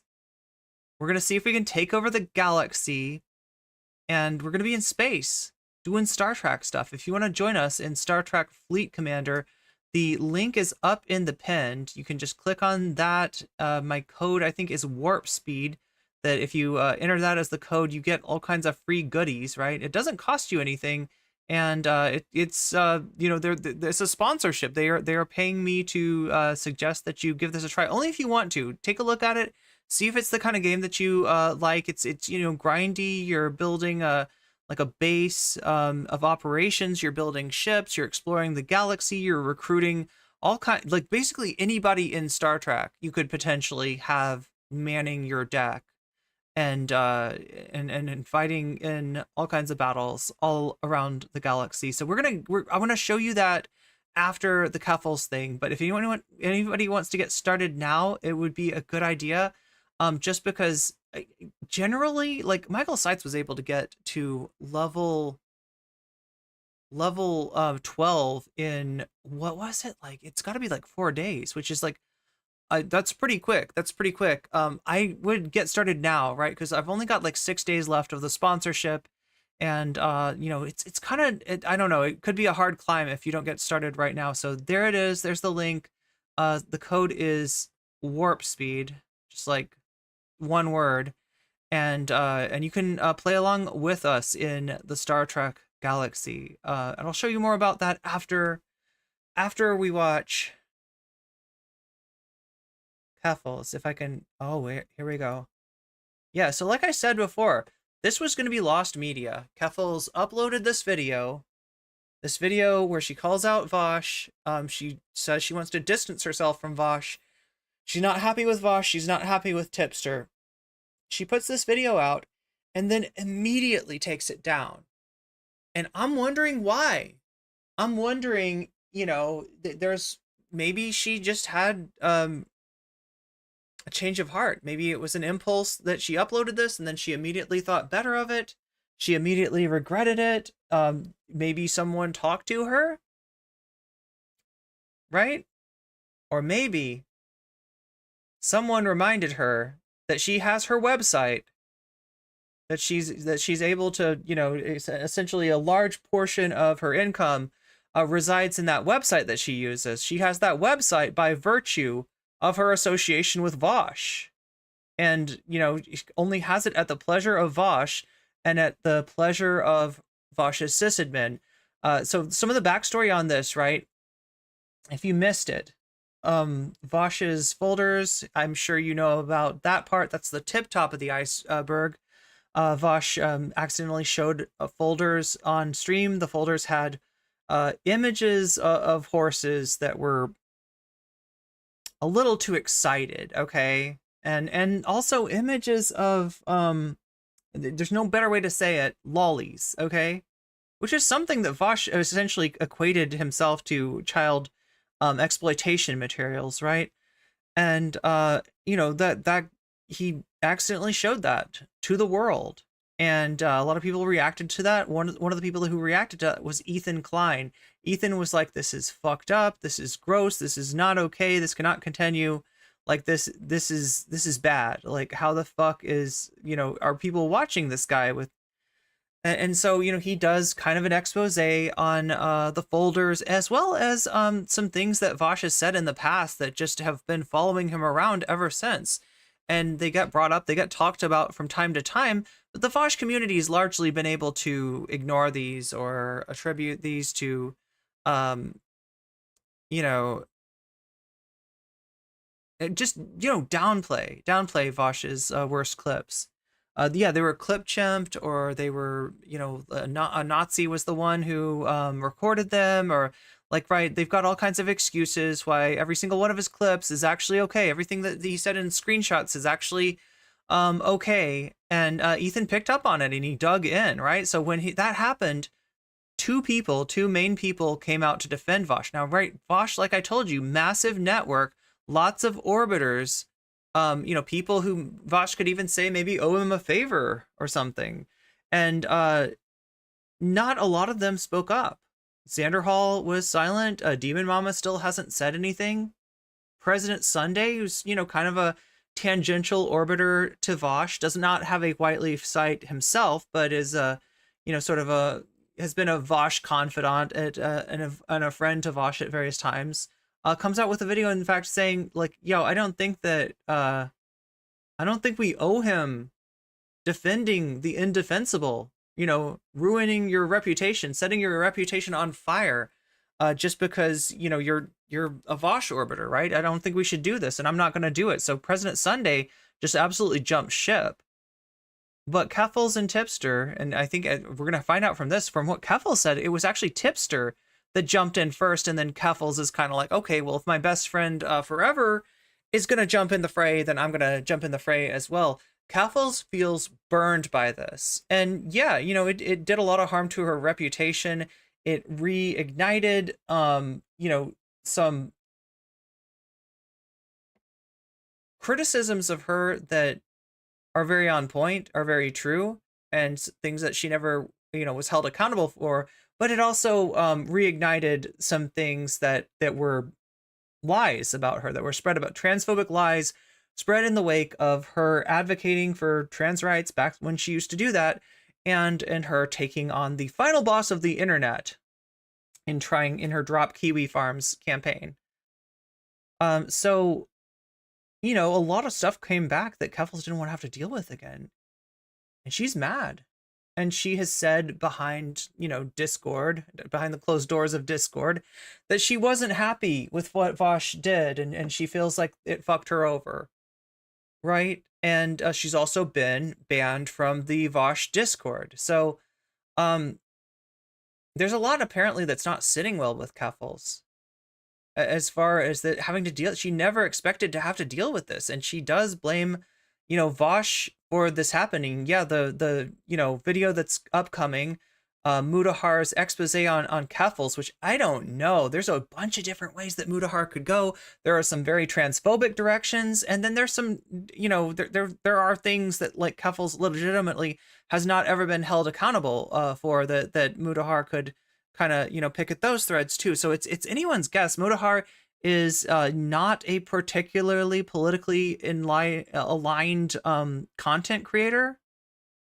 You know, maybe you could say that there's like a slight leaning to the right. I don't know. Some ordinary gamers is who we're talking about, but right now there's content in works for Mudahar to talk about Keffals, and we don't know what direction that's going to go in. There's some, you know, like I said, some legitimate directions, and then there's some directions that are just like, okay, that's just like transphobia, like, right? That's just, now you're just being anti-trans, right? So we'll see what happens with Mudahar's video at some point, but Keffals is not happy, and she felt compelled to release another one of these videos. Remember, she's not streaming right now. She hasn't streamed in a while, and she says she wants to pivot and do content on things like alternate reality games and things like true crime, rather than what she's doing now. But she, you know, she's a ways away. Like, right, I haven't seen anything really come out on those. So for the moment, what she's doing is she's releasing these short little videos. I guess you could say somewhat like Mogul Males if you watch Ludwig. Ludwig will do videos in one take where he talks about a topic and then puts it out as, and all it is Ludwig talking about the topic, and those videos do pretty well, right? Now Keffals, when she talks about a topic, there's like, it feels like the ratio of commentary to just including other people's video in a lot of these that she's put out is very much in favor of other people's video. So in other words, this is kind of like React content, but it's prepared. It's not off the cuff, and there's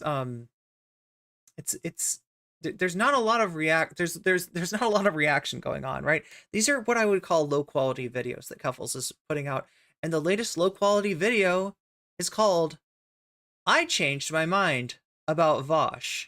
Are you ready, chat?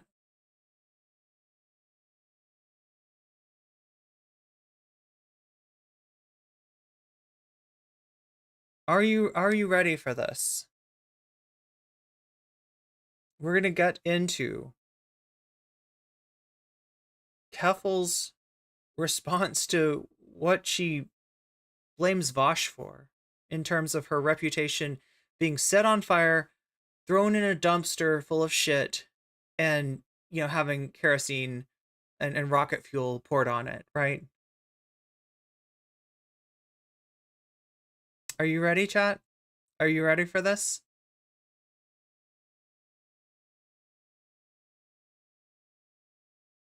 Have you liked the stream yet? Like, I hope that nobody's telling me they're ready for this and that they still haven't liked the stream. Like, that would be embarrassing. That would be very, very embarrassing.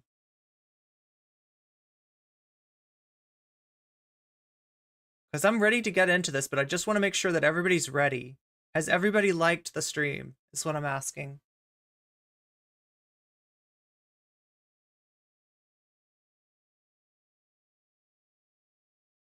Hard to be ready for this? Yeah, you don't really know unless you've tried, right?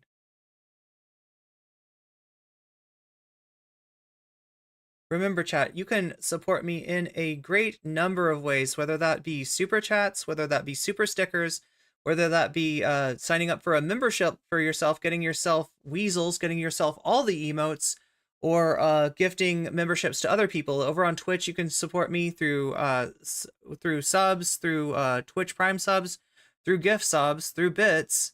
There's so many different ways that you can support me and keep me coming back to you day after day, week after week. And I appreciate every single bit of it, even if all it is just hitting that like button. Remember, that's more powerful than you think. Is it gonna play? I'm sorry, chat. I'm having trouble making it play. I feel like I'm gonna have to ask you all to clap, right? Because my computer is like dead and it won't play the video, and I don't know what's wrong, but I'm wondering if this is a Tinkerbell situation. Does it feel like a Tinkerbell situation? Could we just try clapping? If you've liked the stream, just clap if you believe in fairies, okay? Clap if you believe in fairies. Clap if you support your streamer, okay?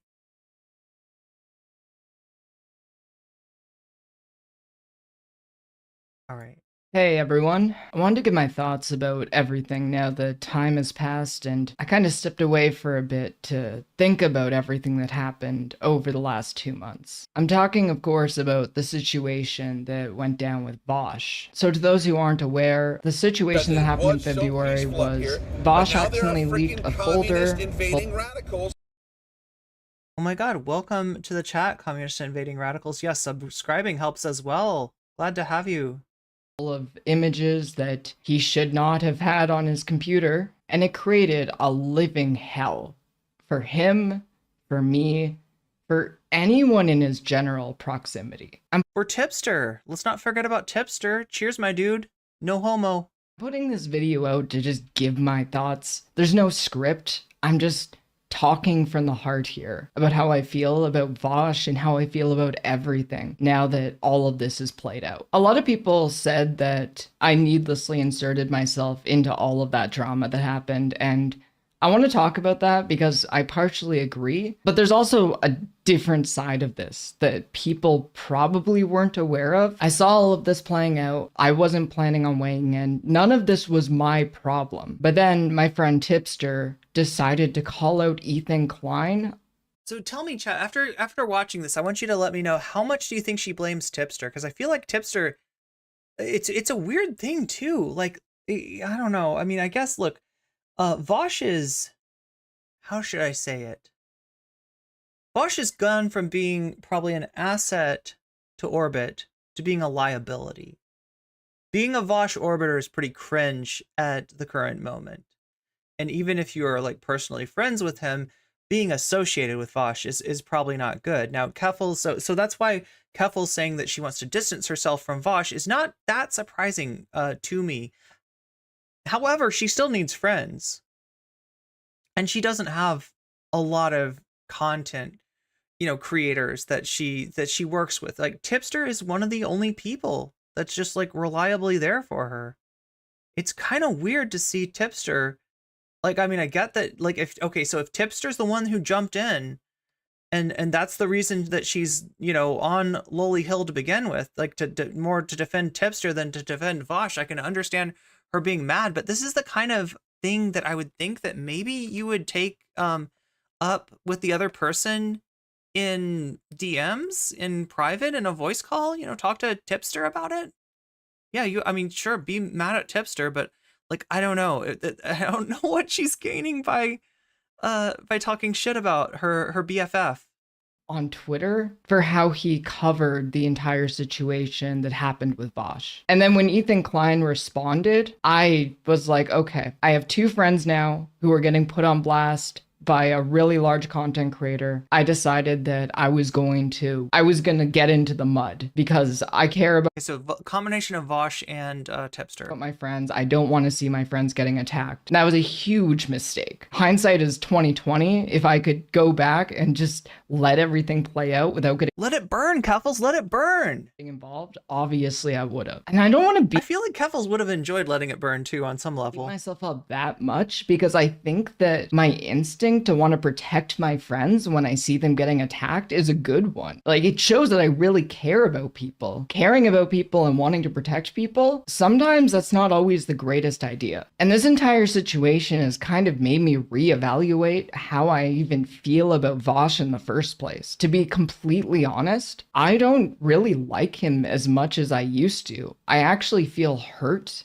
and let down by him. Okay. The mistake that Vaush made, it was such an avoidable mistake. This is me being as charitable as possible, believing him when he said that he downloaded Lolly by mistake. Even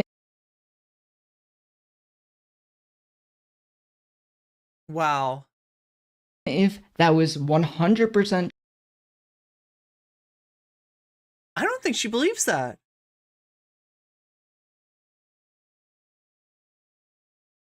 I feel like she needs that as an excuse because she's so tied into Vaush in the first place. But the way she says this, I don't think she believes that he downloaded Lolly by accident. So either she feels like he did it on purpose and that's okay, or this is a purely transactional relationship, which shouldn't come as a surprise, right? There's a lot that's transactional about the Vaush orbit, most notably because of the website aspect, right? Joining the White Leaf Network, as long as you are in good graces of Vaush and of his sysadmin and of everyone else involved, right? It's a political thing, right? Xander Hall came up against the possibility of losing his website when he threatened to do a nuke on Keffals by releasing DMs of somebody who didn't want those DMs released, right? He was essentially told by the sysadmin in no uncertain terms that he would lose his website if he proceeded with that, and he backed off. He said, this is blackmail, and it's working. I'm gonna back off. So now that possibility is always there. That implicit withdrawal of the website should somebody go against the family. And that's really what this is. This is like, you never go against the family. There's always been an implicit, possibility.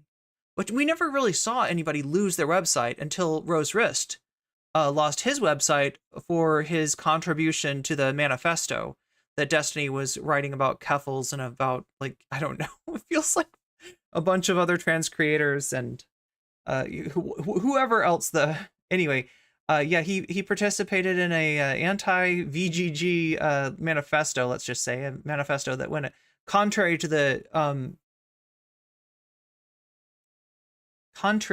wishes of VGG, and he did lose his website, right? Xander Hall threatens to release his editor's DMs about Keffals and is threatened with losing his website. So, once that like gun shows up on the shelf behind the actors on stage, you kind of know that it's all the more likely that it's going to go off in Act 3. And chat, we are swiftly approaching VGG Act 3. True. He could have avoided this. He didn't need to download porn on his work computer. That's just... Oh, that's right, Afroponics, and Lance left on his own accord. Although it was interesting how that happened. If you remember from me talking about Lance essentially wanting to withdraw from the White Leaf community, the White Leaf family, whatever you want to call it, just because of some toxicity that he experienced from people in that group.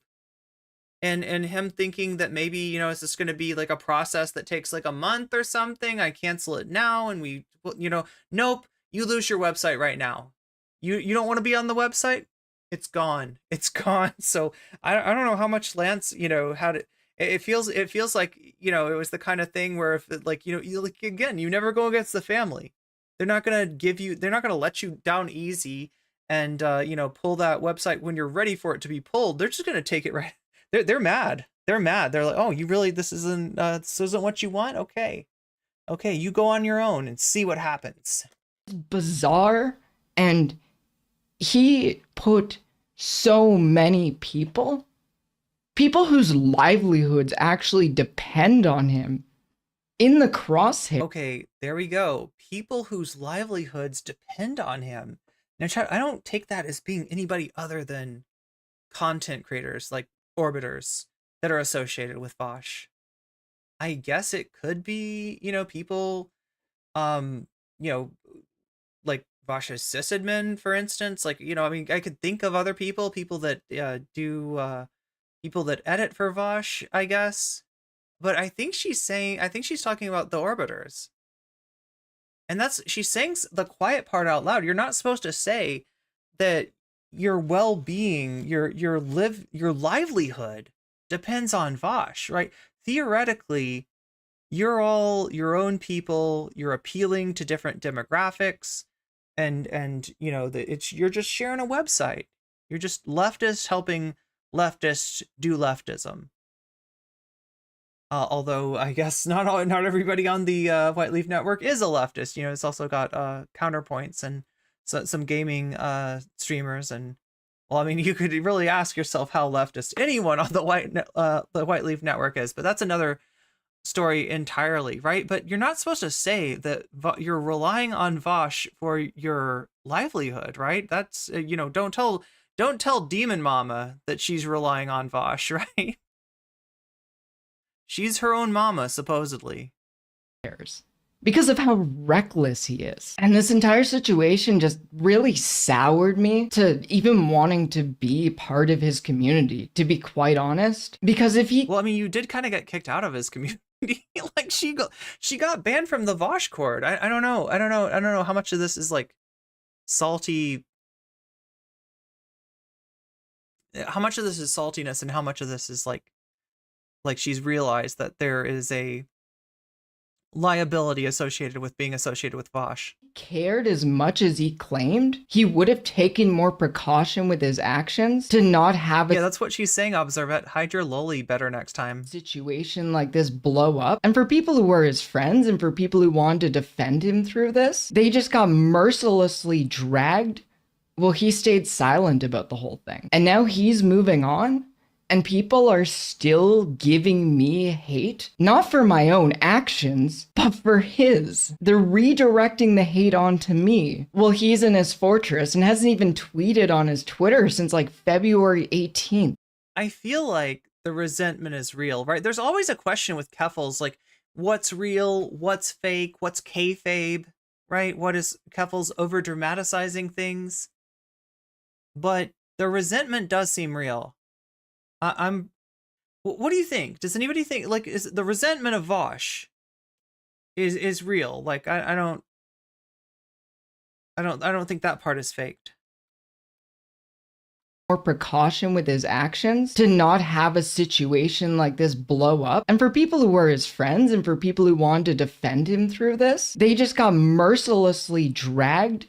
Well, he stayed silent about the whole thing. And now he's moving on.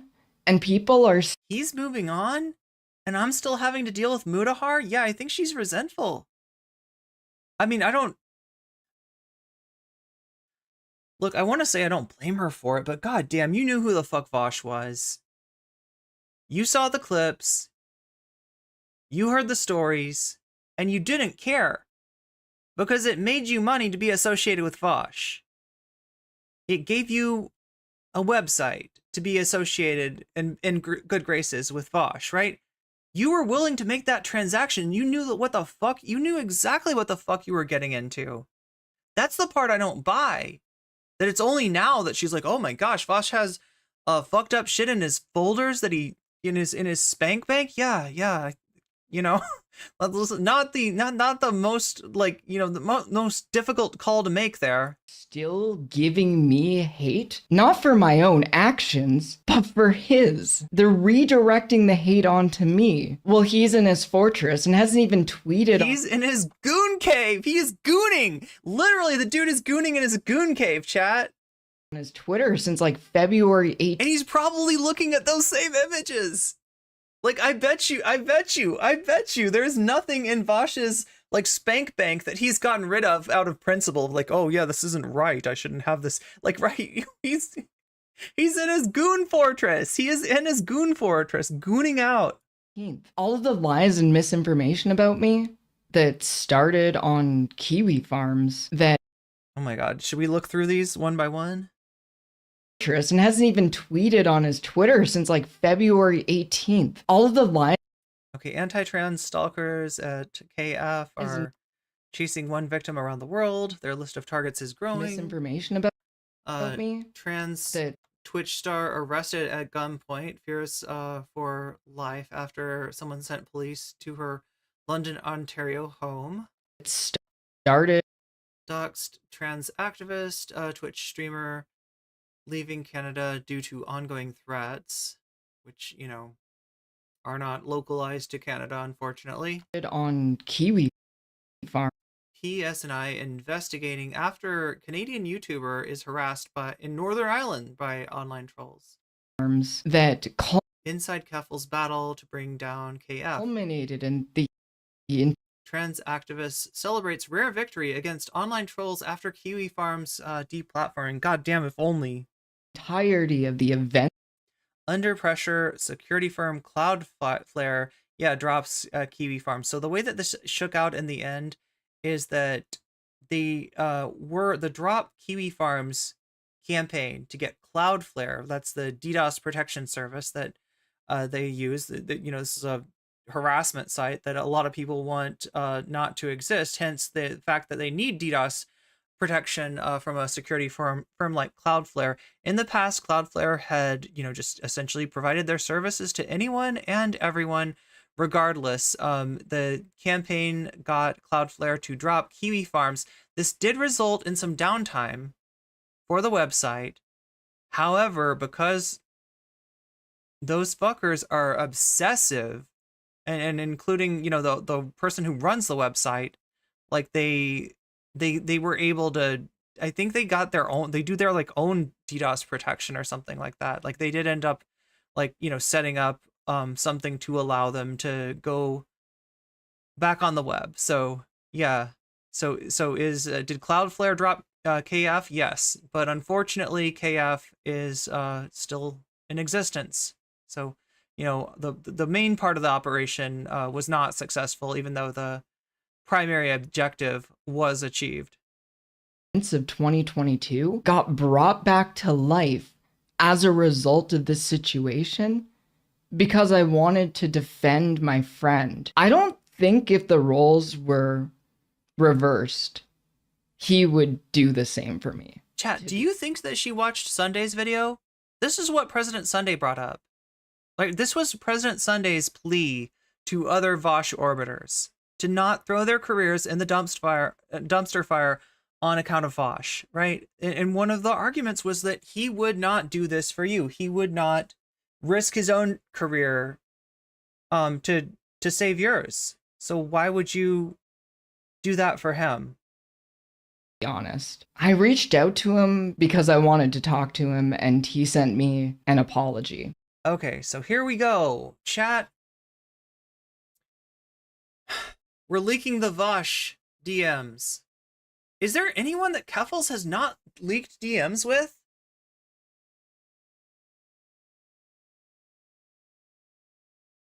I feel like this is like just becoming more and more of a thing, more and more of a track record. She showed us the DMs with Repsion. I feel like everyone she interacts with, if they ever are in any kind, and sometimes even if they're not in any kind of, you know, beef, right? She ends up leaking DMs. So yeah, this is Keffals DMing Vaush at 1:53 in the morning.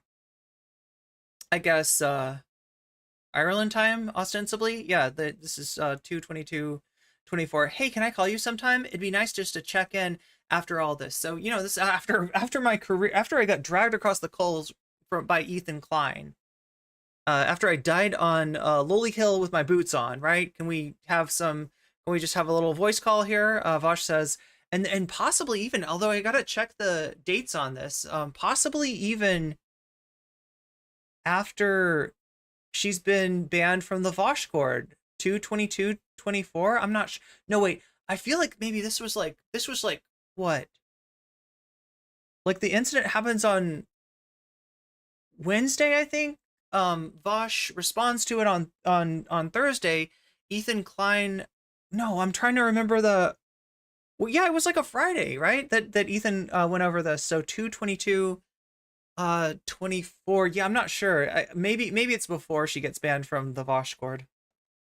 It seems like really early into the scandal. I asked if I could call him, and he said, I'll be honest, I'm a little socially burnt out at the moment, so it might be a little bit before I'm willing to call. His social battery has been drained. He's not feeling very social. Yeah. I do want to say, though, how much I appreciate you speaking positively of me, and how sorry I am that this was all turned around on you. I hope you know my decision to stay quiet was not at all a product of my indifference to your suffering. I have to pee. I just knew defending you would probably make things significantly worse for both of us. This is the worst time. I went quiet for a while, as I did. Horrible timing. I think he knows him not being in my corner through all of this didn't make it any worse for him, but it has hurt a lot. Wait, him not being in my corner didn't make it any worse for him. I don't know if that's true. Like, so what his argument is basically like, look, I could jump in on your behalf, but that's not going to make things that's going to make things worse for you, and that's going to make things worse for me. Look, as much as Vaush is a focused kind of person who probably at the end of the day, mostly only cares about himself, I don't think he's exactly wrong there. What he did, he didn't do this at first, because in the very beginning he tries to explain it, right? He talks to his chat, and just to let you know what happened yesterday, right? So he goes through that stream. Ethan, Ethan brings it to a much larger audience, and then he responds to Ethan. He responds after, he does the after party makes the stream something like, H3 after show, like as if he's been on H3 as a guest, right? And he did get invited. Like if he had wanted to, he could have gone on H3. Now he realized that nothing good was going to happen with letting Ethan grill him about this. And so he didn't go on H3.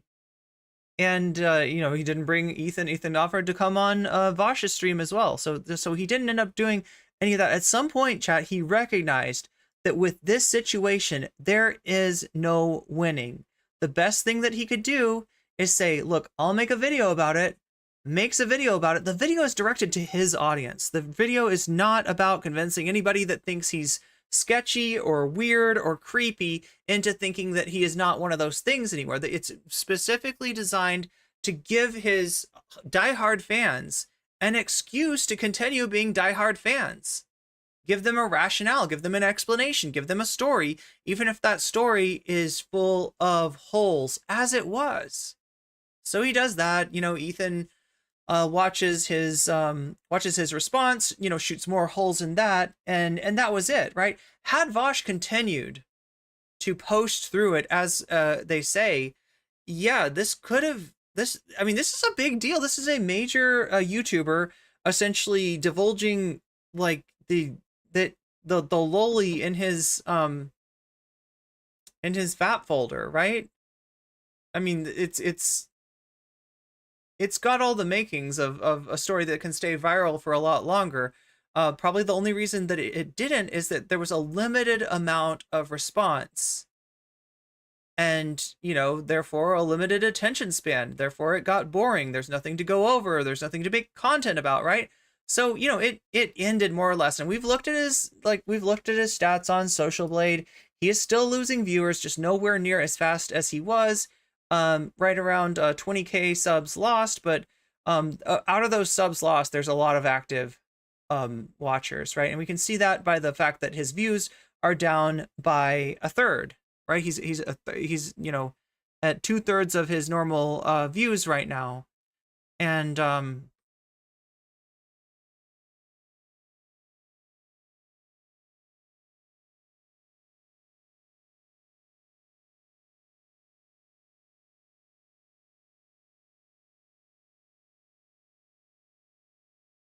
there it is. Going through all of this alone. So this video isn't a Vaush hate video. I think that Vaush is a complex person. I think that Vaush is rad.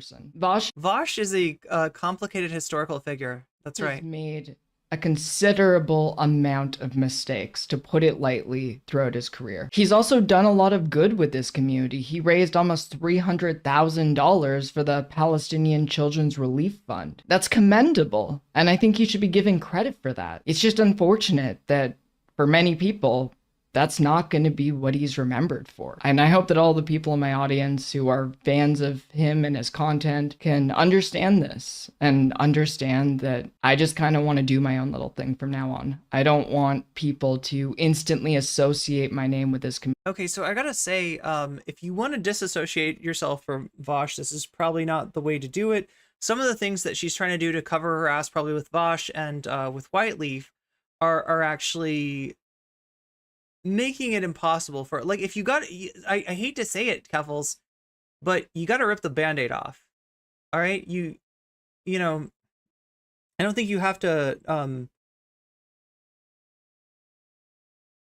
I don't think that you have to just rip on the guy or anything like that, but sort of leaving these bridges open, pointing out the good parts of Vaush, etc. Refusing to say what you obviously feel, which is that shit was not in his folders by accident, right? Because she's still kind of on this line that, like, God, he really fucked things up for us by showing his porn on stream. Not that he fucked things up by being a weird hypocrite that is, getting off to stuff that he says is tantamount to child exploitation materials. But the fact that he let it show, the fact that he didn't have it on his phone like a normal person, right? That's kind of what she's going with here. community. It's been hard enough, the amount of people who have decided not to want to associate with me solely because of my association with him, up until this most recent controversy, which has made my life a living hell. Quite literally, in the week before all of that happened, I was just saying, okay, I'm gonna wind down my content and I'm gonna try to focus on doing more story-based content, specifically in the horror genre, and I still plan to work on that. But I've just been kind of festering on these thoughts without even having an outlet to really express them. And that's honestly why I'm putting this out here, because I feel like I just got punished for trying to be a good friend to someone. I feel hurt. I feel hurt. I don't want to defend this guy anymore. I wish him all the best, and I want everyone who's watching this, who's part of his community, to know that I don't hate him. I don't dislike any of you if you are part of his community or if you want to watch his content. I just don't want people to say the word Keffals and immediately associate it in their heads with Vaush anymore. I feel like there's going to be a lot of Vaush fans who are going to watch this and start talking about Vaush derangement syndrome, but it's like, he's not above criticism. He's hurt a lot of people through his own recklessness. I've talked to countless people who are part of his community who have been hurt by this. There have been ramifications for the people who work with him, for the people who are part of his community. Some of them don't even feel comfortable saying they're a Vaush fan when they're meeting new people. It's a really shitty situation to be in, and it's a situation that he created through his own recklessness. And I honestly thought better of him because he never seemed like a person who would make a fuck up this big. But we're here now. All of this happened, and I just don't know if I can feel the same way about him anymore. As a result of what he did, and of me wanting to be there to defend a friend when they were going through the ringer, I have faced so many ramifications for it, and I'm going to be facing more in the future. I'll give credit where credit's due. Vaush was smart to go quiet in the face of this controversy, which could have been a hell of a lot worse for him if he decided to post through it. But unfortunately, this is just never gonna go away. For the rest of Vaush— Wait, this is so weird, right? Because she already expressed that she was frustrated. If I'm not mistaken, she expressed that she was frustrated by the fact that Vaush didn't defend, like, right, Vaush sent his thing, saying, she's like, I'd like to talk to you on voice, right? And he's like, I can't do that right now. My social battery is drained. I did everything that I could. Me jumping in to defend you against Ethan, like me, would not have helped you. It would have made whatever, it would have made Ethan, like, probably do more content. And he's probably right about that. And Keffals seemed upset by that. Like, I jumped in for you, and then you didn't jump in for me. But now she's admitting that had he posted through, and that I don't know what that is other than posting through it, right? If Vaush gets involved when Ethan does his video about Keffals and Tipster, I don't know what you're going to call that other than posting through it. That 100% is posting through it. His career, this is going to be a cycle where it's going to continuously come back up over and over again. The next time it comes up, I don't want to be put on blast because of things I had nothing to do with. I think I've also realized from this situation that you don't need to get involved in every single drama. You really don't. I don't think Tipster should have got involved. I think that was really stupid. What could you have possibly thought? Oh, there we go. There you go, Tipsters. Cheers, my dude. Keffals thinks you're stupid. Aren't you glad you got involved? Oh my god. Oh my god. Keffals, this is the thing that you don't realize, right? And I'm somebody that's been accused of burning bridges. Burning multiple bridges, all right? I mean, I think that's pretty unfair, but whatever. It's like, I've been willing, okay, let's just say, to burn bridges with people that I am not in alignment with on major issues, like the nature of platforming when it comes to transphobes, right? That's kind of line in the sand that I've drawn, and I don't think that's a bad thing. But holy shit, Keffals, like, you're sort of teaching people, one, never to DM you. Because if they DM you, to expect you to leak the DMs, right? So, you know, like, how is anybody going to trust you? How are you going to trust anybody? How are you going to have a private conversation with anyone going forward, knowing that you regularly put their DMs, you know, on a video should anything go wrong? Right? And Vaush apparently is not someone, so she's definitely being critical of Vaush. It's pretty clear to me that she thinks that the stuff in Vaush's spank folder was in there for Vaush to spank it, not because he didn't realize it, not because he mistook it from short stack goblin material, but because he wanted it in there, because he liked that, because he gets off to that, right? Because he is a creep. That I think that Keffals knows that, but she has gone kind of light on him in this. Despite everything, he's changing his name to Voshua, and he's gonna change up to a pencil mustache.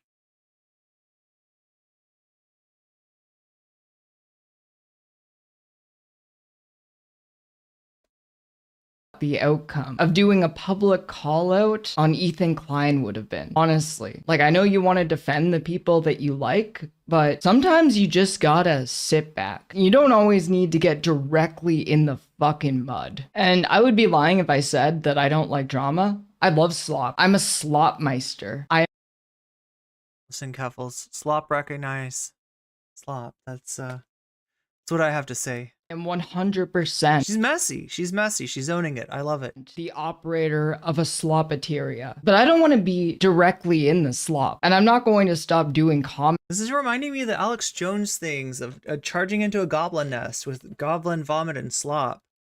Commentary on various happenings around the Oh my gosh, why haven't we connected the goblin thing with Alex Jones yet? internet. But I don't want to be directly involved in it. Especially when it has nothing to do with me. Especially when it's about lolies and horses with lolies and lolies with horses. Yeah, you can leave me TF out next time. So if anything, that's my big takeaway from this situation. So with that said, thank you for watching. If you made it this far into the video, I really hope you had an open mind and understood where I'm coming from, because I'm not saying any of this out of a place of... Didn't she just say that drama people are toxic? Yeah, I mean, like, look, that's who's gonna be coming after her. Like, it's not, the thing about it is, it's not just gonna be Mudahar's video. It's gonna be Mudahar making the video, and it's gonna be every single commentary channel covering it.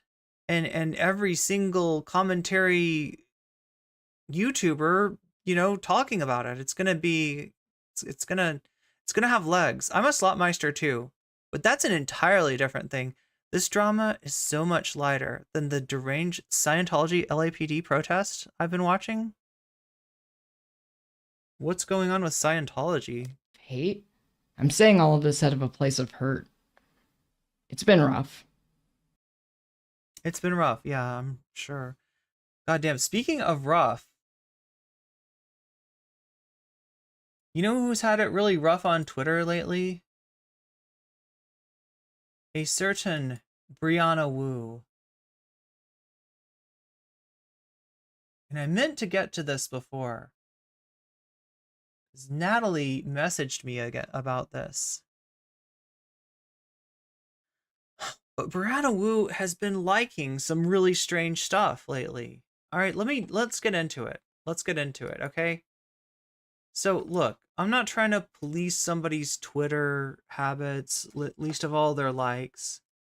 I just find it really interesting that anybody who claims to be even a trans ally would like this post. Right? Trans women need to be traditional, worship Christ, submit themselves to their husbands, not be a lesbian or a sexual to anyone other than their husbands, disavow drag queens and non-binary freaks, keep their transness private. Only then will we assimilate and be accepted into society. So there you have it, right? And look, I know what you're thinking. Trans shit posters say some wild shit. You know, and this kind of sounds like a joke. This could be is this a joke? Is this what this is? Oh, no, no, that's not a joke at all. Oh my God. Oh my God, I can't even show you that account. There are what seem to be hate symbols in the background. That's gross. But yeah, no, that account is not kidding. Let me see if I want to like open this on. Let's see. I want to see if I can read you what is on this account.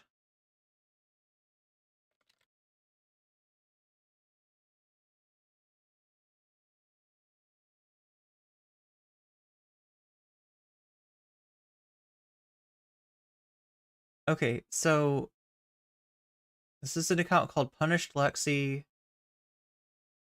Lazy Real. They have a picture of a lolly in a Nazi uniform with a Totenkopf on the head, with an eagle on the cap against what appears to be a Sonnen rod. It's another unambiguous Nazi symbol here. And you know, in the background are like German World War II era banners. So complete with all the hate symbols, right? So their account says punished for saying the truth. 18 political advocate, left fash socialist. America first. That's the Nick Fuentes agenda. Okay, so yeah, who's liking this tweet by a weird Nazi loli? A left fash socialist that stands for America first. Who's liking that? Brianna Wu. That's who is the executive director of Rebellion PAC, former candidate for U.S. House in Maryland, software engineer. Wait, Massachusetts. Sorry, Massachusetts. Software engineer, likes to go fast. Yeah. You know, likes to That's Brianna Wu.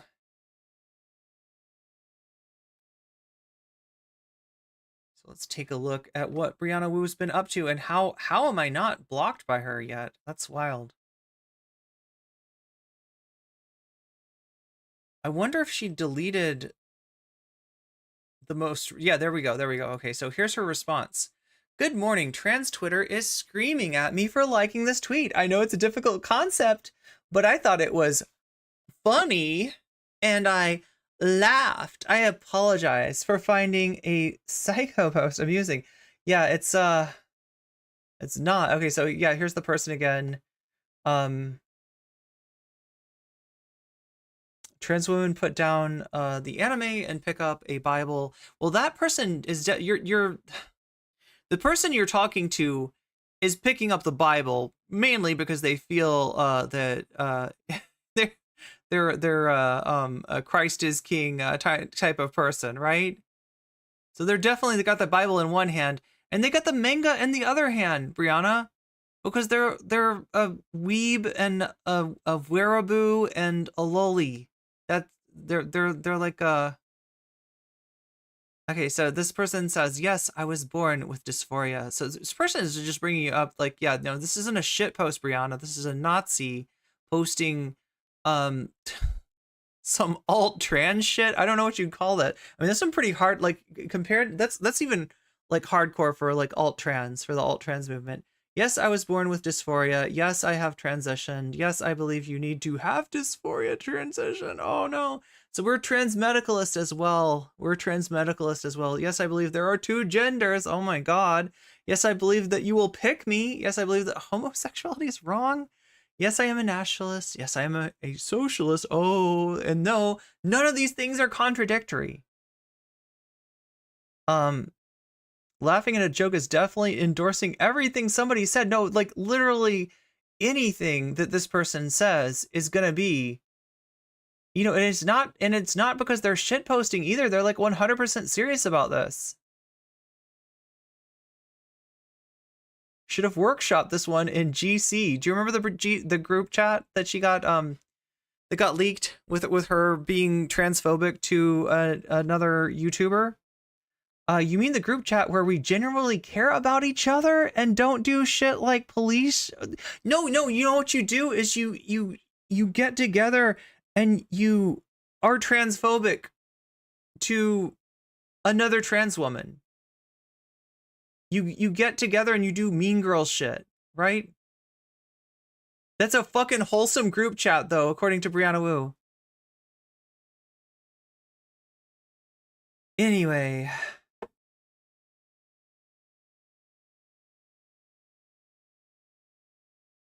That's Brianna Wu.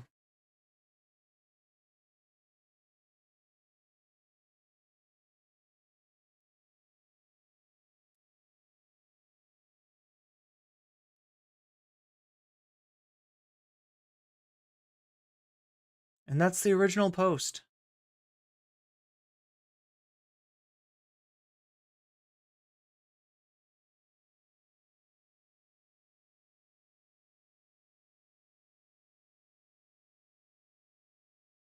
Okay, so there's two more things that have come out today that I kind of wanted to get into with you. The first one I don't actually know much about. But y'all know Dream, right? Dream, the Minecraft YouTuber, owner of several records for speedrunning. Turns out that maybe some of those speedruns were not legit. But Dream claims that he doesn't realize that he had didn't realize that he had the cheating software on. So you know, people have different you know, opinions of Dream as far as that. So Dream doesn't work alone in terms of his Minecraft channel. If you're aware, there's also a thing called Minecraft Manhunts, which are Dream challenging sometimes 3, 4, 5, or I think now 6. He's going to have 6 of his friends try to hunt him down in Minecraft, right? Literally, like he runs away and everybody else tries to kill him. And he's somehow able to survive. And a lot of these, not all of them, sometimes the hunters win, sometimes Dream wins, right? But so he has, you know, friends or you know, other Minecraft YouTubers that he works with. One of these people, in fact, probably the best friend or the most the friend that most people are aware of is someone named George Not Found.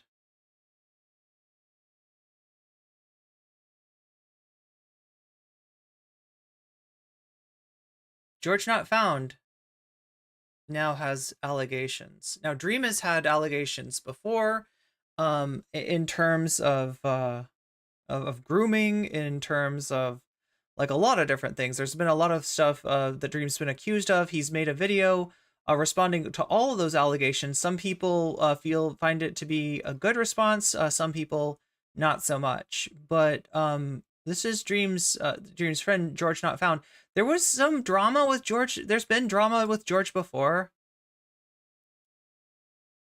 in terms of an event that they held for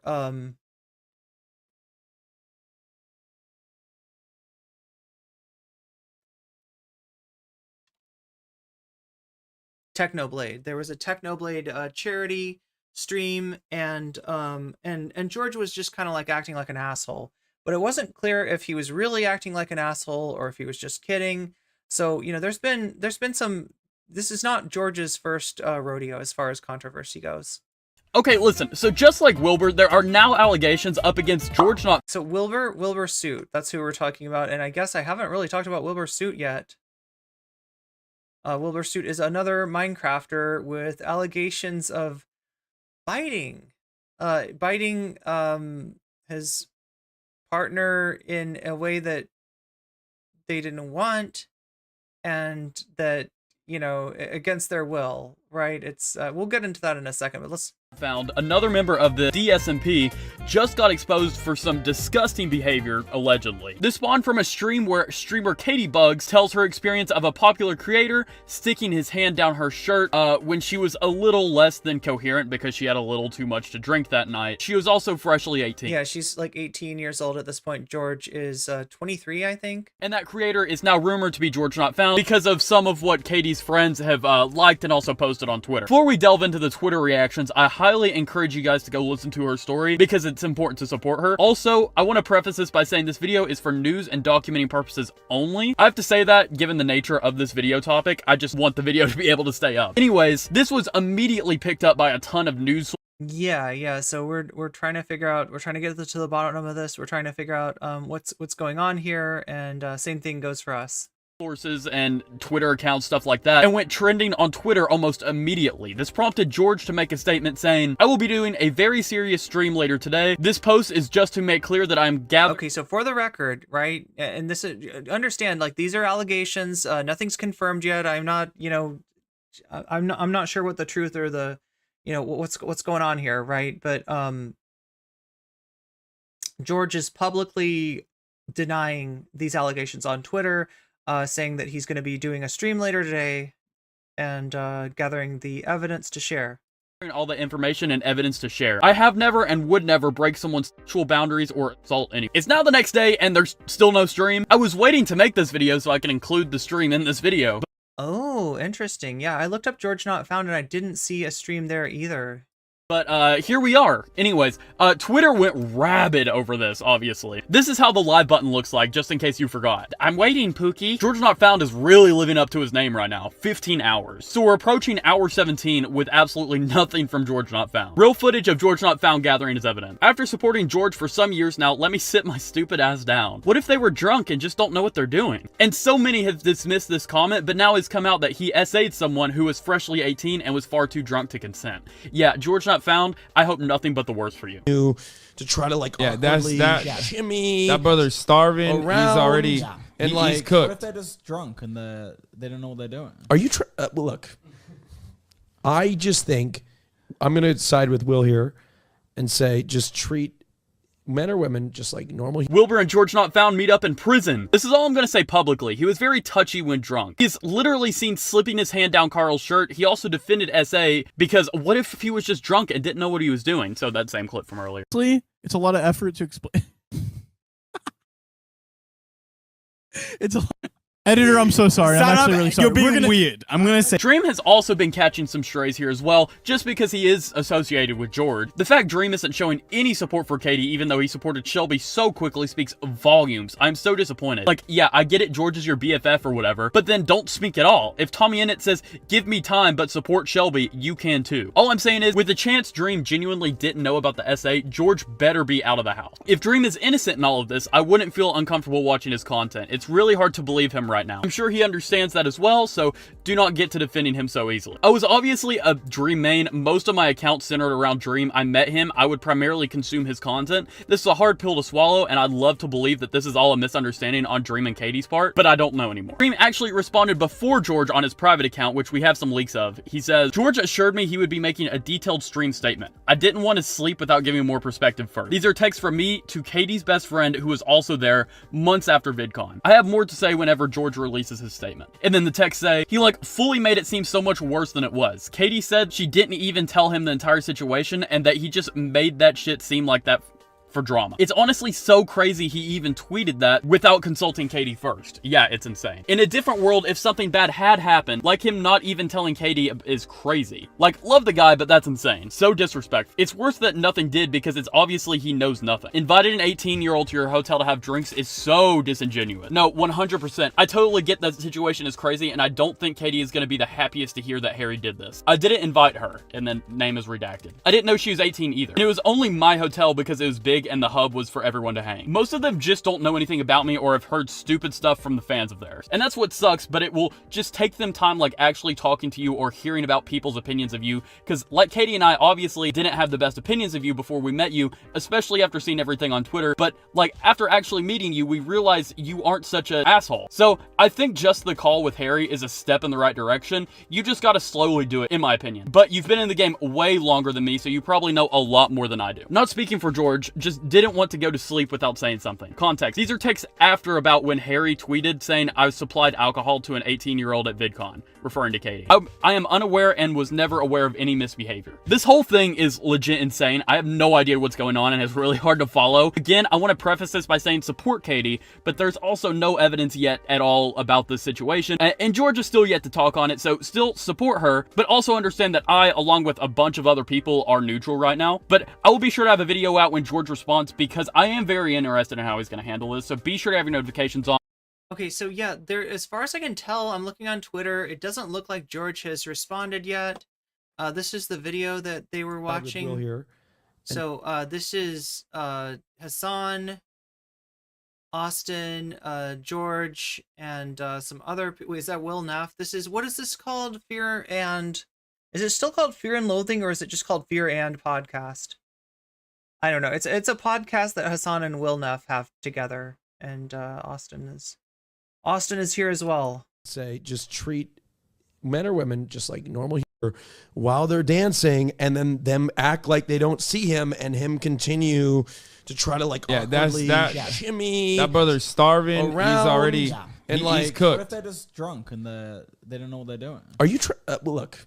Okay, so yeah, there he is, like, you know, asking, like, you know, kind of taking the side of somebody like accused of SA in a I guess this is a hypothetical.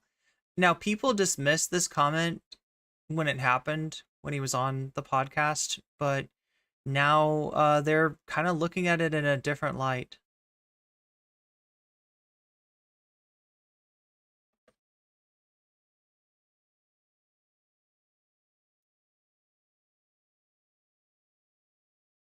Let's take a look at so this is the Katie Buzz, who is I want to start this by saying I wouldn't be here without Shelby. I was ready to disappear with this secret forever. I never knew that creators were allowed to talk about these kinds of things, and I guess I'm still new to it all. I just didn't feel brave enough, and I still don't. But her strength made me feel like it may be okay. A little while ago, my story had almost been leaked without me knowing, so here it is on my terms. Here's my story. Last year, at the beginning of summer, I was assaulted by a significantly older and popular content creator. I was freshly 18 and had just graduated high school a few weeks prior. I remember a moment around October where I made a comment about a certain group abusing power over minors in their DMs, saying they had minors in their DMs. It was an absent-minded comment, and I apologized for it, of course. It was a possible subconscious jab out of my own personal resentment. My comments filled with people saying that I didn't care about grooming victims, and that I thought assault was a joke. And I remember sitting there, reading the comments, scrolling over and over again, heart beating faster. Over half of the comments had him as their profile picture. I just wanted to die. I was embarrassed of myself, and I was angry, and I wondered if I could ever find peace.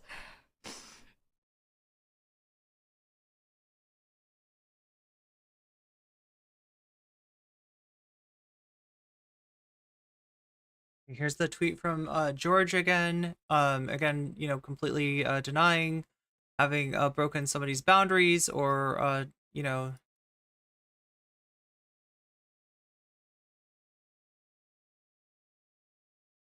And so far, he's late. He's late. He was supposed to come out with this, and it's not happening. Here's the contents. Contacts. Take this how you will. I will not be tweeting until further notice. That it happened. It was at VidCon Anaheim, 2023. The person was 26. The person had went to college. Okay, so I guess this matches George. Is that? Because again, I don't want to say anything's confirmed until it is confirmed. People have, okay, so assaulted by an older YouTuber who is 26. That's the information we have so far. People have accused George not found. He has responded by dismissing the claims, and a lot of Katie's friends are coming out against him. Dream hasn't said anything. We're, I guess, sort of just waiting to hear from George himself about all of this.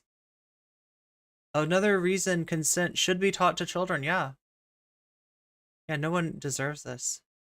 Vinny just dropped a video on Anna. Do y'all want to watch that? Are you ready for some Anna Kasparian?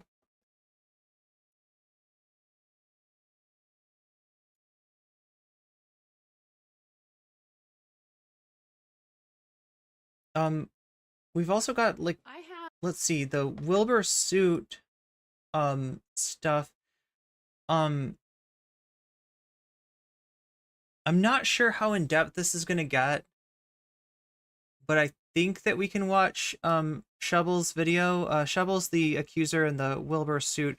Okay, so just to keep this straight, okay, there's two different Minecraft YouTubers that have been, we don't, and with the George thing, we don't actually know if it's George that's accused at this point.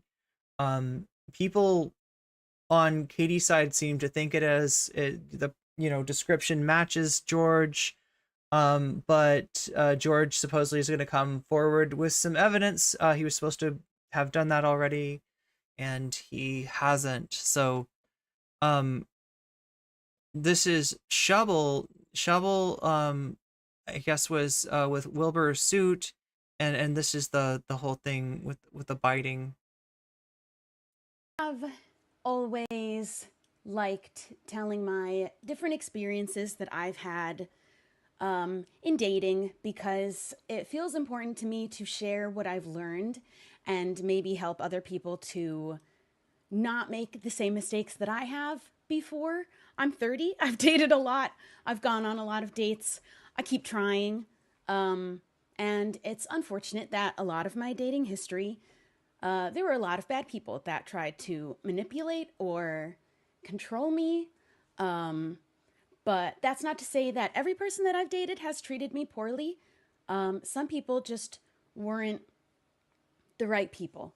And speaking out about my bad experiences has never felt as important as it does right now, because silence has always brought me peace, and this time it feels like my silence is not keeping my peace. It's only keeping somebody else's peace.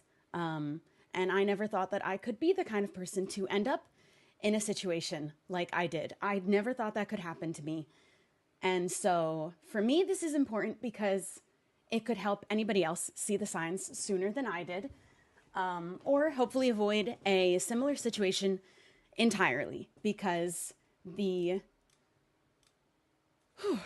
truth is, it was dangerous. There were a lot of things wrong in this relationship that I endured some pretty terrible treatment, and I might touch on some things here and there about that, but if I feel like it's important to the overall context. But what I want to stay focused on is this specific issue, and the things that happened matter-of-factly, and the things that people saw and witnessed in our circle. It took me 10 months after to heal, and I spoke with multiple therapists and tried different forms of therapy. I tried somatic therapy. that one was actually really good for me. Because that one actually helped me release a lot of built up anger I was having over the last year. I'm having technical difficulties again. For myself, because I felt like who also dealt with such shitty things from shitty people. But I'm also so grateful for all of my friends who were through with me through this whole thing, and my friends who also were experiencing similar sorts of situations at the same time, and we kind of went through it together. So I think they are the strongest people in the whole world, and they made me feel like the strongest people in the whole world today. Did I call myself people? I meant person. I feel like the strongest people. I did it again. I feel like the strongest person. They made me feel so brave. I felt impenetrable today. But I am going to go now because my friends are coming over, and we're immediately going to go become distracted by watching Love is Blind. I already watched all of it already, and I don't care. So thank you for listening.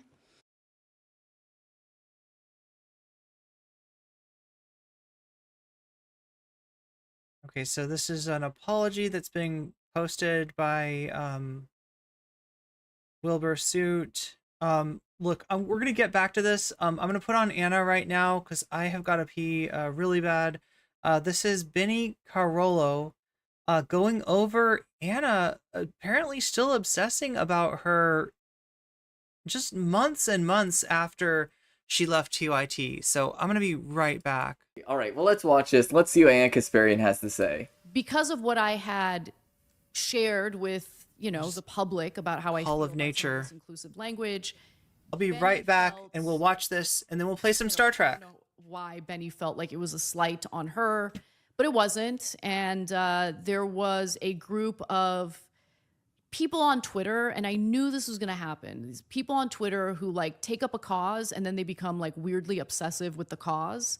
And that cause being the rights of transgender people, right? Just to be clear here on what the cause is that people have taken up is the rights of trans people. Because the thing is, Anna Kasparian likes to say that this is all just about her complaining about the term birthing person, which we all know is a clunky term that exists for medical reasons, right? And it's specifically for people who are capable of getting pregnant and the specific unique medical concerns that are relevant to them. That's the only reason the term exists, and it's specific to that context. And yeah, it's clunky. Nobody's using it out in daily life though. That's not what people are doing. It's not a daily life thing, okay? But complaining about that is transphobic, and we're talking about yeah, this isn't a slight against me, right? I never said this was a slight against me. I just said hey, yeah, freaking about inclusive terminology is literally just gassing up transphobic people for literally no reason. By the way, Hudsonizer, thank you for that tier 1 sub for 14 months. And thank you, Paladin Lost, for that tier 1 sub for 7 months. I appreciate it. Was Jenk already gonna make me regret my vote? Oh my god, Hudsonizer. Look, I'll still vote for Jenk in the primary. He's got better takes on Palestine, and that's very important. Both Joe Biden and Jenk are not gonna put us in camps, right, as trans people. And so I don't know. Yeah, have you considered critiquing her as actually bullying her? That's right. Yeah, that's right. It's bullying. So yeah, so moral of the story is we're gonna keep going. But no, yeah, Oh my God, okay. Anna talking about these people on the internet, they've taken up this cause. I don't know why people have taken up this cause. And the reason why people have taken up the cause of defending inclusive language is very simple reason. It's called Republicans are going out of their way to attack trans rights. And I know this is a crazy concept, but saying something against trans people, but then also being look, okay, I support trans people, but they're going a little bit too far by being recognized by our medical documents, right? That is That's one of those things that does just give a lot of weight to these transphobic people and just needlessly gives like a lot of these centrist people like a reason to say, oh, well, look, Anna Kasparian's a progressive. And so, you know, so like it's okay for progressives to be transphobic, actually. Yeah, so the point being that, you know,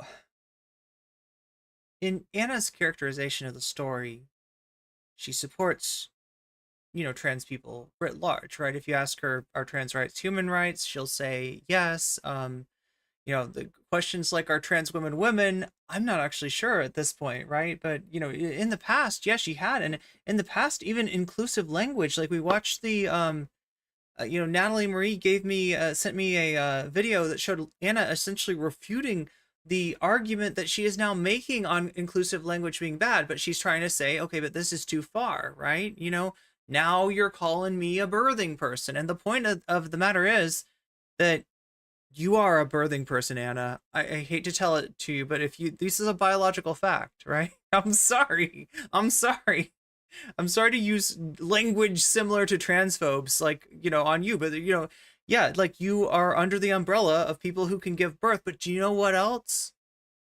So are people that aren't women.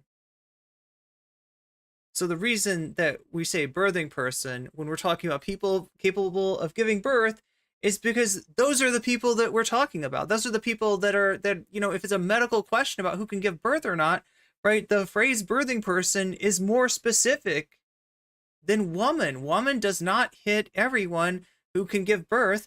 And, you know, and also, you know, there are women who, you know, can't give birth for whatever reason, right? So it's medical language. I don't want to tell you. The question is not about your, you know, your chromosomes or your, or your, you know, gender identity. The question is about reproductive capabilities, right? But Anna wants to make this like that. This is big trans going too far. We're going too far for trans people, and we're losing the idea of what is a woman, right? And you know, it won't be long before she gets there. And like genuinely, I think TYT doing this actively is pushing back trans rights like very aggressively, and is creating an environment that is so much more harmful to queer people because it gives Republicans a lot more leeway to push even further to the right. Let's keep going. And they were just in Benny's ear about how, oh, they weren't. You have to hold okay, Anna I want to be clear. The people that were in my ear about this, because here's the thing, there weren't people in my ear about this. Like, I had a few people who would, like, occasionally send me a message and then be like, hey, Benny, what's up with, like, Anna doing this? Like, why is Anna saying this, right? I would get that occasionally. But the biggest people that were in my ear were my friends and partners, people I hang out with in real life, who I was stressed out about all this. And I was like, why is TYT getting, like, transphobic? Like, what's going on? Like, I thought that this was going to be, like, a good company for me to, like, work with and, like, all these things. And I'm like, I was so confused. So the people that were in my ear, to be clear, were the partners that I was talking to and the friends that I was talking to about this and how this was all stressing me out. And they were, like, supporting me. And they were like, yeah, this is a difficult choice. And, you know, I support you. So this is what I was telling you, is, like, this isn't people talking necessarily to Benny as a content creator. This is Benny being somebody that is in the trans community and is going to hear about this stuff, right? If your job is with TYT News Organization and TYT News Organization is in the news for Anna's freak out about inclusive language, about medically correct language, about, if you even want to sound a little turfy, biologically correct language and, you know, biologically specific language in terms of medicine, which makes, you know, all the sense in the world, then you're going to get some questions, right? And, you know, if you're somebody like Benny and you're trying to be a pick-me and trying to, like, you know, cater to people like Anna Kasparian, then you yourself are going to have some questions. No matter what. You yourself are going to be uncomfortable, right? Just to be clear, those were the people that were in my ear. They're really people who gave me their ear, you know? And TYT is not the place for you. It's a transphobic community. You need to leave. You need to leave. And they were like urging Benny to leave. And I just knew to myself, I thought to myself, if Benny takes their advice, she will have no platform and she will disappear. And none of these people who are encouraging her to leave give a damn about her. They're not going to follow her to wherever she's going to, do a show or launch a YouTube channel. This is their little cause right now. They think they're in a war and they're pretending like they give a damn about Benny. They don't give a damn about Benny. Look, here's the thing, okay? To a certain extent, she's right, okay? Like, let's just be real. To a certain extent, she's right. But she misunderstands something, and that's that I'm a grown adult. I knew that quitting TYT would probably, really nerf my, media career, right? I knew that there probably wasn't, a ton of news companies that would be, desperate to hire a trans woman. There probably weren't, especially with me, I don't really do much with my voice, okay? So, I knew that there wasn't going to be a ton of companies that wanted to, hire a trans woman, especially in this political climate and stuff like that. And so, yeah, I don't know what to say, other than just, it wasn't the smart career move in terms of what would financially benefit me, but I just actually care about the way trans people are being represented, and I didn't want to I didn't want TYT to be able to say oh, we can't be transphobic, we have a trans host, right? And so oh my god, worth it to me because I actually just care, right? So this wasn't me making a smart power. So Chad, if I were to cut this up with my response to Anna Kasparian's interview with Iced Coffee, right? We could put it's literally Benny's saying, all the things that I mean, I don't know. This is it's a 1-to-1.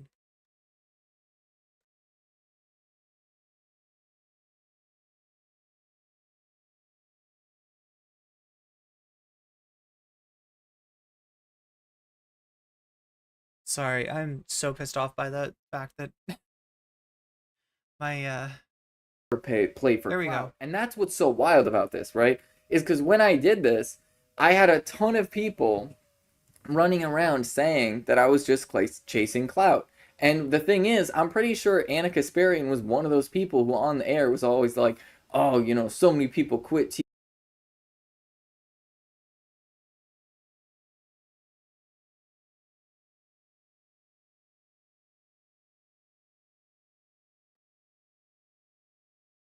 TYT and they try and cancel us and use that to build their platforms and stuff like that. And I'm like, bestie, that's not what I'm doing. I stopped talking about TYT basically 2 days afterwards. I said what I needed to say and then I was done with it, right? They're the ones who keep talking about me. And I'm not like some desperate clout chaser that's here to just get attention and all of these things. And that's what they were painting me out to be as. Now Anna is saying that, oh, I just felt so bad for her because I knew she was going to fall off the map. And, the truth is, I'm not this helpless person that has no idea what I'm doing in the world. I knew quitting TYT would, take a huge hit to, my viewership in a lot of ways. It would take a huge hit to the way that my, platforms would grow and stuff. But, I don't care. It's not worth it to her to be used as a fig leaf by TYT.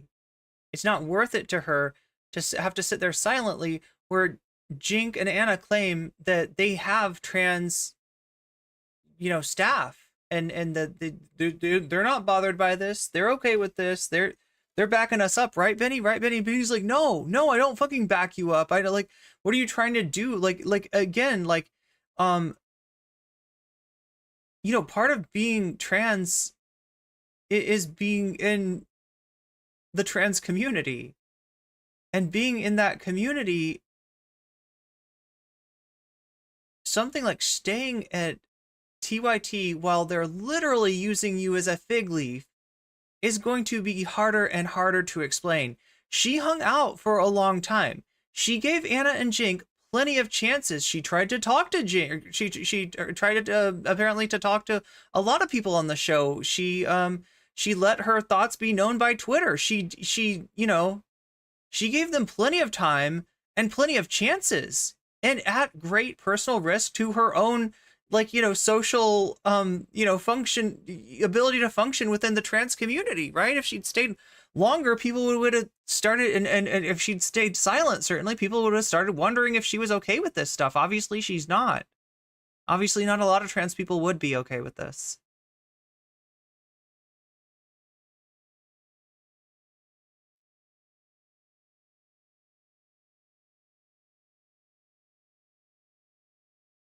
That's not what I was like here for. I was never here for like, oh, I desperately want all the attention and stuff like this.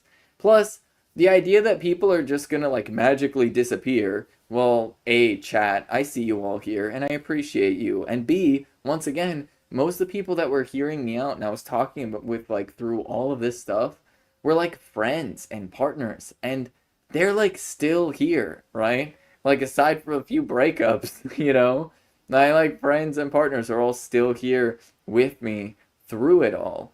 And so like, I don't know. Like I still have like a really awesome, supportive, loving community of people that are still on my side. I also have like a bunch of internet friends that I still hang out with and am around, and we chat all the time. And a lot of those people, once again, were also the people that like supported me through all this. And I have new friends that reach out to me and support, that I still talk to after all this. So like, the crowd of people that were on my side and like correctly calling out the transphobia coming from TYT are very much still around. And like I get that like some people are gonna forget about me, but like who cares? Like it's not my job to just be remembered by everybody, and not even job, but like why would I care? Why would I care if like every random person in the world like knew who I was? That sounds exhausting. You know what I mean? And so another thing I will say is this wasn't just about the birthing person thing. One of the reasons why I left is because like she literally was just spreading misinformation about trans youth, right?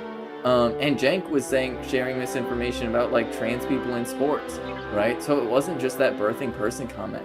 It was the real material harm by like Anna Kasparian and Cenk Uygur both saying untrue things